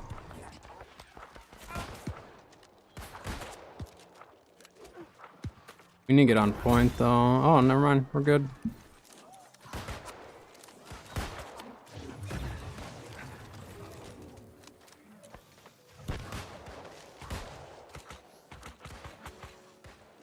I hear wind chill.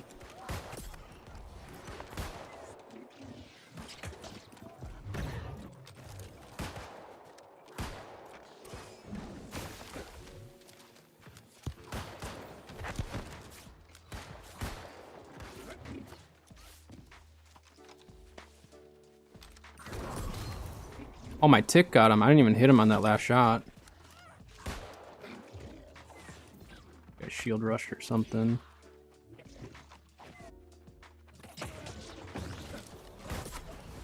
Oh, you should see those numbers. That was a 7K crit.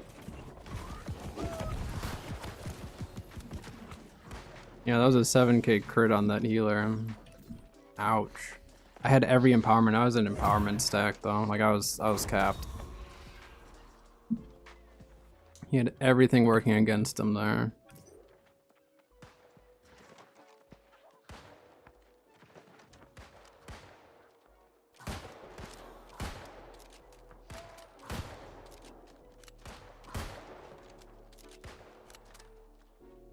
Go through that way, or did someone get him? Can't see him.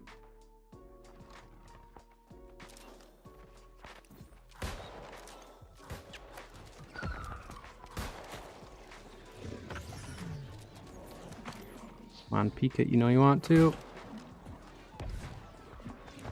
Did not peek for very long.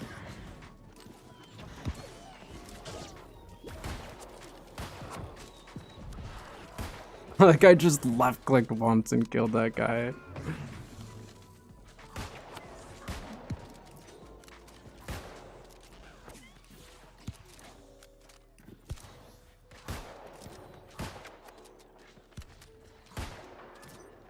That musket's still over here just running. Oh, he's dead. No, someone got him.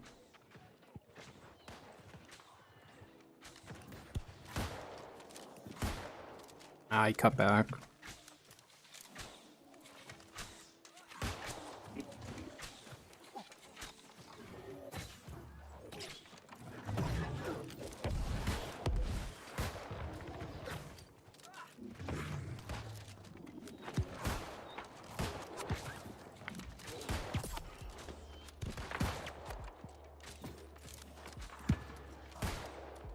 Oh, they killed him.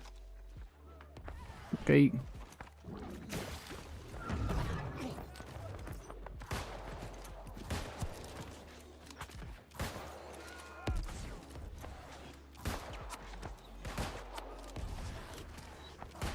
Was the healer right there.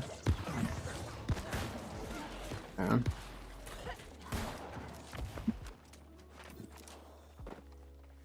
Yep.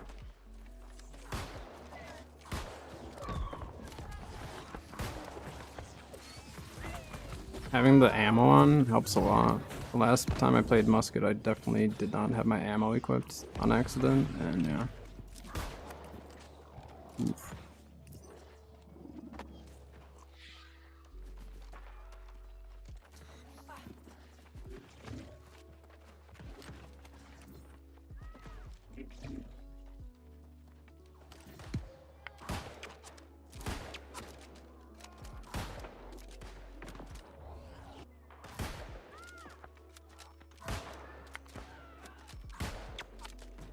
Is that a bow or a healer out there?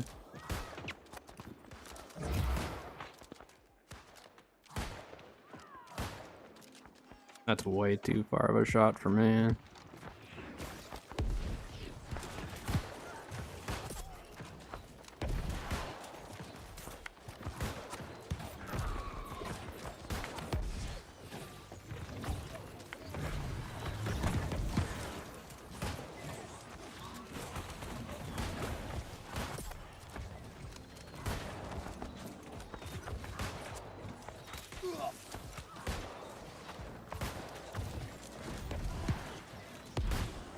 Oh, someone got him, nice.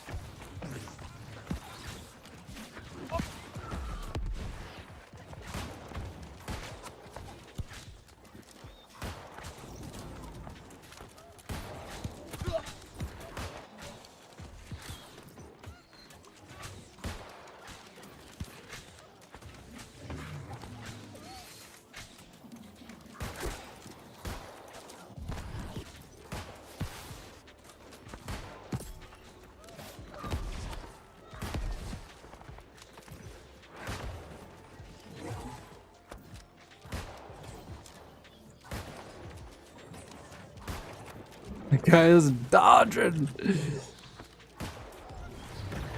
He is dodging so much. Hey, Reaper.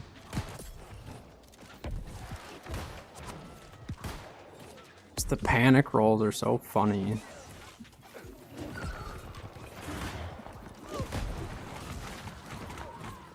I had the ticks on him. Going pretty good. Pretty decent loot they pulled an adamant. First OPR of the day. Just chilling. Bopping people.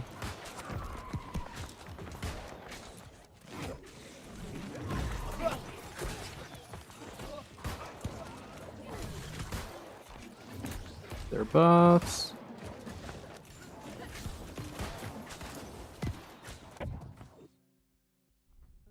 Not too shabby.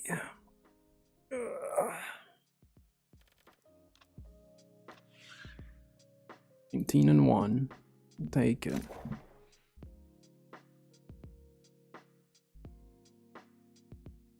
Just bopping them.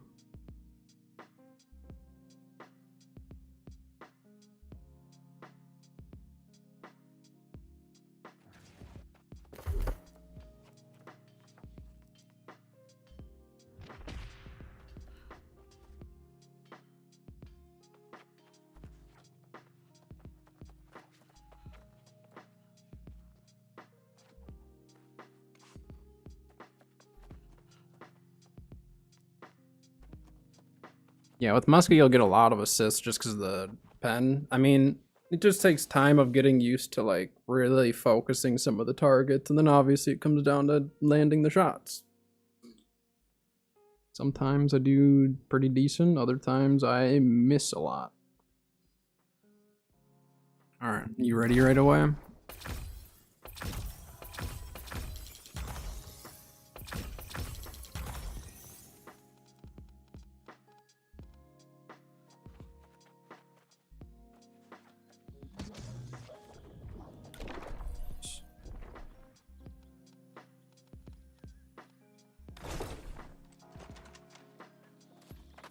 Higher or lower since musket? I don't change my sensitivity for musket at all.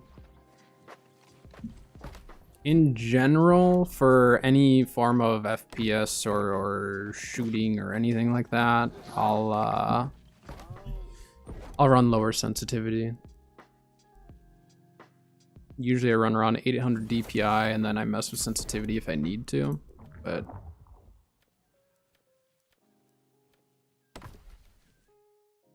depends on the game too. But for Musket, I don't mess with my sensitivity at all. I just run 800 DPI and then whatever they give me, I think, unless I changed it like way long ago. But I don't think I did. I haven't messed with sensitivity in this game. I don't know if I ever have really. Got more Murama people in this match.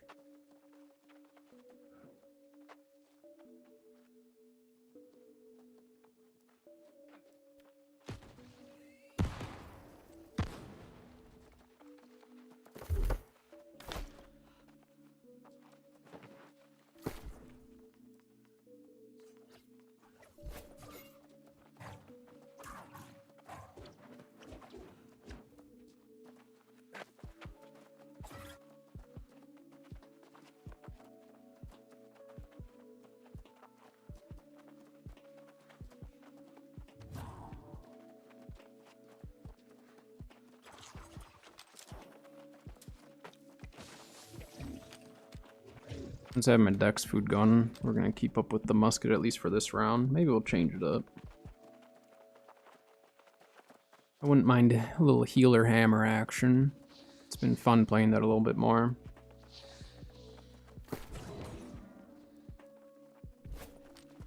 Hello. Finish your nails and stuff. Yeah, I need to check something since now you're in chat here. I need to see, can I... Yeah, I can make you a moderator right here.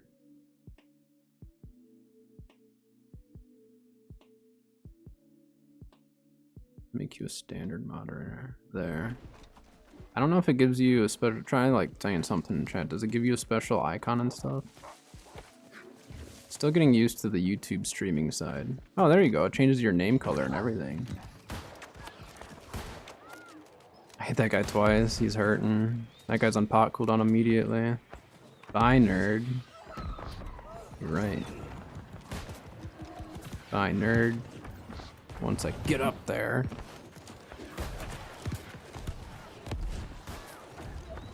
Oops. That guy's getting healed. Yeah, they're top. Their high ground. Their high ground is kind of being controlled right now, so I'm gonna have to play low.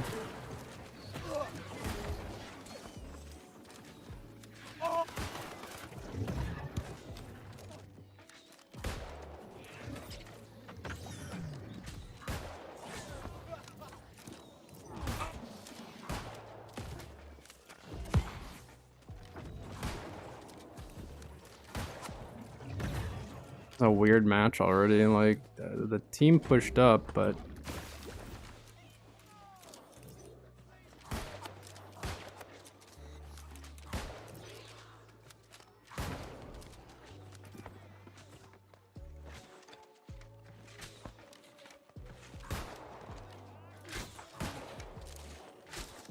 team pushed the healer. There, I got him.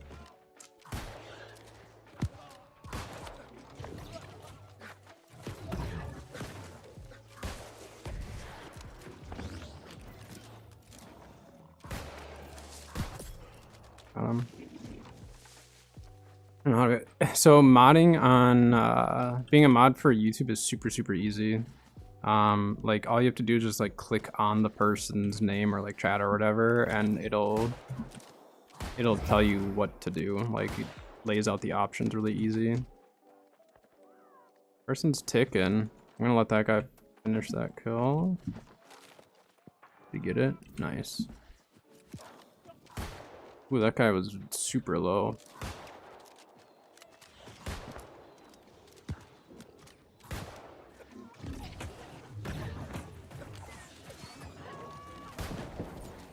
That guy's stuck.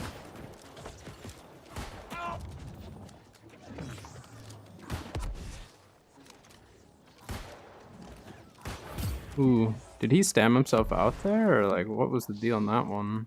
I wasn't expecting him to stop like that.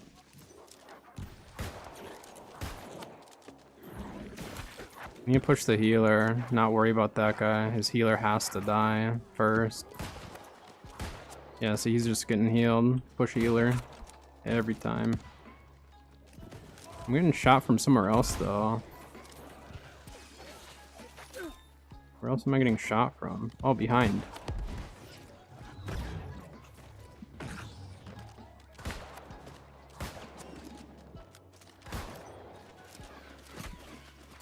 Uh-oh, where's our team at? Yeah, I'm dead. This is such a weird match. They're back capped, we pushed them. Our team wasn't up there. Our team's now coming behind them from their spawn. I'm so confused. Why was our team behind their team that was pushing from spawn towards sun? That's so weird. Like, we're controlling fine, but I don't know where I'm supposed to be. I guess I'm just gonna have to play further out.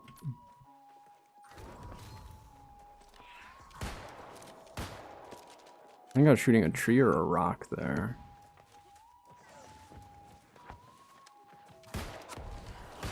Also, do keep in mind when you're posting in group, our whole group in-game is seeing that, so just, you may want to be a little bit careful on what you say, depending on what you're saying.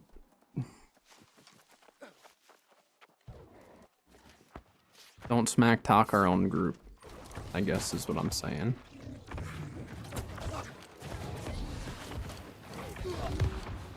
I think I made a mistake of trying to use his grenade on me. He should have just shot me. He would have probably killed me, actually.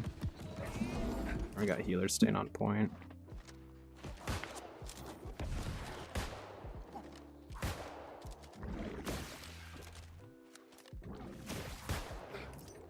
Whatever, he's just gonna run and try to back cap again, I think.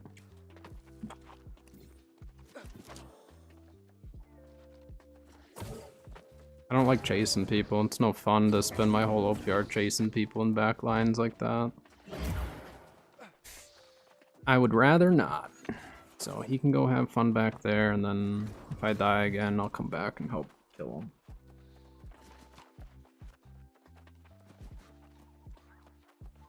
Is there a fight, or is he just killing wolves over here? He's just killing wolves.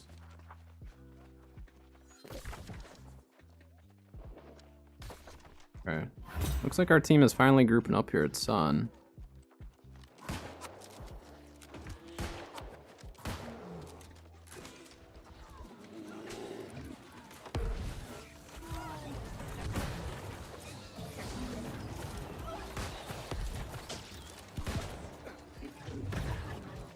We need our team to push the healers.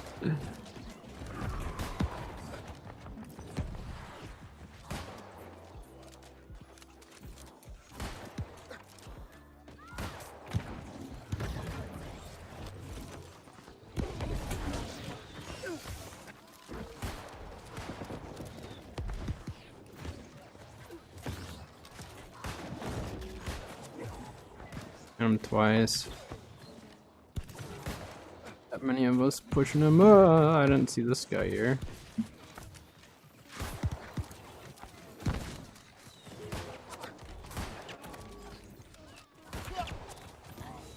Alright, are we finally like grouped up as a team here?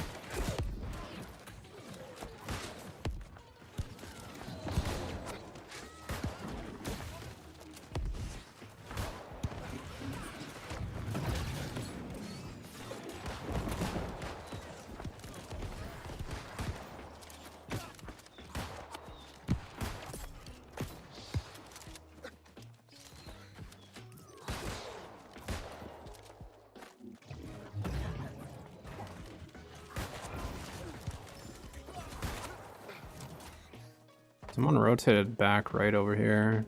Yeah.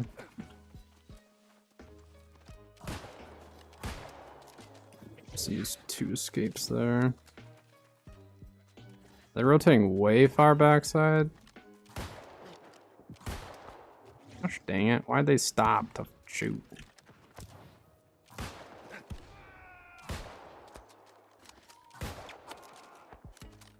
This is the range where I don't know if I'm gonna actually hit them or not. It's a smaller percentage chance of me hitting them.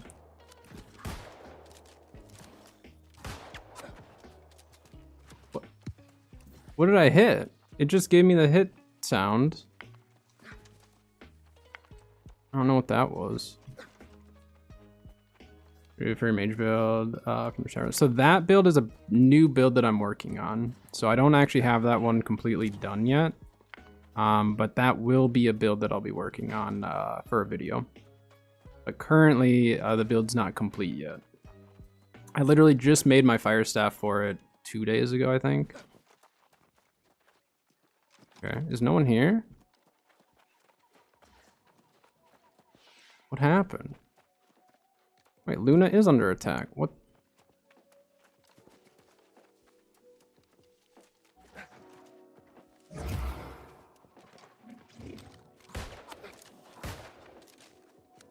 Just start running. You're ticking. You're ticking, guy. Rotating around that side. Someone get him. He's hurting. He's just running in circles.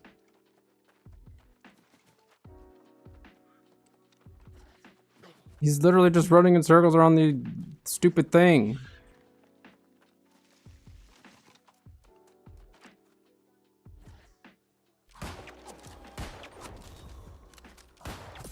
There, he's dead.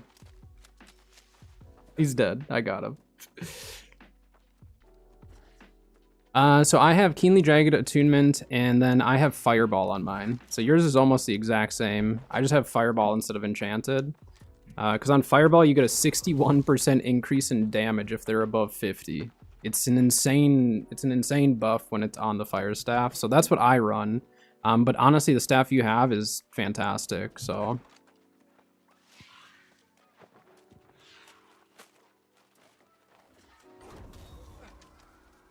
We already got it.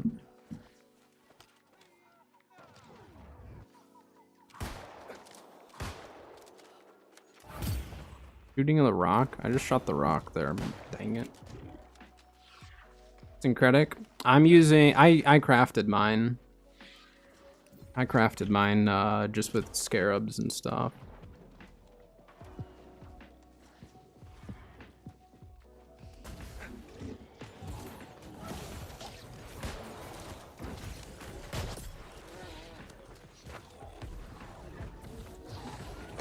The dots, yeah, so I have a lot of dots on that build. Because I didn't plan on getting Keenly Jagged, you know what I mean? Like, that was just RNG working in my favor to give me a decent weapon.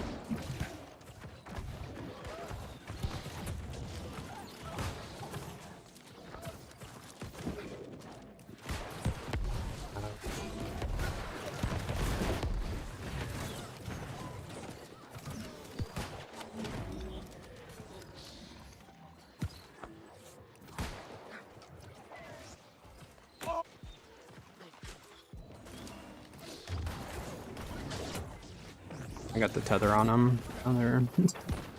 Once I have the tether, it's a little bit rough unless I tether them from a distance.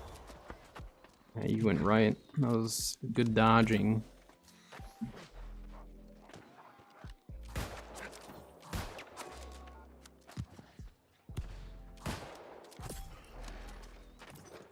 Six got him.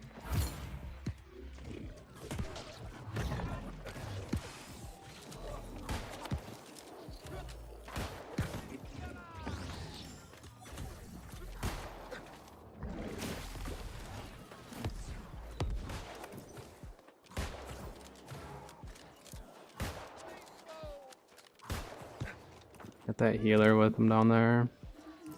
I think that's the healer.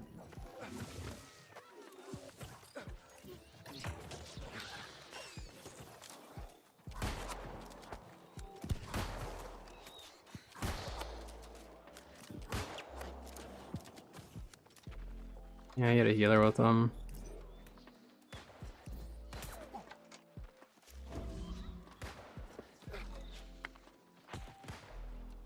Yeah, as far as the fire staff goes, like the void definitely makes a difference because you get that, you know, armor reduction. Pretty much you're just applying rend with every shot.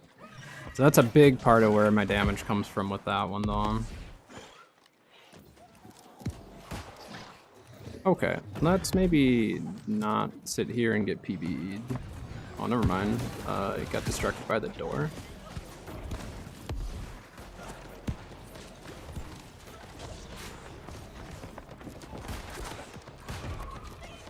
There's the healer right there.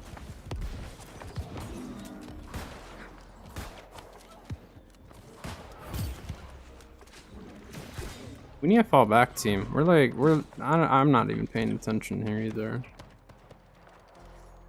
I'm gonna get 2 Arcane to be able to make Rune and Fire Staff. Wouldn't you need 250 to make the 700 though, technically?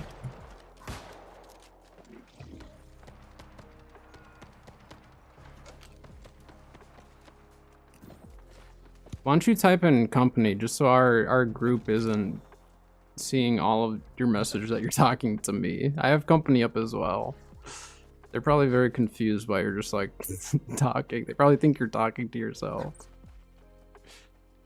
But type it in company because I should still be able to see it there. Our team just overextended. We have a huge lead. It's not a big deal.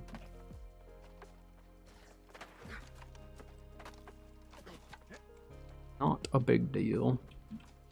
But yeah, you need 250, I think, to craft 700. I think technically to craft like not a 700, you can get away with lower, but I don't remember exactly how that worked. I'm gonna get pushed here by one of the sides. I don't know which side they're gonna come from. That's the issue here.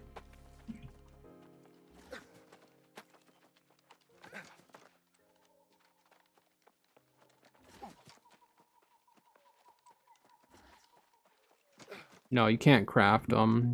Any of the named items you have to pull. You can't craft, but you can upgrade. So the old 625 stuff cannot be upgraded either. But you don't anything named you don't have to have crafting skill or anything. So that's where like the name gear and upgrading at the kiln is extremely valuable for those who don't have your trade skills capped. Even for those who do, like I still do it because that's a way cheaper option, you know? Way cheaper option. Let that guy up. Oh my gosh, there's so many of them around here now. Team, they're ignoring you. Ah!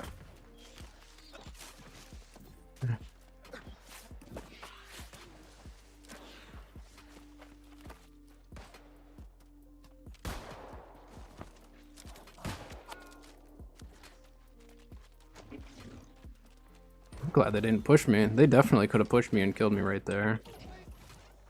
That was just not smart, was it? Die? No. I should have tried to get up top. I should have gone into the right like everyone else. I went into the left. My bad. Yeah, so that's what I've been doing actually, Reaper, is I'll just buy a temporary to get me by for a bit, and then I'll just replace it eventually, whether I'm crafting or whether I'm doing whatever. I just get something with at least 2 of the perks that I want, and then that at least gives me an idea of like, okay, this build is for sure like worth investing. I missed that second shot.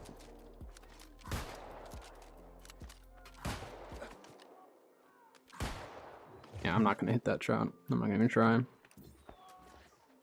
try and pick all the old majors. They're not right. Yeah, I mean, Abyss is great.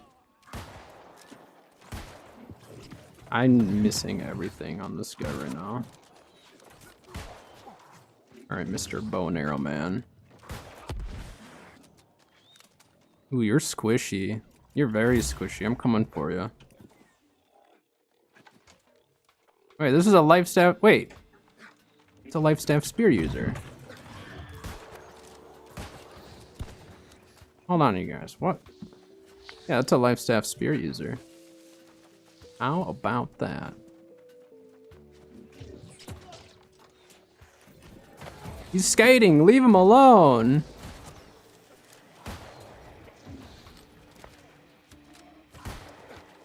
Whatever. That guy's given up on the match anyways. Now we just run around. Do I hit that guy?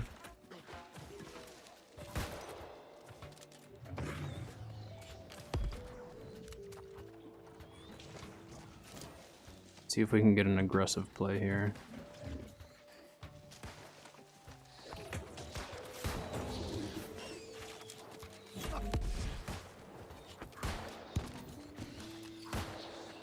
I'm getting shot by so much stuff though.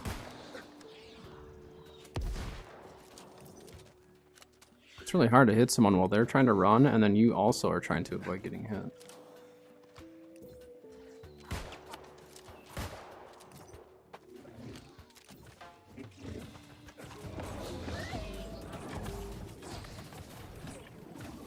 This is such a weird match.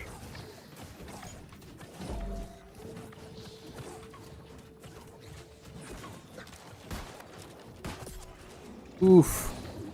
Oof. And that's why I'd never run rapid shot with a bow, because I'd die all the time doing that same exact thing. You sit there trying to like line up the shots and then just get 2 or 3 tapped.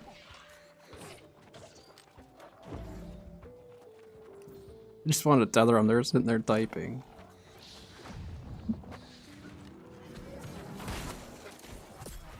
Boop. PvP perks on melee. I'm not the best melee. I run a lot of stuff different from a lot of people. I haven't even ran melee this season, so honestly I don't have the best input on melee specifically right now, but what weapons, I guess, are you thinking? Are you thinking weapon perks or armor perks, or I guess that kind of matters.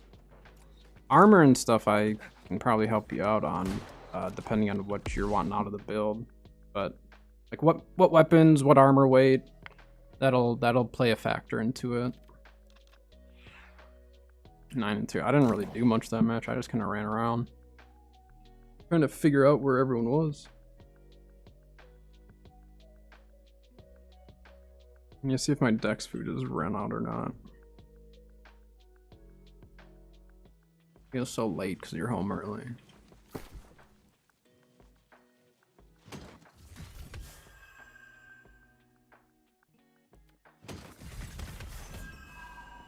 Ooh, those are really good boots. I'm gonna keep those boots.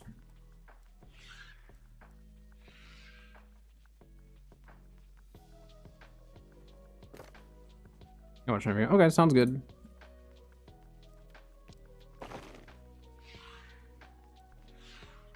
All right. So for weapon, which weapons are you thinking? Because depending on the weapons, I can probably help you out. At least figure out what would be solid. So if you know specifically what weapons you're thinking, and then what armor weight for those weapons, and then I can figure something out for perks for you. But the trouble is there's different builds for different scenarios and different people, so.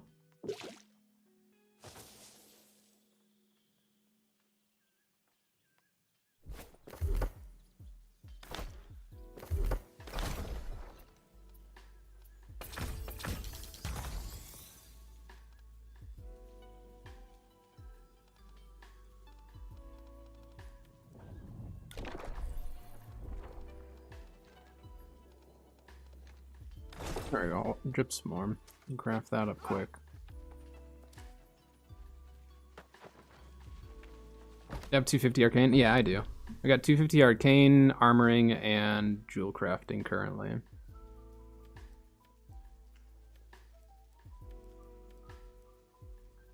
So I just need to get engineering and weaponsmithing, and then I'll be capped on all my crafting again.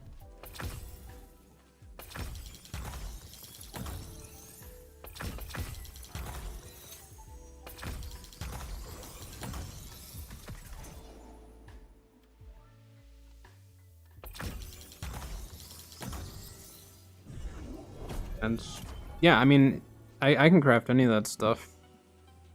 As long as you got the mats. I'll have to put up my trophies. Were you wanting it like right now or just like at some point? Because I'll be around this weekend as well playing. Outside of like Sunday, I won't be on as much probably just because it's Christmas Eve. Our stuff isn't until later, so we'll see. But if you're just needing it done in general, yeah, I mean, I'll have, as long as I have the buff on one of the towns, one of my houses, then I can do it. Which I wouldn't imagine I wouldn't have one. Yeah, so I'll have one for the next 68 hours. Just let me know, Reaper. Patrick, what are you trying to do, like an assassin build? Like light armor assassin build? Is that kind of what you're thinking for that? Or are you thinking just all around like DPS for like PvE? Or no, you said it's a PvP perk, that's right, or PvP build. So for PvP, are you doing heavy armor, or are you doing like medium or light for that specific build? Whenever I can, Reaper. Yeah, I can do it. I mean, if you'd prefer to do it on stream, we definitely can. I don't mind. I won't steal any of your mats. I don't really need it. I already have a fire staff.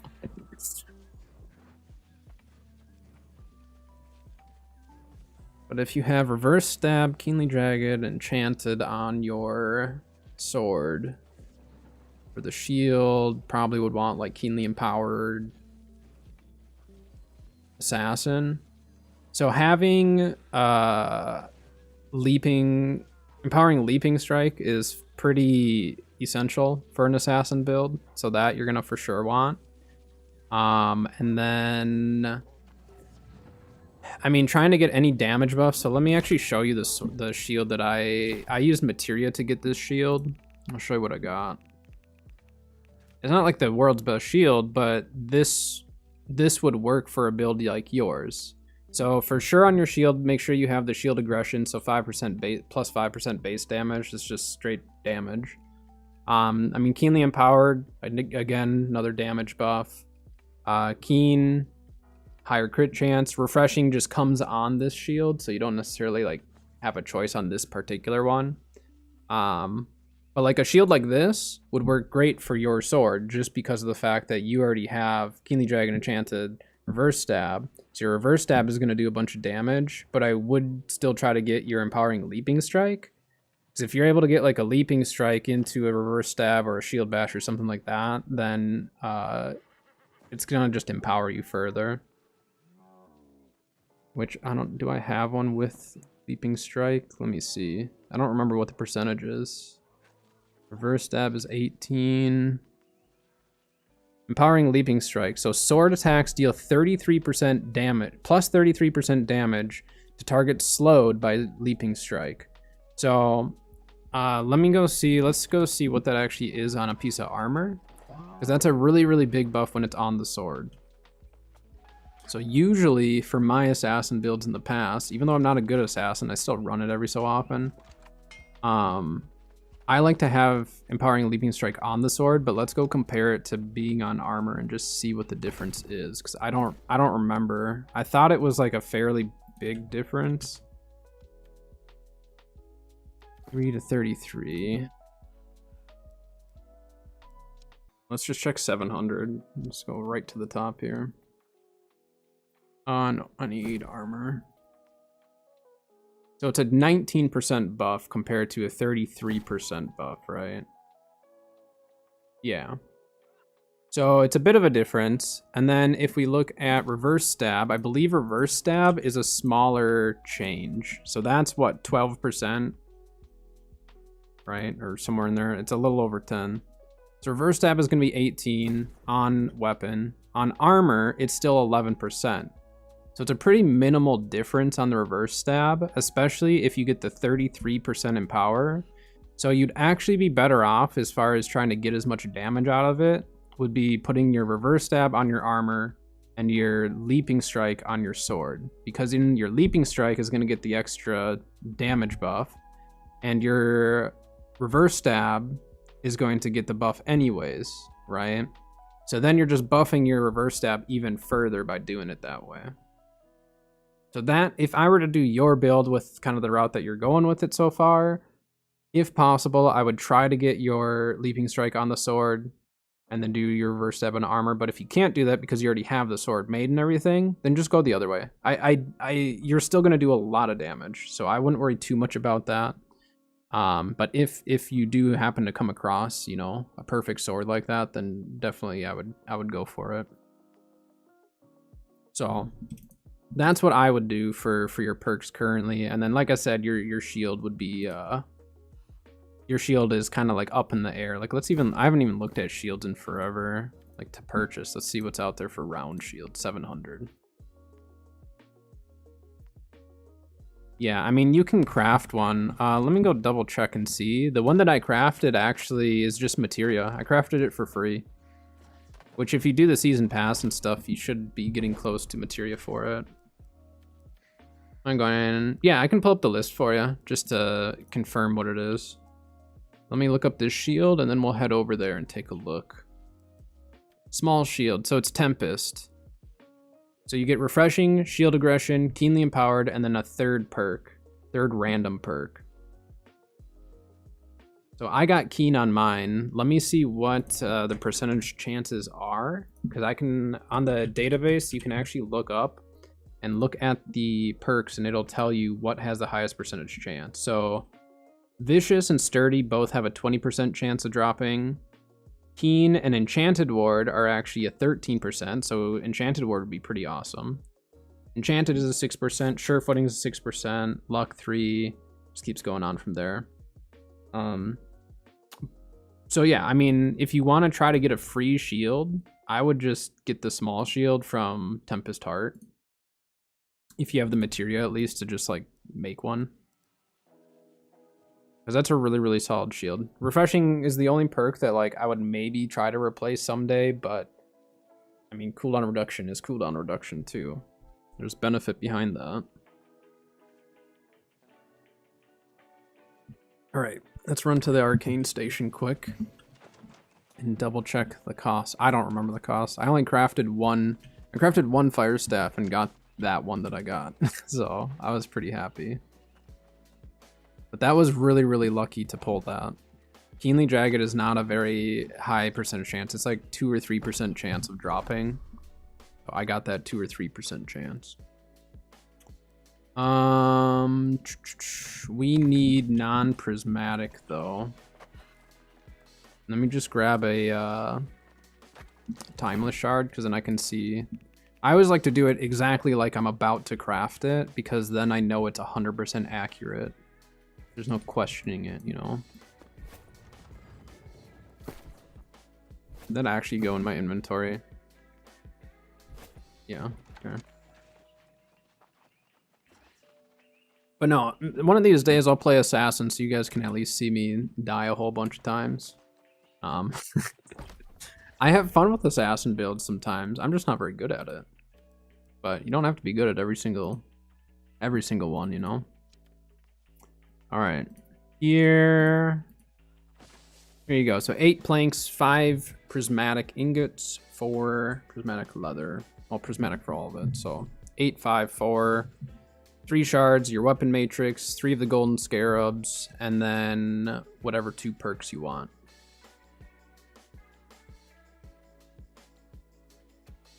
I'll leave it up for a sec so you can go through it, make sure it's all good. Vic, perfect. Yeah, I mean, do you want to do it? I'd be down to craft with someone else's money. Let's do a little gamba for Reaper here. Or actually here, I'm gonna start here. I need to go put up all my trophies. But Reaper, are you Oh, you are on. Meet me, or do you have all of it? Okay, if you have all of it, then we can do it right now. If not, it's not a big deal, because obviously I can do it whenever.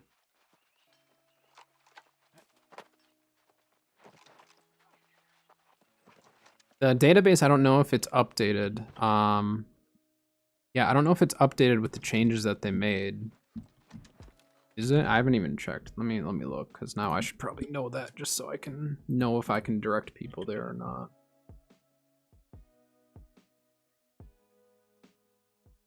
Let's see.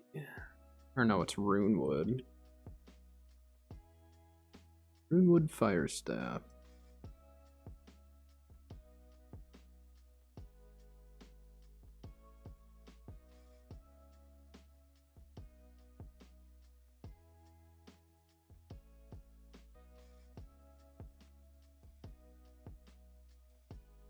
Oh, they just don't show it. Okay. They don't show it for the Scarab Craft or the Timeless Shard Craft. How long ago did you look that up? Was it before they did the crafting changes? Because that'd be completely different.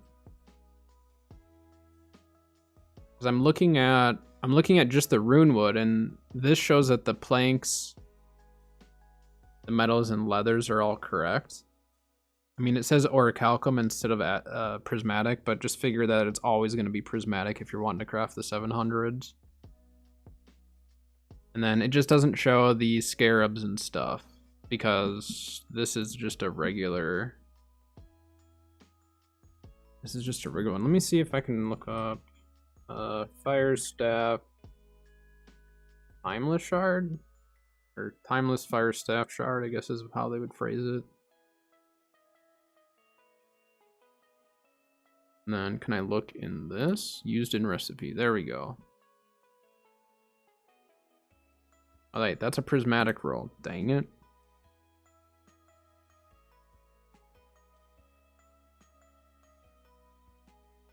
Yeah, they haven't updated it. That's incorrect. They did not update the database yet. It still says it's 1 golden scarab and a chromatic seal.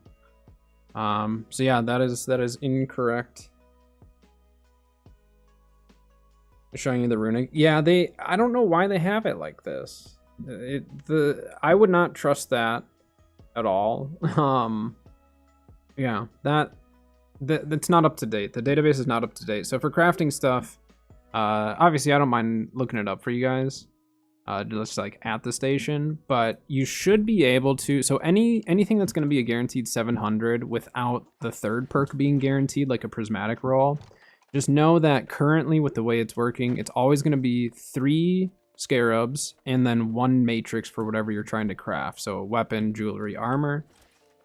And then for the resources, it looks like the resources are going to be the same across the board. So like, let's go to one that I don't have yet. So like, let's say I want to see how much, a hammer costs, right? Wait, that's a prismatic roll. See, that's prismatic down there. We don't want that. Where's the non-prismatic? Why is this so confusing? It only shows, what? Wait.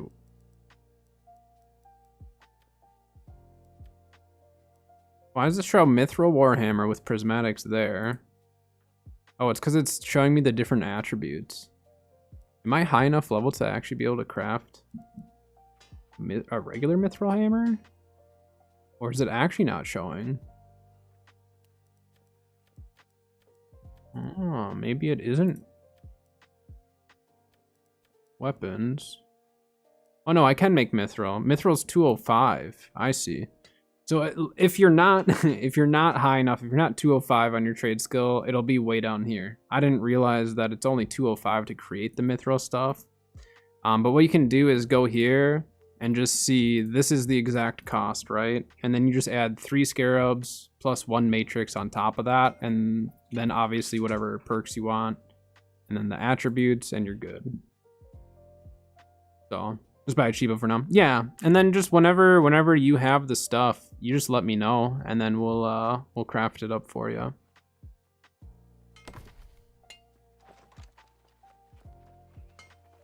Just let me know. I'll be around, obviously. Let's open this up.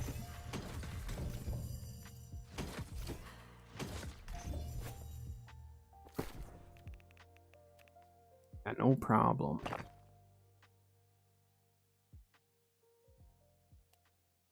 All right. I'm gonna run to the bathroom really quick, and then when I get back, I'm probably gonna change builds because my my consumables are wearing off anyways. So I might go run around as a healer or something. But I will be back in just a little bit.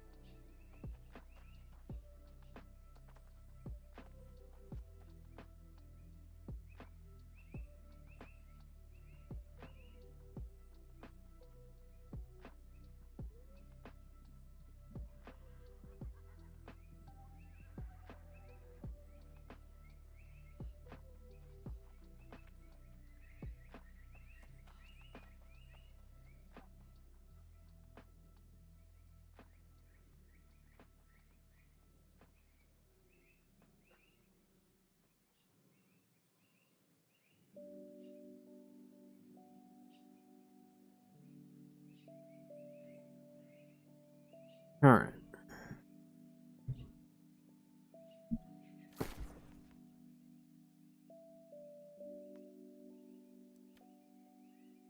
Shall we go from shooting healers to being a healer? I mean, we could keep trying on this one. Oh wait, actually, maybe I should try to get Pestilence leveled up here. Keeping it here.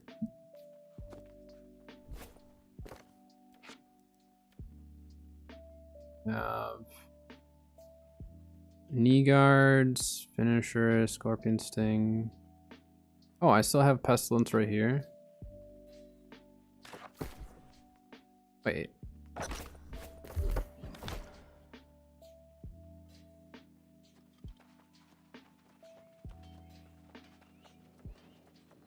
No, it's not. It's not right. Okay. Very confusing. I mean, we could upgrade this right away.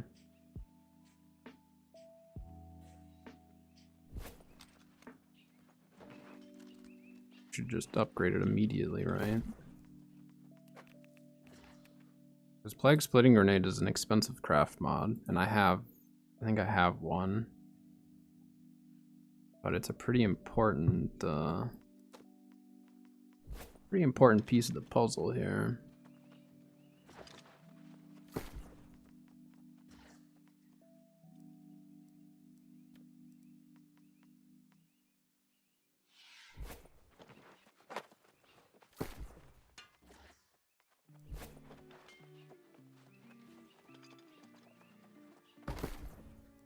What are matrices going for nowadays? Oh, it's pretty cheap.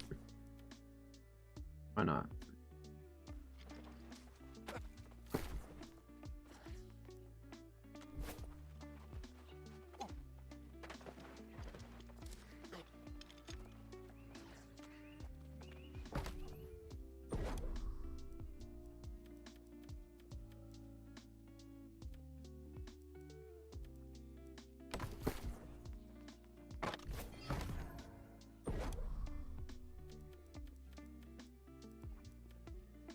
We are going to be an anti-heal everything with this.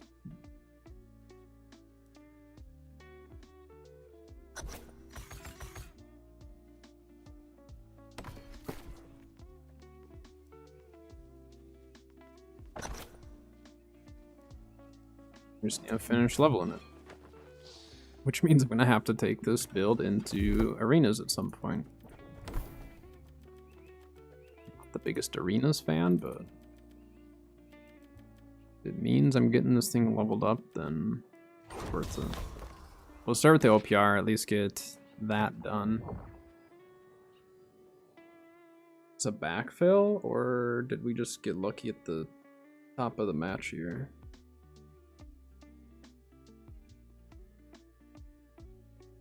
So this is for sure a future build for me. This is actually, it's gonna be a remake of my old build, my Plague Doctor build. So we're a healer, but we are set up to be an anti-healer. So we will be healing our team and preventing the other team from healing up as much as possible. This is actually one of my favorite healer builds that I just don't run. I haven't ran it this season because I haven't gotten Pestilence leveled. And the healer's dressed the same as me. Different hood. He's got a beard too. What are the chances of that? There's a different hood on, but same chest piece. A beard. Look at that. If I have blast shot on, or a shrapnel blast, I don't want that. I want blast shot. Quick little respec.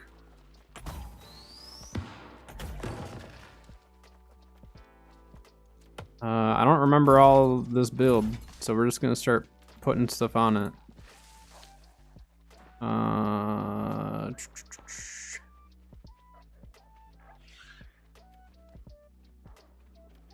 Sure.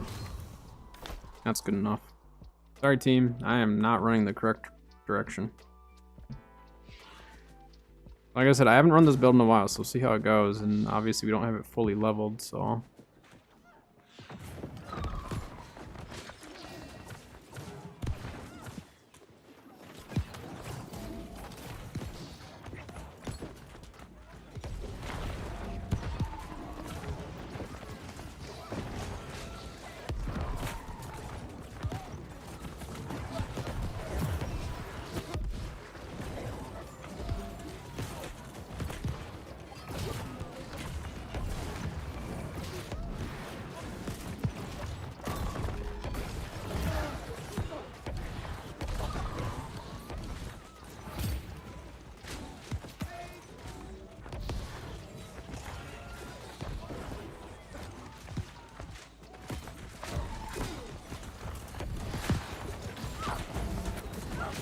Oh, I just hit that guy while he was burning out.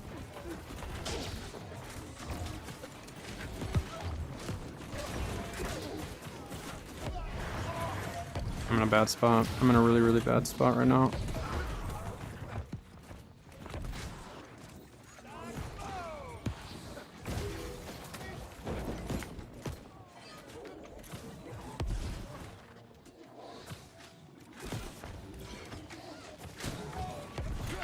Oh, I had the clap going to you, guy. Oh, merc guards are in this one.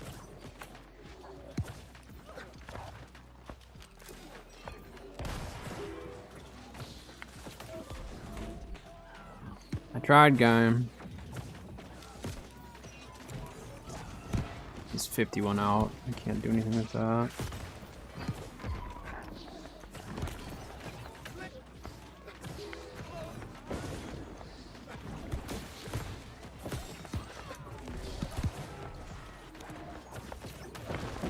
I'm trying. Oh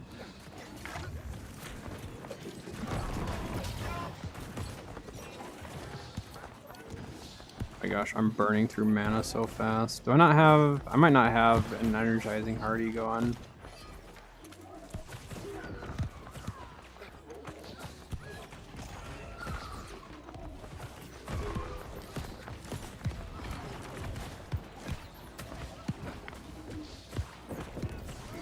survive a little longer.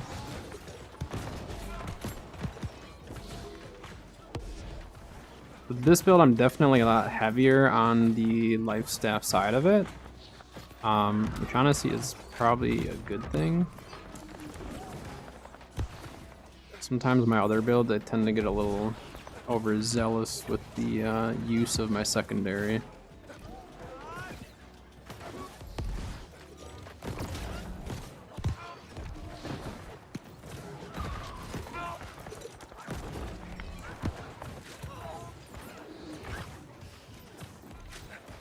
Wasn't paying attention to that guy.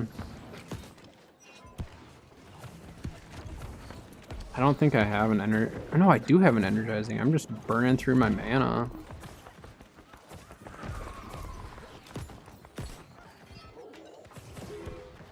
I just need to kind of sit back right now because they're trying to shove backline really bad.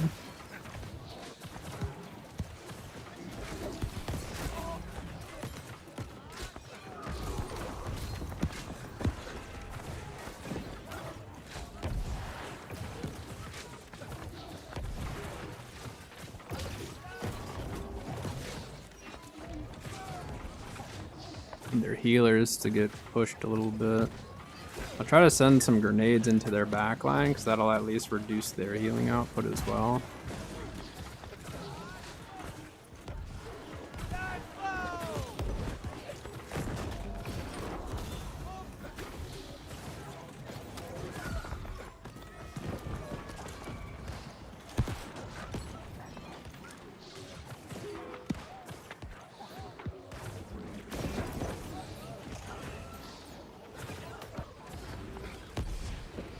Netted that guy running.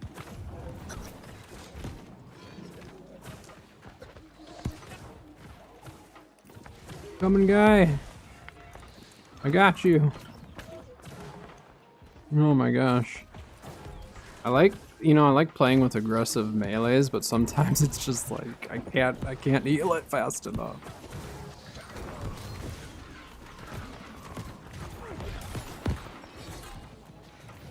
That guy's diseased.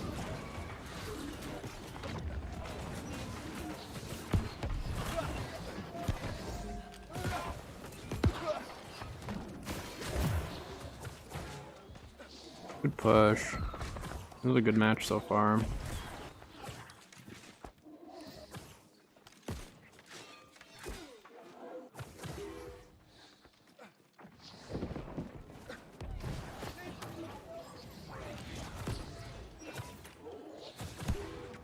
I mean, if I can keep diseasing their backline, that actually is probably worth more than diseasing the whole group. Maybe. Oof. A little haste for anyone running back. That's the other thing too, is Blast Shot is more than just a CC against the other team. It also is a haste for your team. So there's definitely a lot of value in it.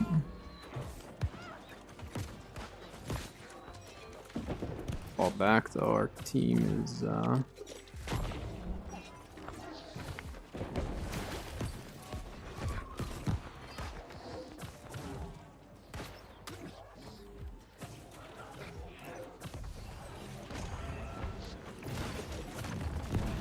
my gosh, there's so many endpoint though.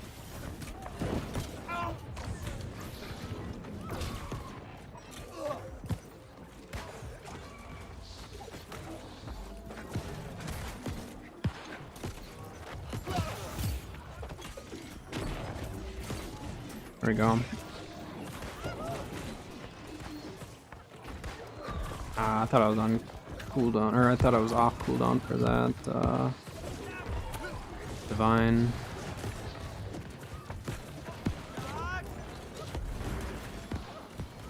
It was a very dangerous play. Yeah, I couldn't get to that. We were getting shoved back by that detonate. That guy has the sandworm. Sandworm one. Dang it. His frontline push, we just like cannot win.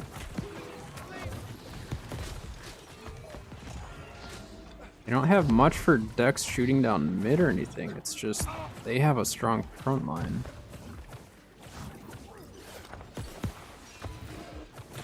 I wasn't expecting me to have a net ready to go there.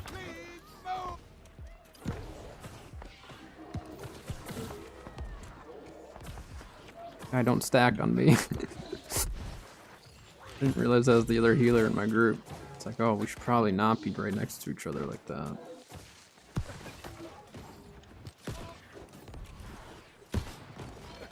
Field for him.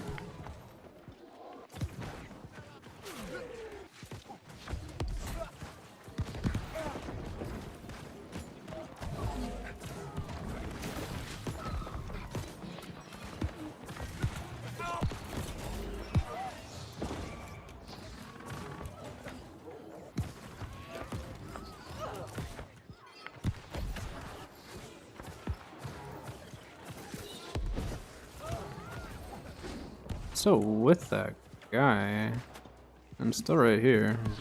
I thought he was gonna push that. I don't know who made that ping. I don't know why they don't. Whoops, wrong pot.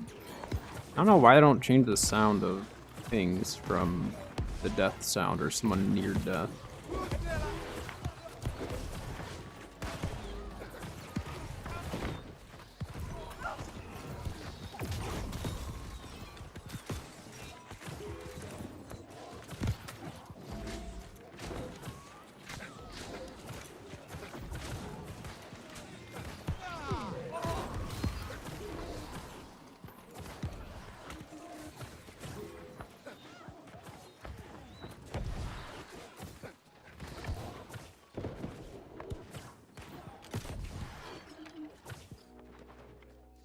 Yeah, it is, oh, we need to go Baron, don't we?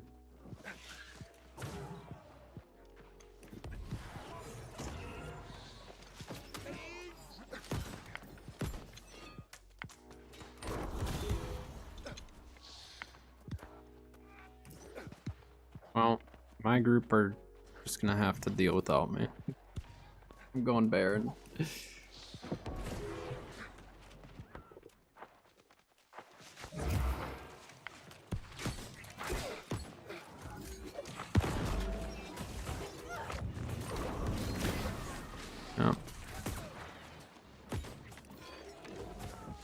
I mean, that healer's got a healer, so I don't think our team's gonna be able to kill him. He's just jumping around. Alright. That guy's late to the party. Why is he still showing up to Baron?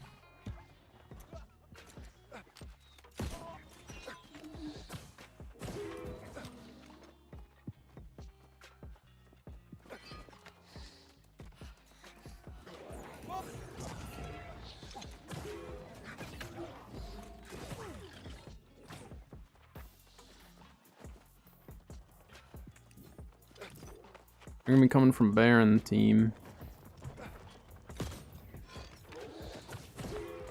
Oof. I wouldn't shove. Look how many of them there are.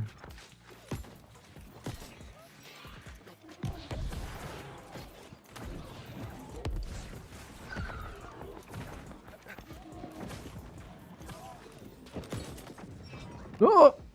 My bad. Hey, don't look at me, you stupid brute.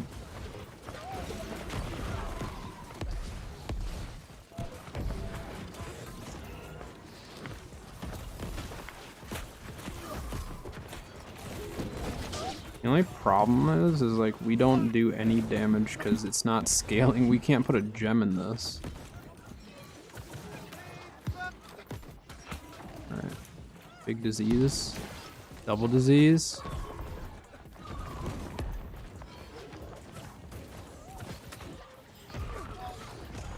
Group member. Very nice. Good hold. Very, very good hold. Like, this build will feel like I'm just like not really doing much. But I know it is.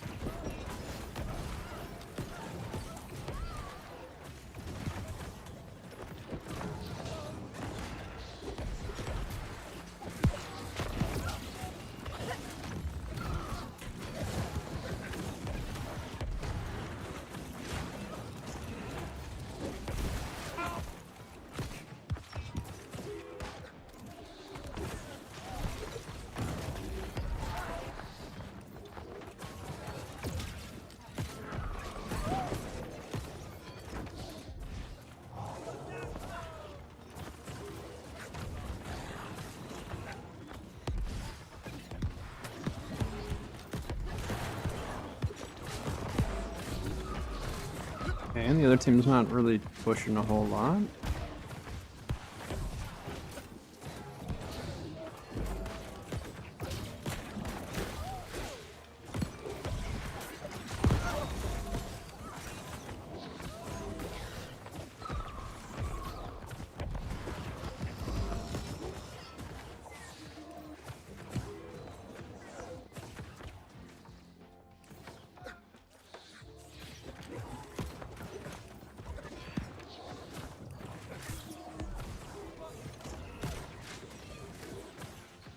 I don't know, that healer is like super squishy, aren't they? Good, someone got him.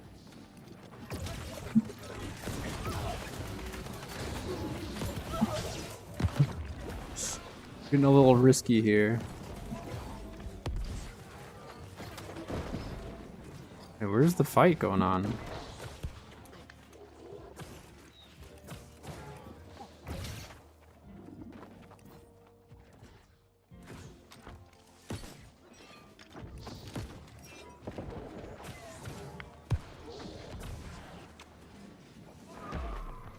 On point. I'm gonna fall back and try to. It's too far out. I'm coming, guy. I don't know if he's in range. We're gonna send it anyways. Dang it. Where is he? Oh, there you are. Still missed.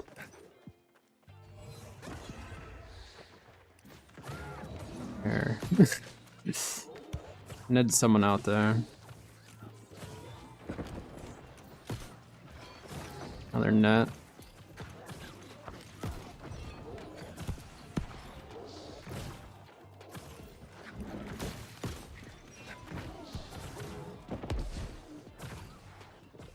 Team, we have like everyone over there right now. We need to not be way off on the side.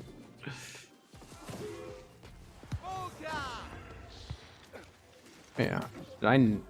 Did I not heal him or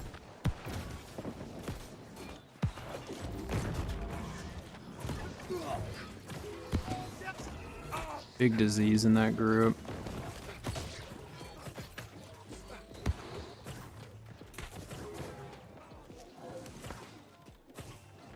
I'm getting rotated on though, so like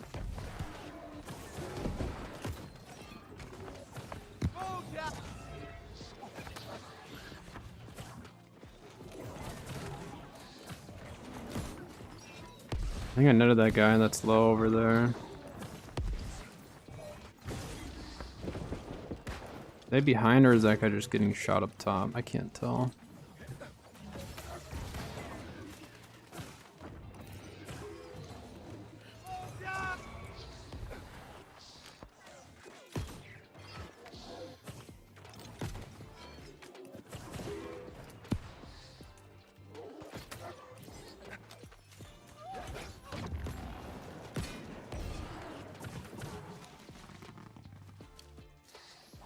Oh, I should stick with my group just because I have Splash of Light, so I need to keep them up. Or at least attempt to keep them up.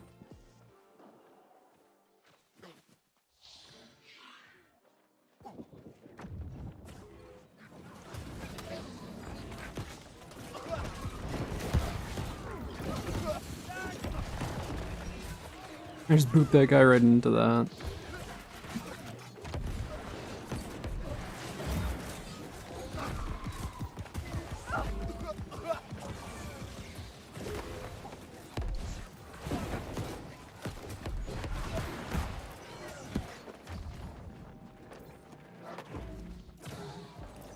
It's a turret.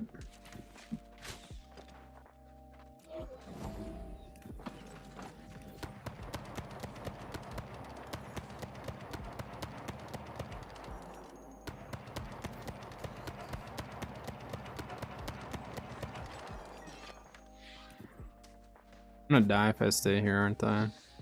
Wait, which side is ours? I don't know. Get him, guy. Get my splash ready for them if they need it. He's gonna come around that corner. See if they'll go around that. Yeah, they went around it instead of through it.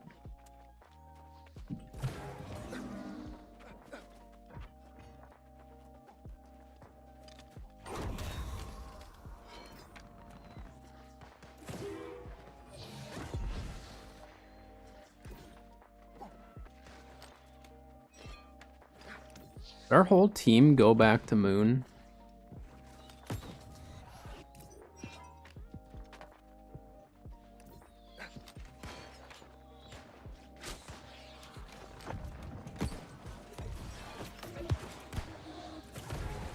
That was a huge disease up there. Because it critted on a bunch of them, so then Plague crits also got him with that.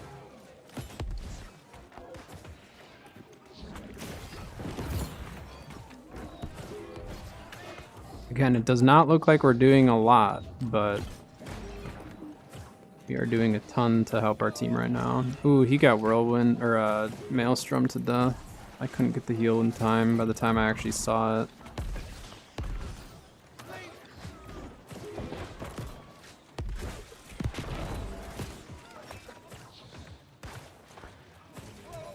Good old falling blast shot.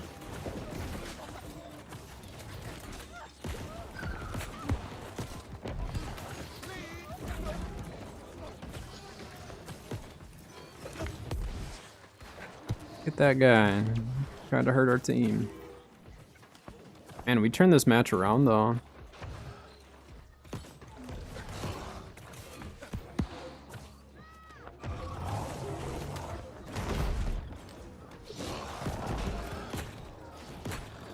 Yeah, see how little damage I do to it though? Like even for the PvE, it's awful. The damage output is just terrible with this, but it's not why we're using it.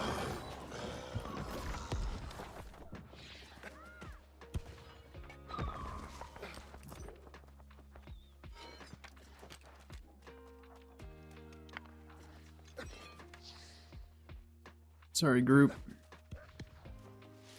Have to go to Baron. It's load guy.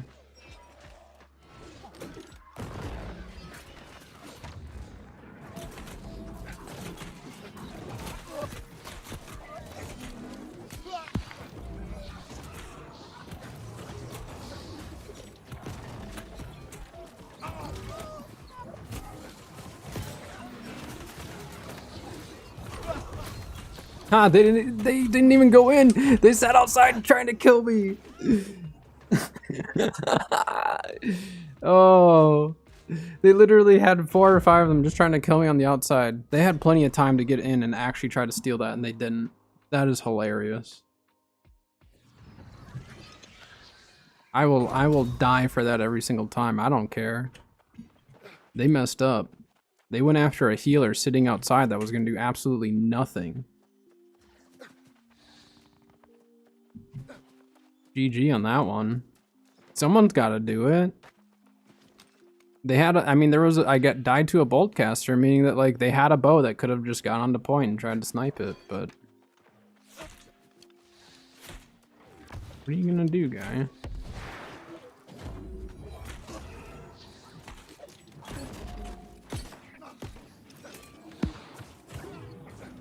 Yep.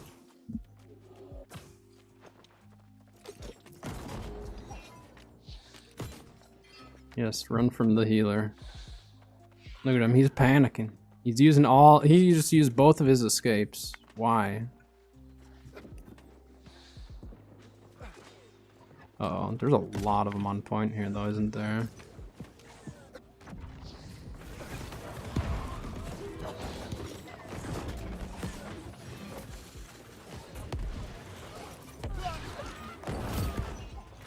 Get blast shot.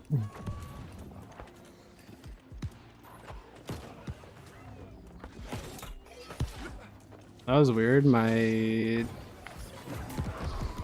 come outside. I got teammates here.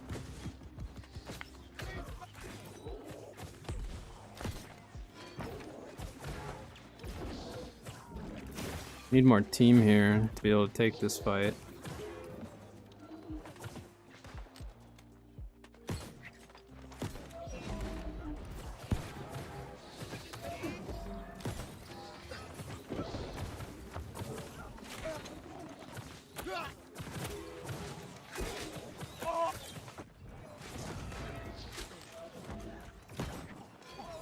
Guys are rotating.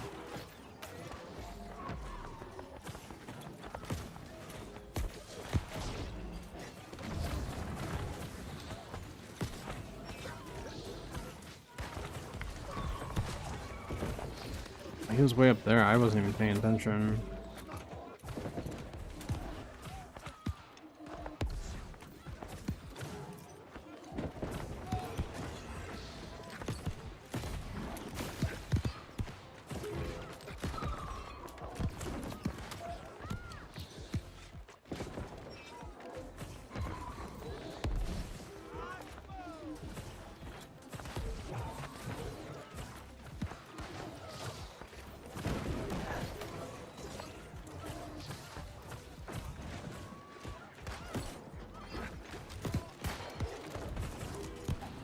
Come on, Musket Man, shoot their healers.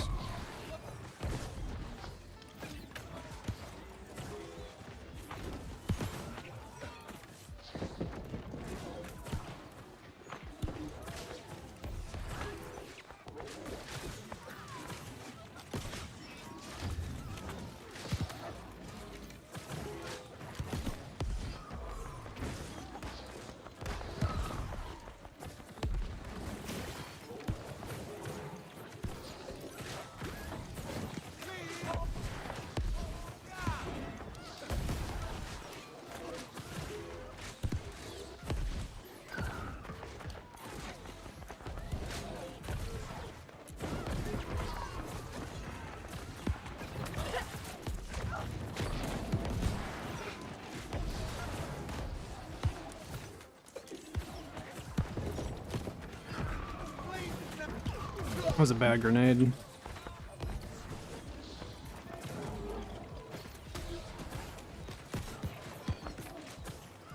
Actually, if we just hold the 1 cap, I think we win this, right?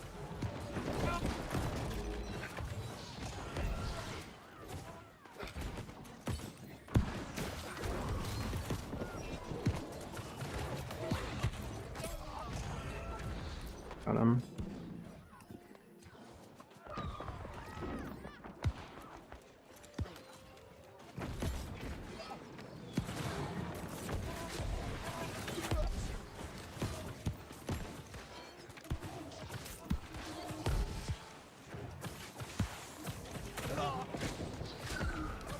You're definitely not going to do damage with this secondary, but you are a anti-healing machine if you have this build. That guy just got roll dodge. I can keep you alive.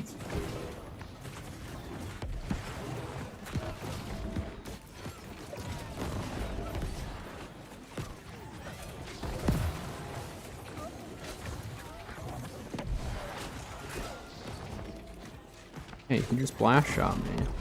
So I blast shot him back.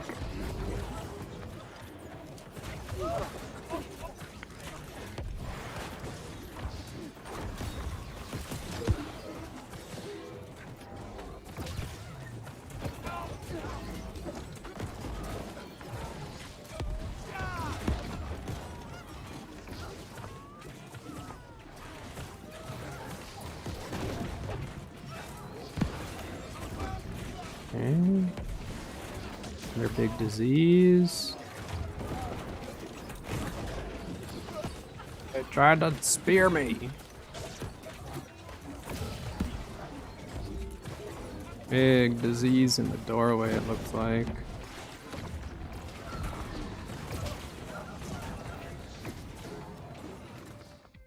GG.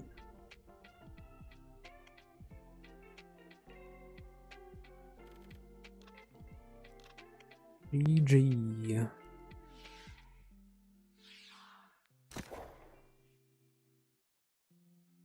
Still did 2 mil heals.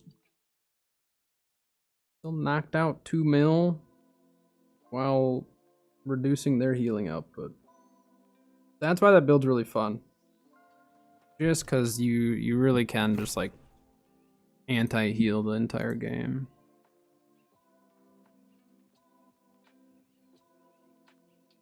Oh wait, we don't even have Yeah, so I am gonna have to do arenas with this weapon. I don't really feel like doing that right now in order to get it fully leveled. But we got the pest perk, so 8% damage against poisoned and diseased targets. So I mean, we do get a little bit of, you know, damage against them, but let's see, attacks from both weapons against targets inflict a stack of poison, decrease to. So let me go to a war camp and just, I want to see how much that actually does. Let's go like, what war camp was really close? I think Cutlass is actually fairly, no, let's just go to weapon skill. I like the weapon skill camp. But I want to see like how many ticks it actually puts on the life staff. But the blunder does like nothing for this build as far as damage goes. I mean, it helps do a little more damage with our life staff, but I don't actually know what all it does for it. So let's go test it out.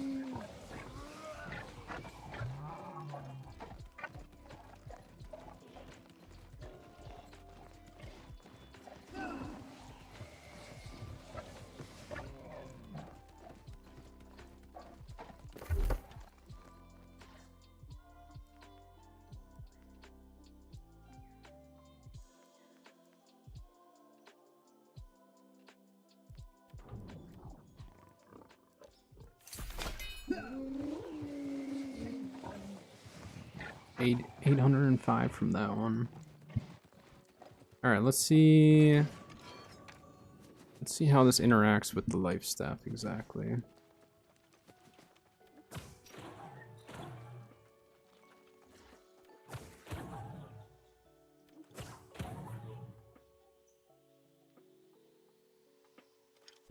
It does 96 a tick.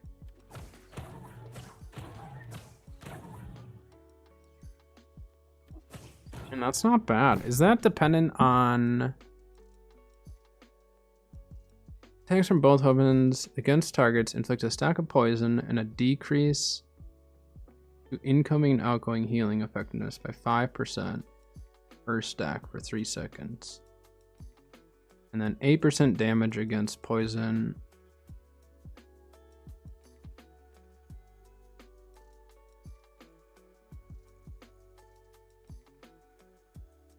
So is that a 5?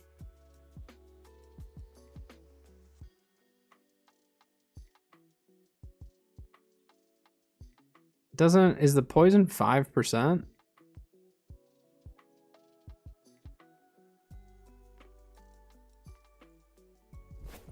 Then how much is it with this?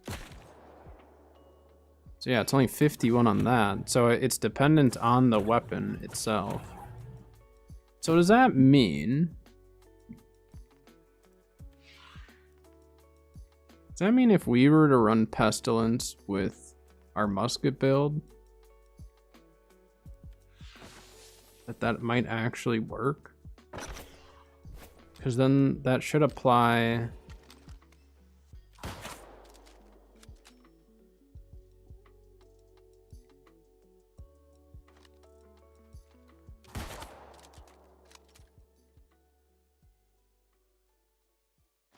I'm trying to like count all the damage. There's a 202 and a 126.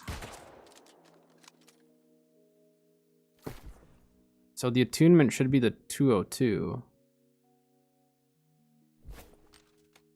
I mean, that might actually be the way to go for that at some point.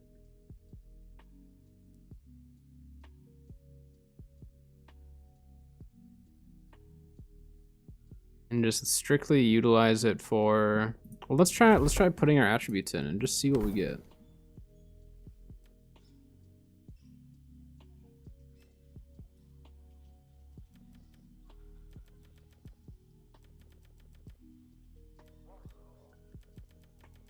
Just want to see what happens if we do this.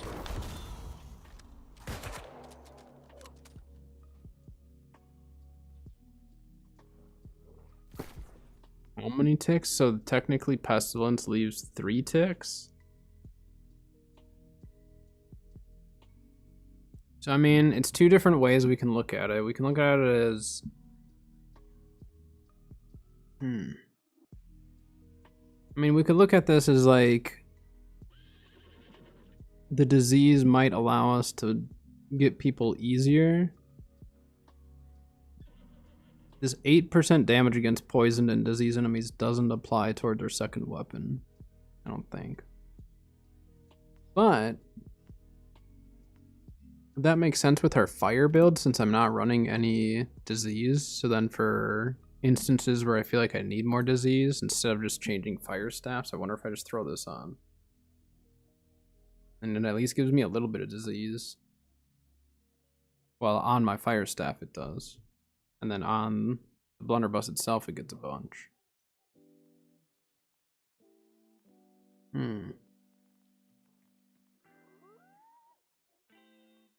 Yeah, I mean, it's a very, very fun build. I like running Life Staff Blunder a lot. I've done it quite a bit in the past. Not a bad round shield, but I don't think I'll use it.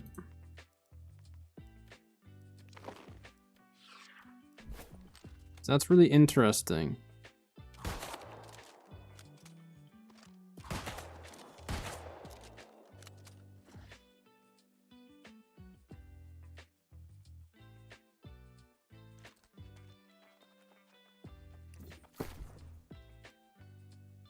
I mean, it's more...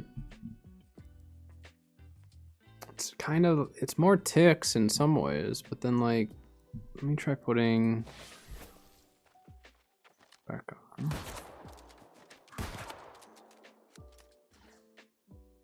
Does the disintegrate last longer? And disintegrate stacks are almost the same amount. So I guess the two ways you can look at it is, do you want some disease and slightly larger dots, or more damage output, which this disease that I'd be able to apply with the musket would only be a 15% debuff.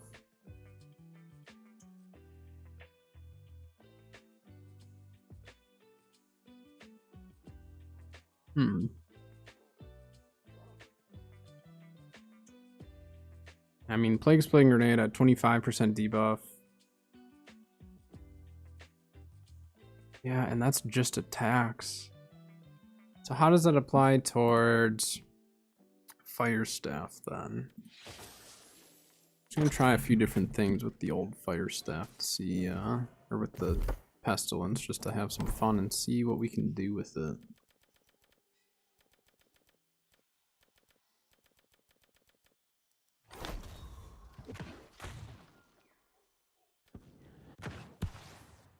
So does that apply even if the splash hits them?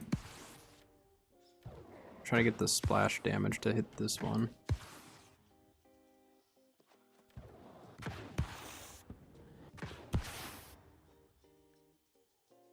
Yeah, so even the splash from the AoE.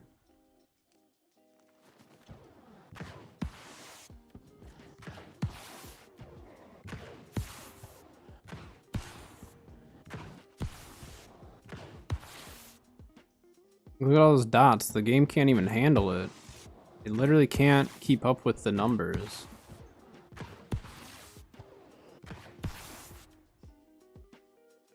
I mean, would it make sense to run this in PvE? I'm just trying to think. What does that put my damage at on the blunder? It should be pretty decent. Yeah, the blunderbuss itself is still going to do a lot. How much time do I have in my consumables? Let's try running this build. Maybe I do like two different Pestilence builds. One with Fire Staff here, and then the other one, my Plague Doctor build. Because then for Fire, what I'll probably do is just set up the build so then I can swap between Fire, or the Blunder for PvP and Ice for PvE. Unless the Blunder just feels like really, really strong, which is definitely a possibility. Go try it on some PvE and just see what happens. Because I mean, with an int build, Pestilence works amazing because you get the extra the extra duration of damage over time.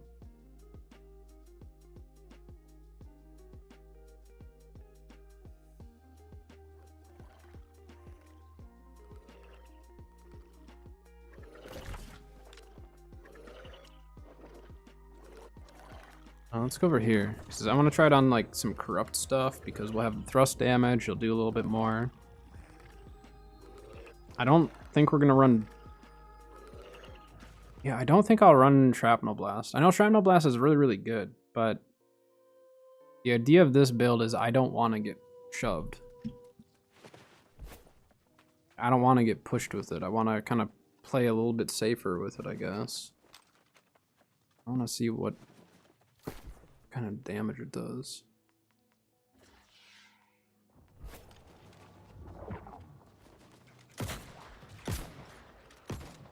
Would probably help if I didn't miss, huh?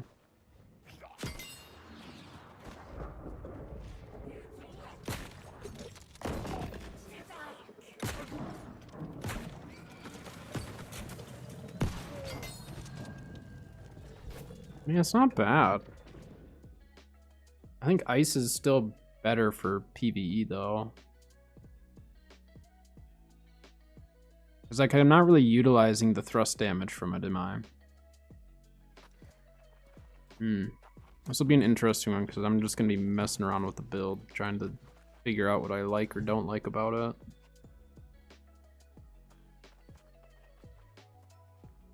I didn't see anything. Oh wait, Arc just announced something a bit ago.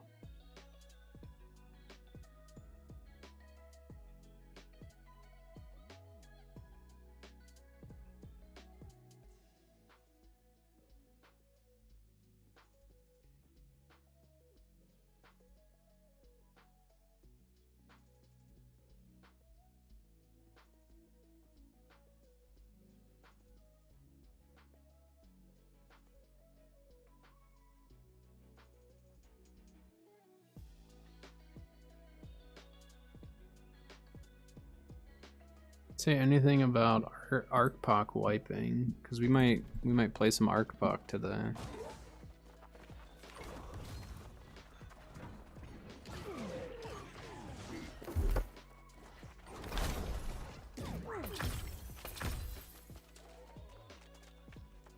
Can't reset that, dang it.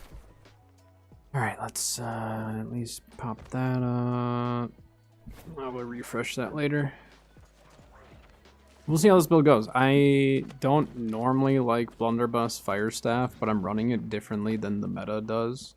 This is not a meta build for it because I'm not running like Shrapnel Blast and stuff. At least I don't think it's a meta build in that sense.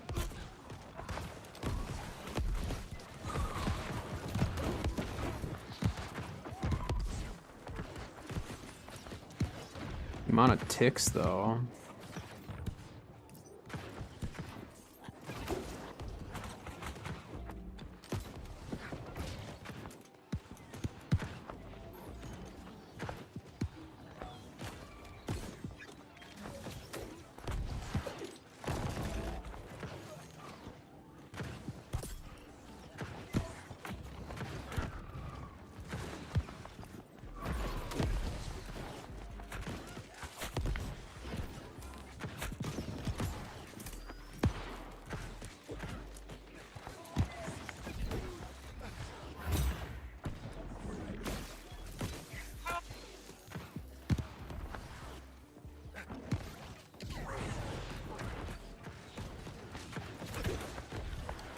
Ow.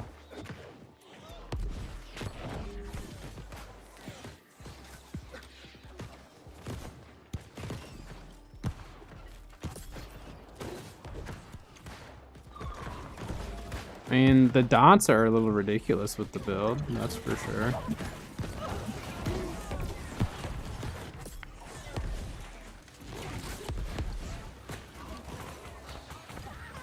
Oh, you got Windchill! I still want to mess around with Windchill.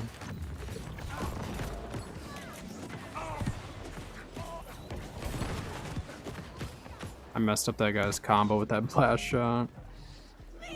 Alright. I'm feeling it so far. We'll see how it is as time goes on here, but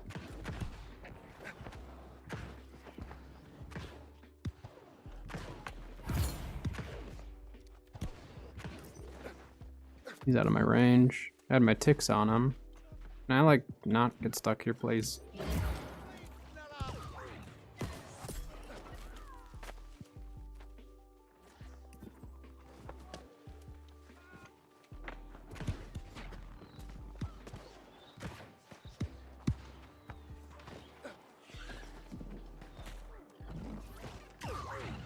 Push up to these rocks. I don't want to get shot by those bows.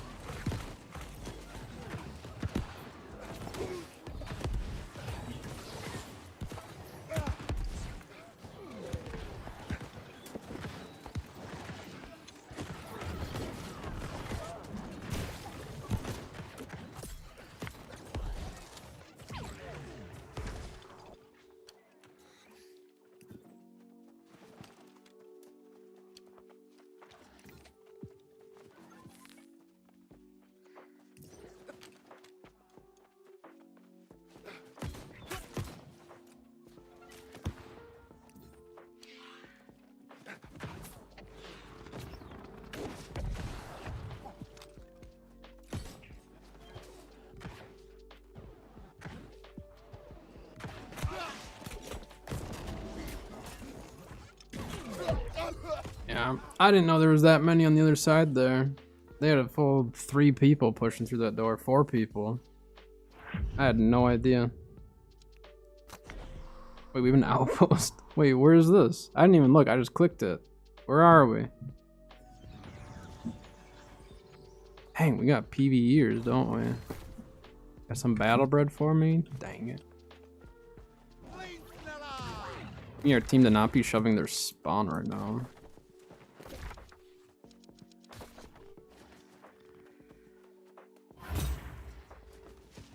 I don't know if that group is gonna... I don't know which way they're going. I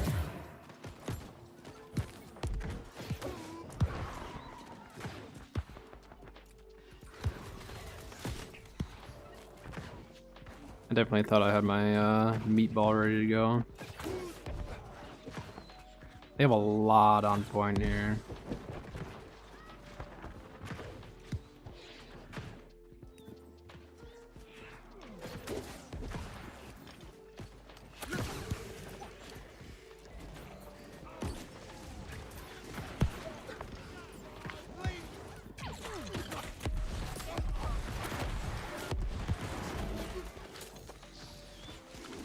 Get back up.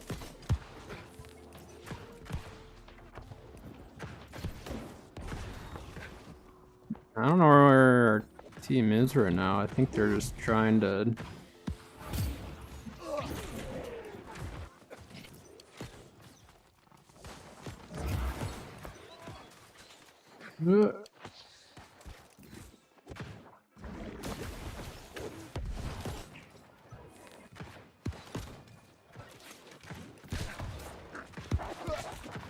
They're diseased. Hey, Fel. How have you been? I blew up.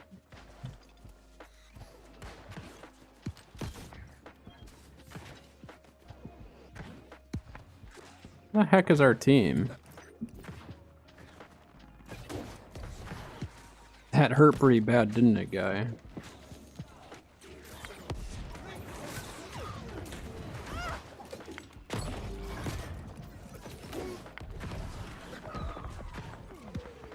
That musket did not have a fun time with that push, because I know what it's like to get pushed like that.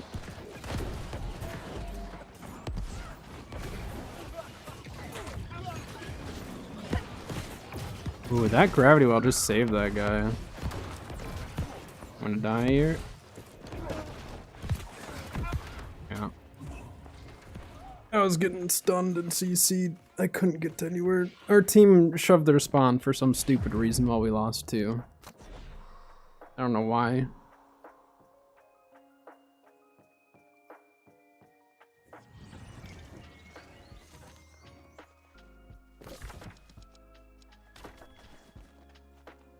26 so far, not bad. I'm doing alright. Friday. How are you? Pulled some decent loot today as well. That helps.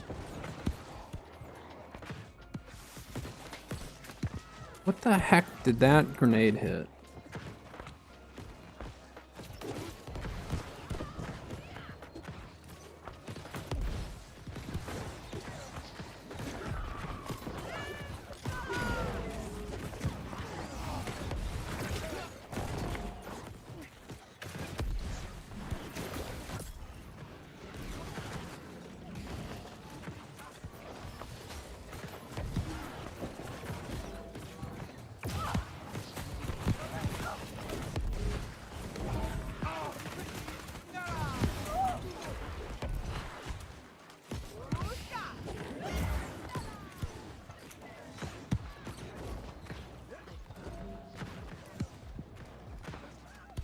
A Baron in a minute. You're sick? That's not good. Hopefully you feel better soon. But we are kind of in that time of year, I guess, where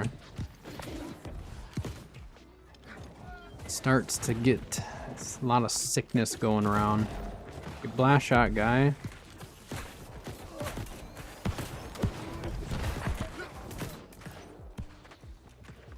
Medium armor is tough to kill with that blunderbuss.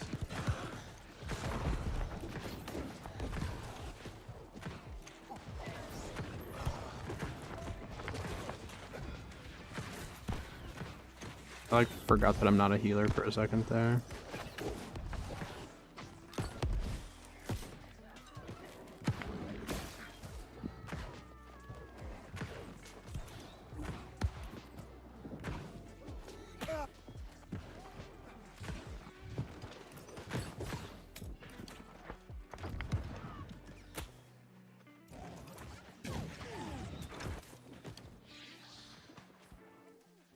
The Baron.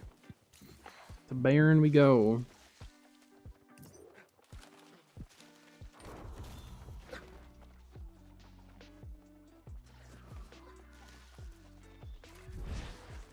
A lot of them coming though. I don't know how that let me in. I don't feel like it should have.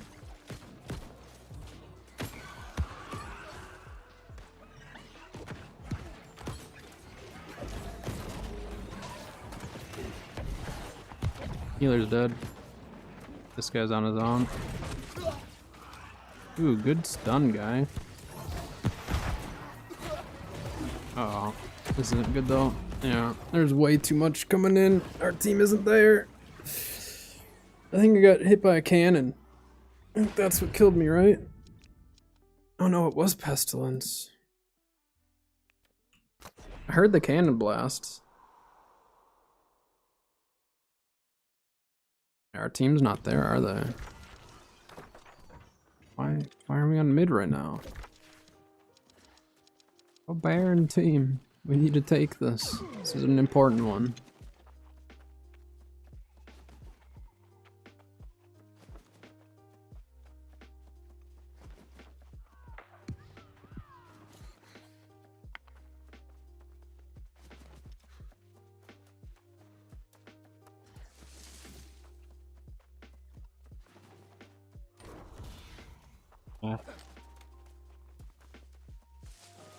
That's not good. Our team, we can win the team versus team, but we need our whole team there.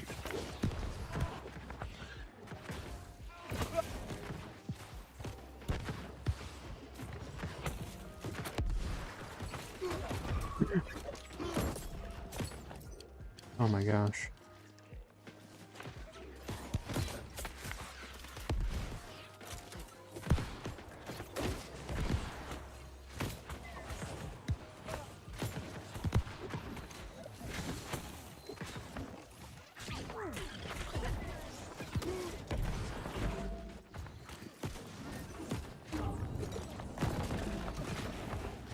Trying to see if that would actually hit him from up top.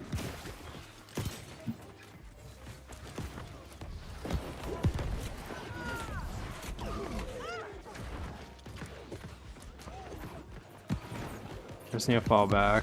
Wait for team to finish up this fight outside.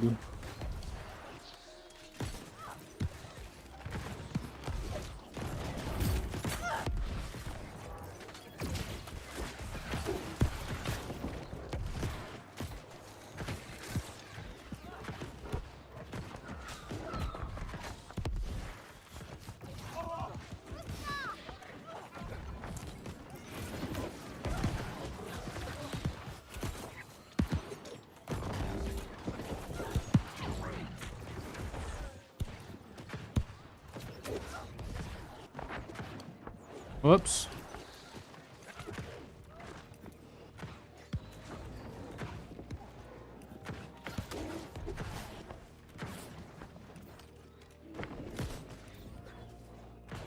Oh, that was close. I almost just went right off the edge there.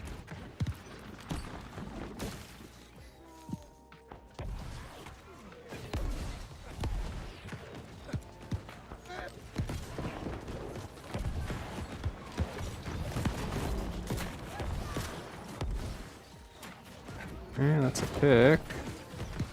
I can't push very aggressive until I got more cooldowns already.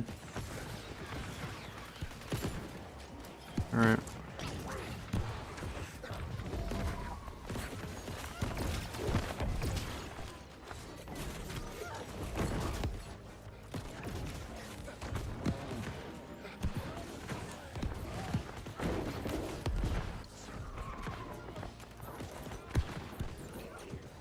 Gosh dang it.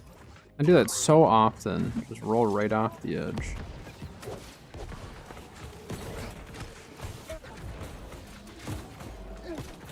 We got a pocket. I need backup on that. Yeah, thank you, team.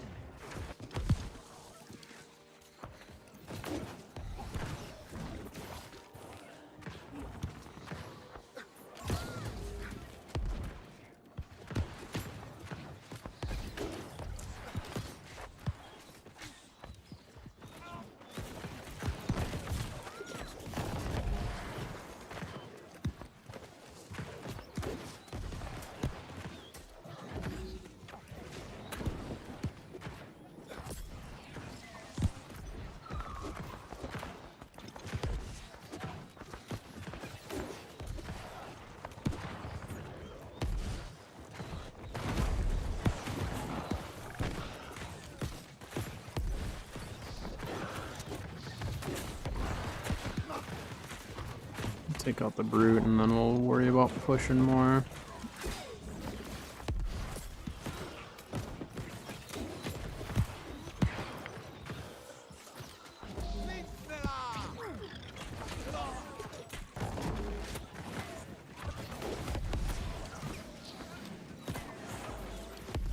I need a heal. I don't know if we had any healers on that fight.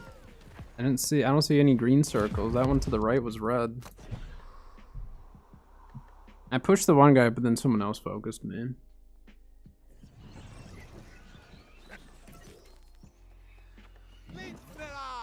It's not bad though. I mean, I don't mind this build. Obviously we have the disease application, we have some of the damage output. I mean, I kind of treat Musket and Fire Staff very, very similarly.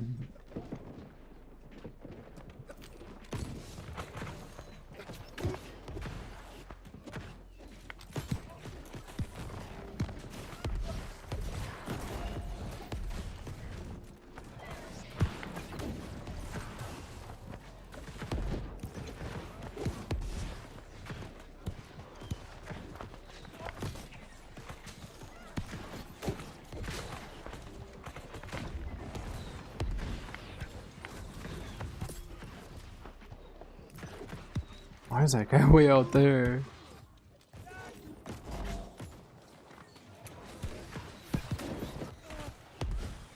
Lots of disease in that group right there. There's a bow that's hitting me. He's trying to focus me right now.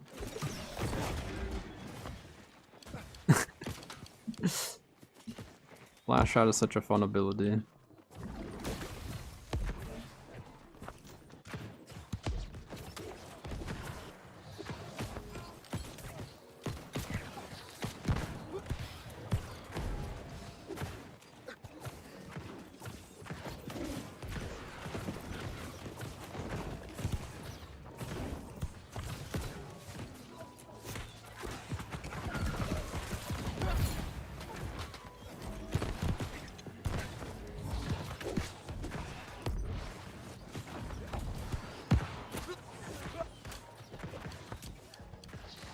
Keep getting animation locked into those light attacks. I don't really understand the point of that. That was a really strange vines by that healer.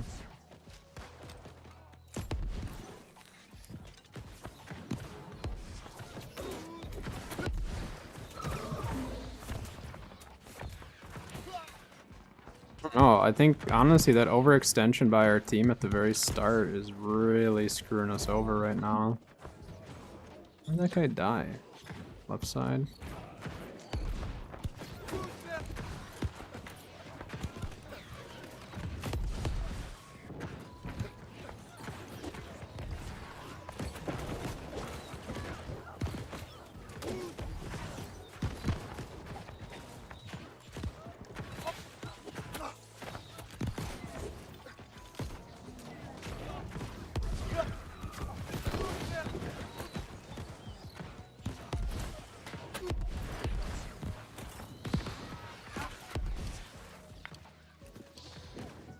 Oh, we have someone back capping. I mean, that's fine.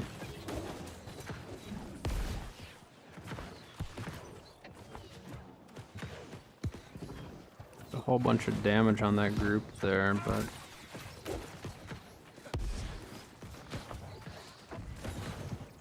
they're controlling the top really well, so it's hard for me to justify pushing on.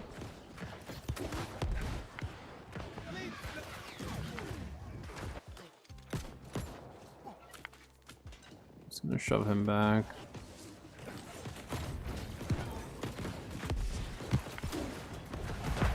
Need some muskets or bows to shoot the healers just killing up top.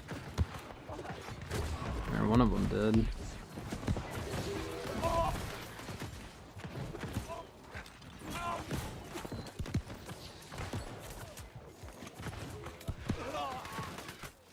That guy's diseased. It's not enough though.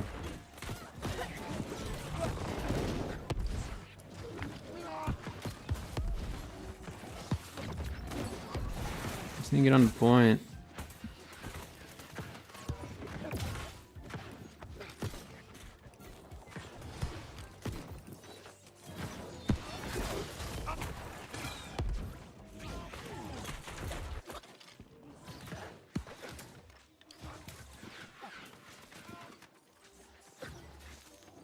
Take it, and then we need to just rotate Baron immediately.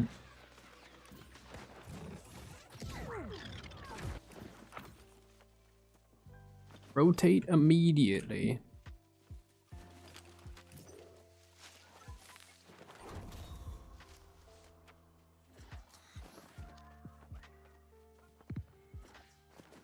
All right.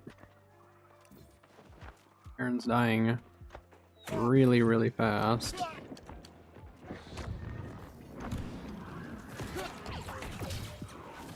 Yep, no one's even making an attempt for it, are they? No, not a single other person tried to go on point. That's crazy. Why did no one else even attempt it? Did they literally sit outside and just fight? Just like I did to the other team last time? That's crazy. Yeah, our team's just falling apart.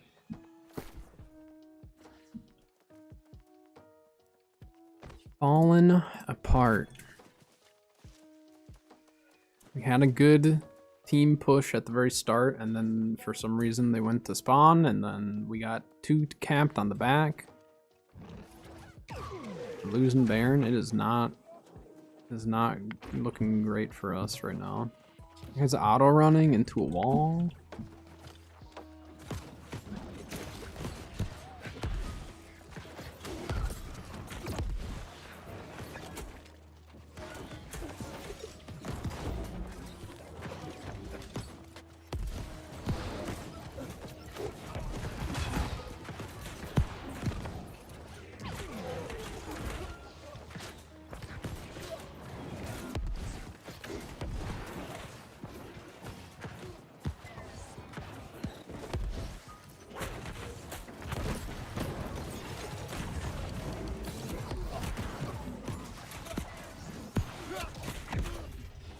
Our team pushed out again. Why are they chasing out? They're like leaving. They're leaving the point. They all left out. Yeah, see, look. They all left out that door chasing someone. And they just went in the other door and killed us.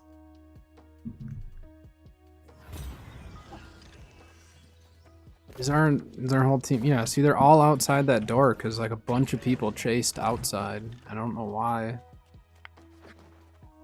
Had I seen it, I guess I could have left, but by the time I noticed, it was too late. Ay ay ay.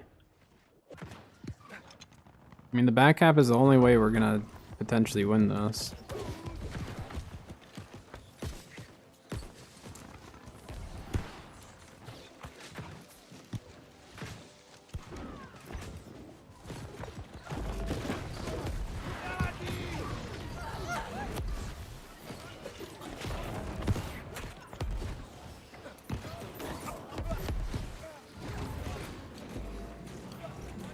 Stupid flamethrower garbage. I want to get that flamethrower there. Flamethrower is dead.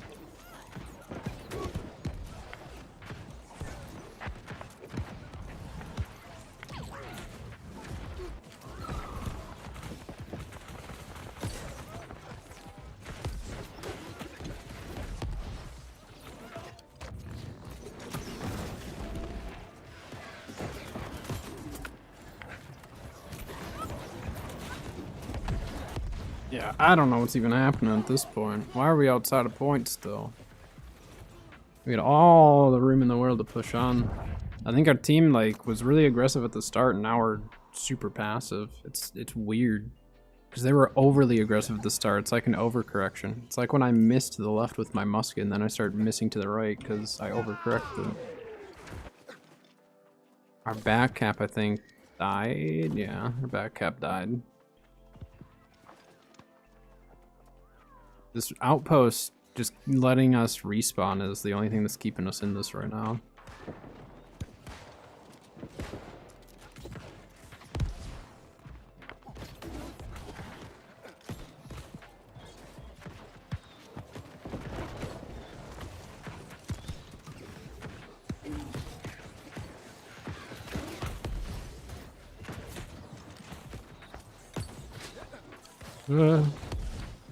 Stand myself out.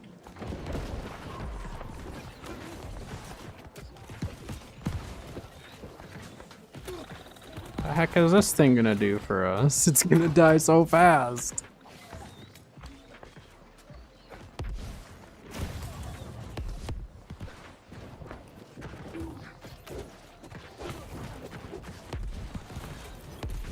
Oh my gosh, there's so many.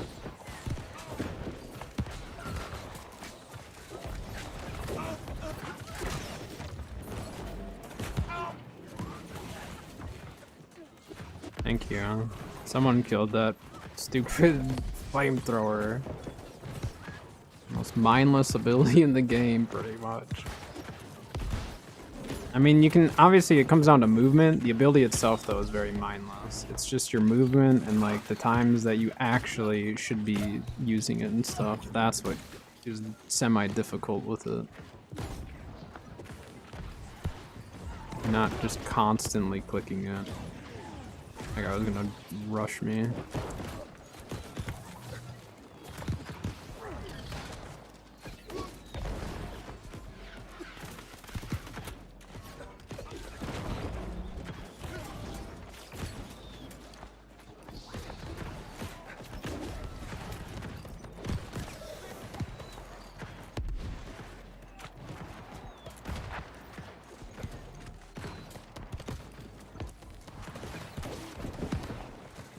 Nice.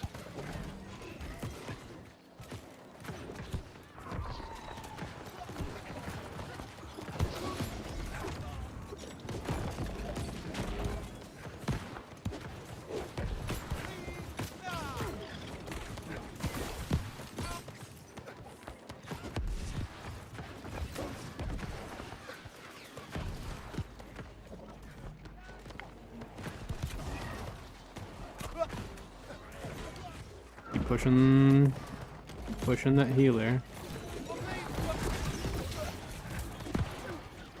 Nice.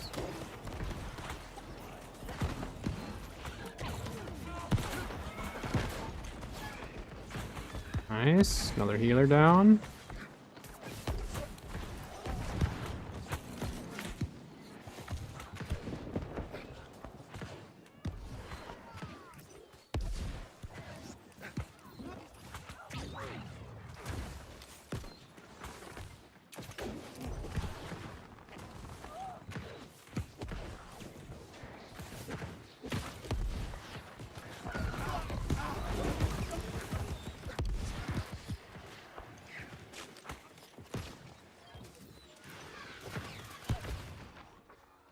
Dang it.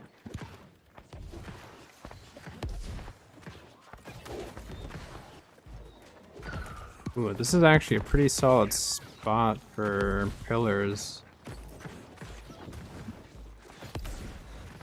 Yeah, this is an amazing spot for Pillar of Fires. Right here.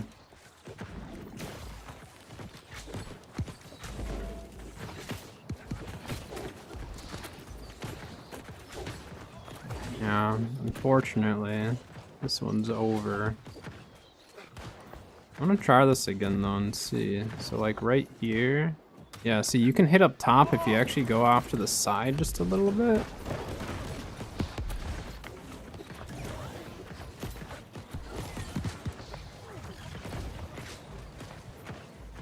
That flame bob there. Then again, they don't really call them flame bobs in this game like they do in Ark.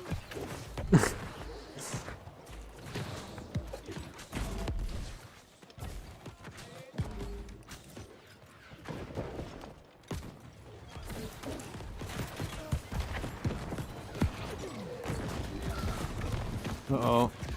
I almost got caught out.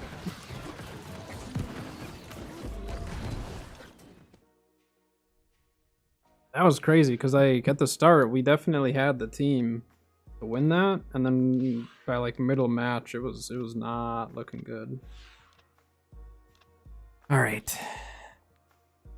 I mean, we still had 13. Damage was okay.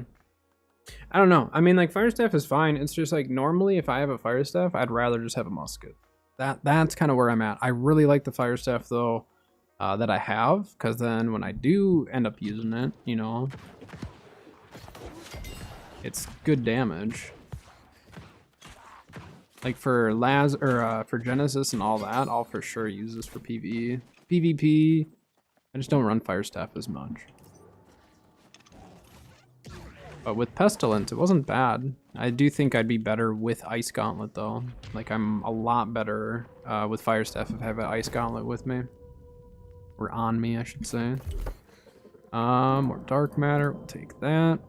All right, we are going to call stream right there for the day and the week. It is Christmas weekend, so those who do celebrate, I hope you have a great Christmas. I don't think I'll be live on Monday just because it is Christmas Day. There is always a chance after our family stuff if we're just hanging out or something, but I'll probably take the day off just to have a day off, hang out with family, stuff like that. No current plans of streaming this weekend, but that could always change. You never know, just depending on what we're up to. Especially since I'm taking Monday off, I might try to get in an extra stream. Maybe not this week, possibly next week. We'll see. But that is going to do it for today. So thank you very much for everyone who's hanging out today. Follow, subs, all that fun stuff. And I will see everyone next time, probably Tuesday if I don't stream before then. So have a good one. We will see you later. Have a very happy and safe holiday weekend.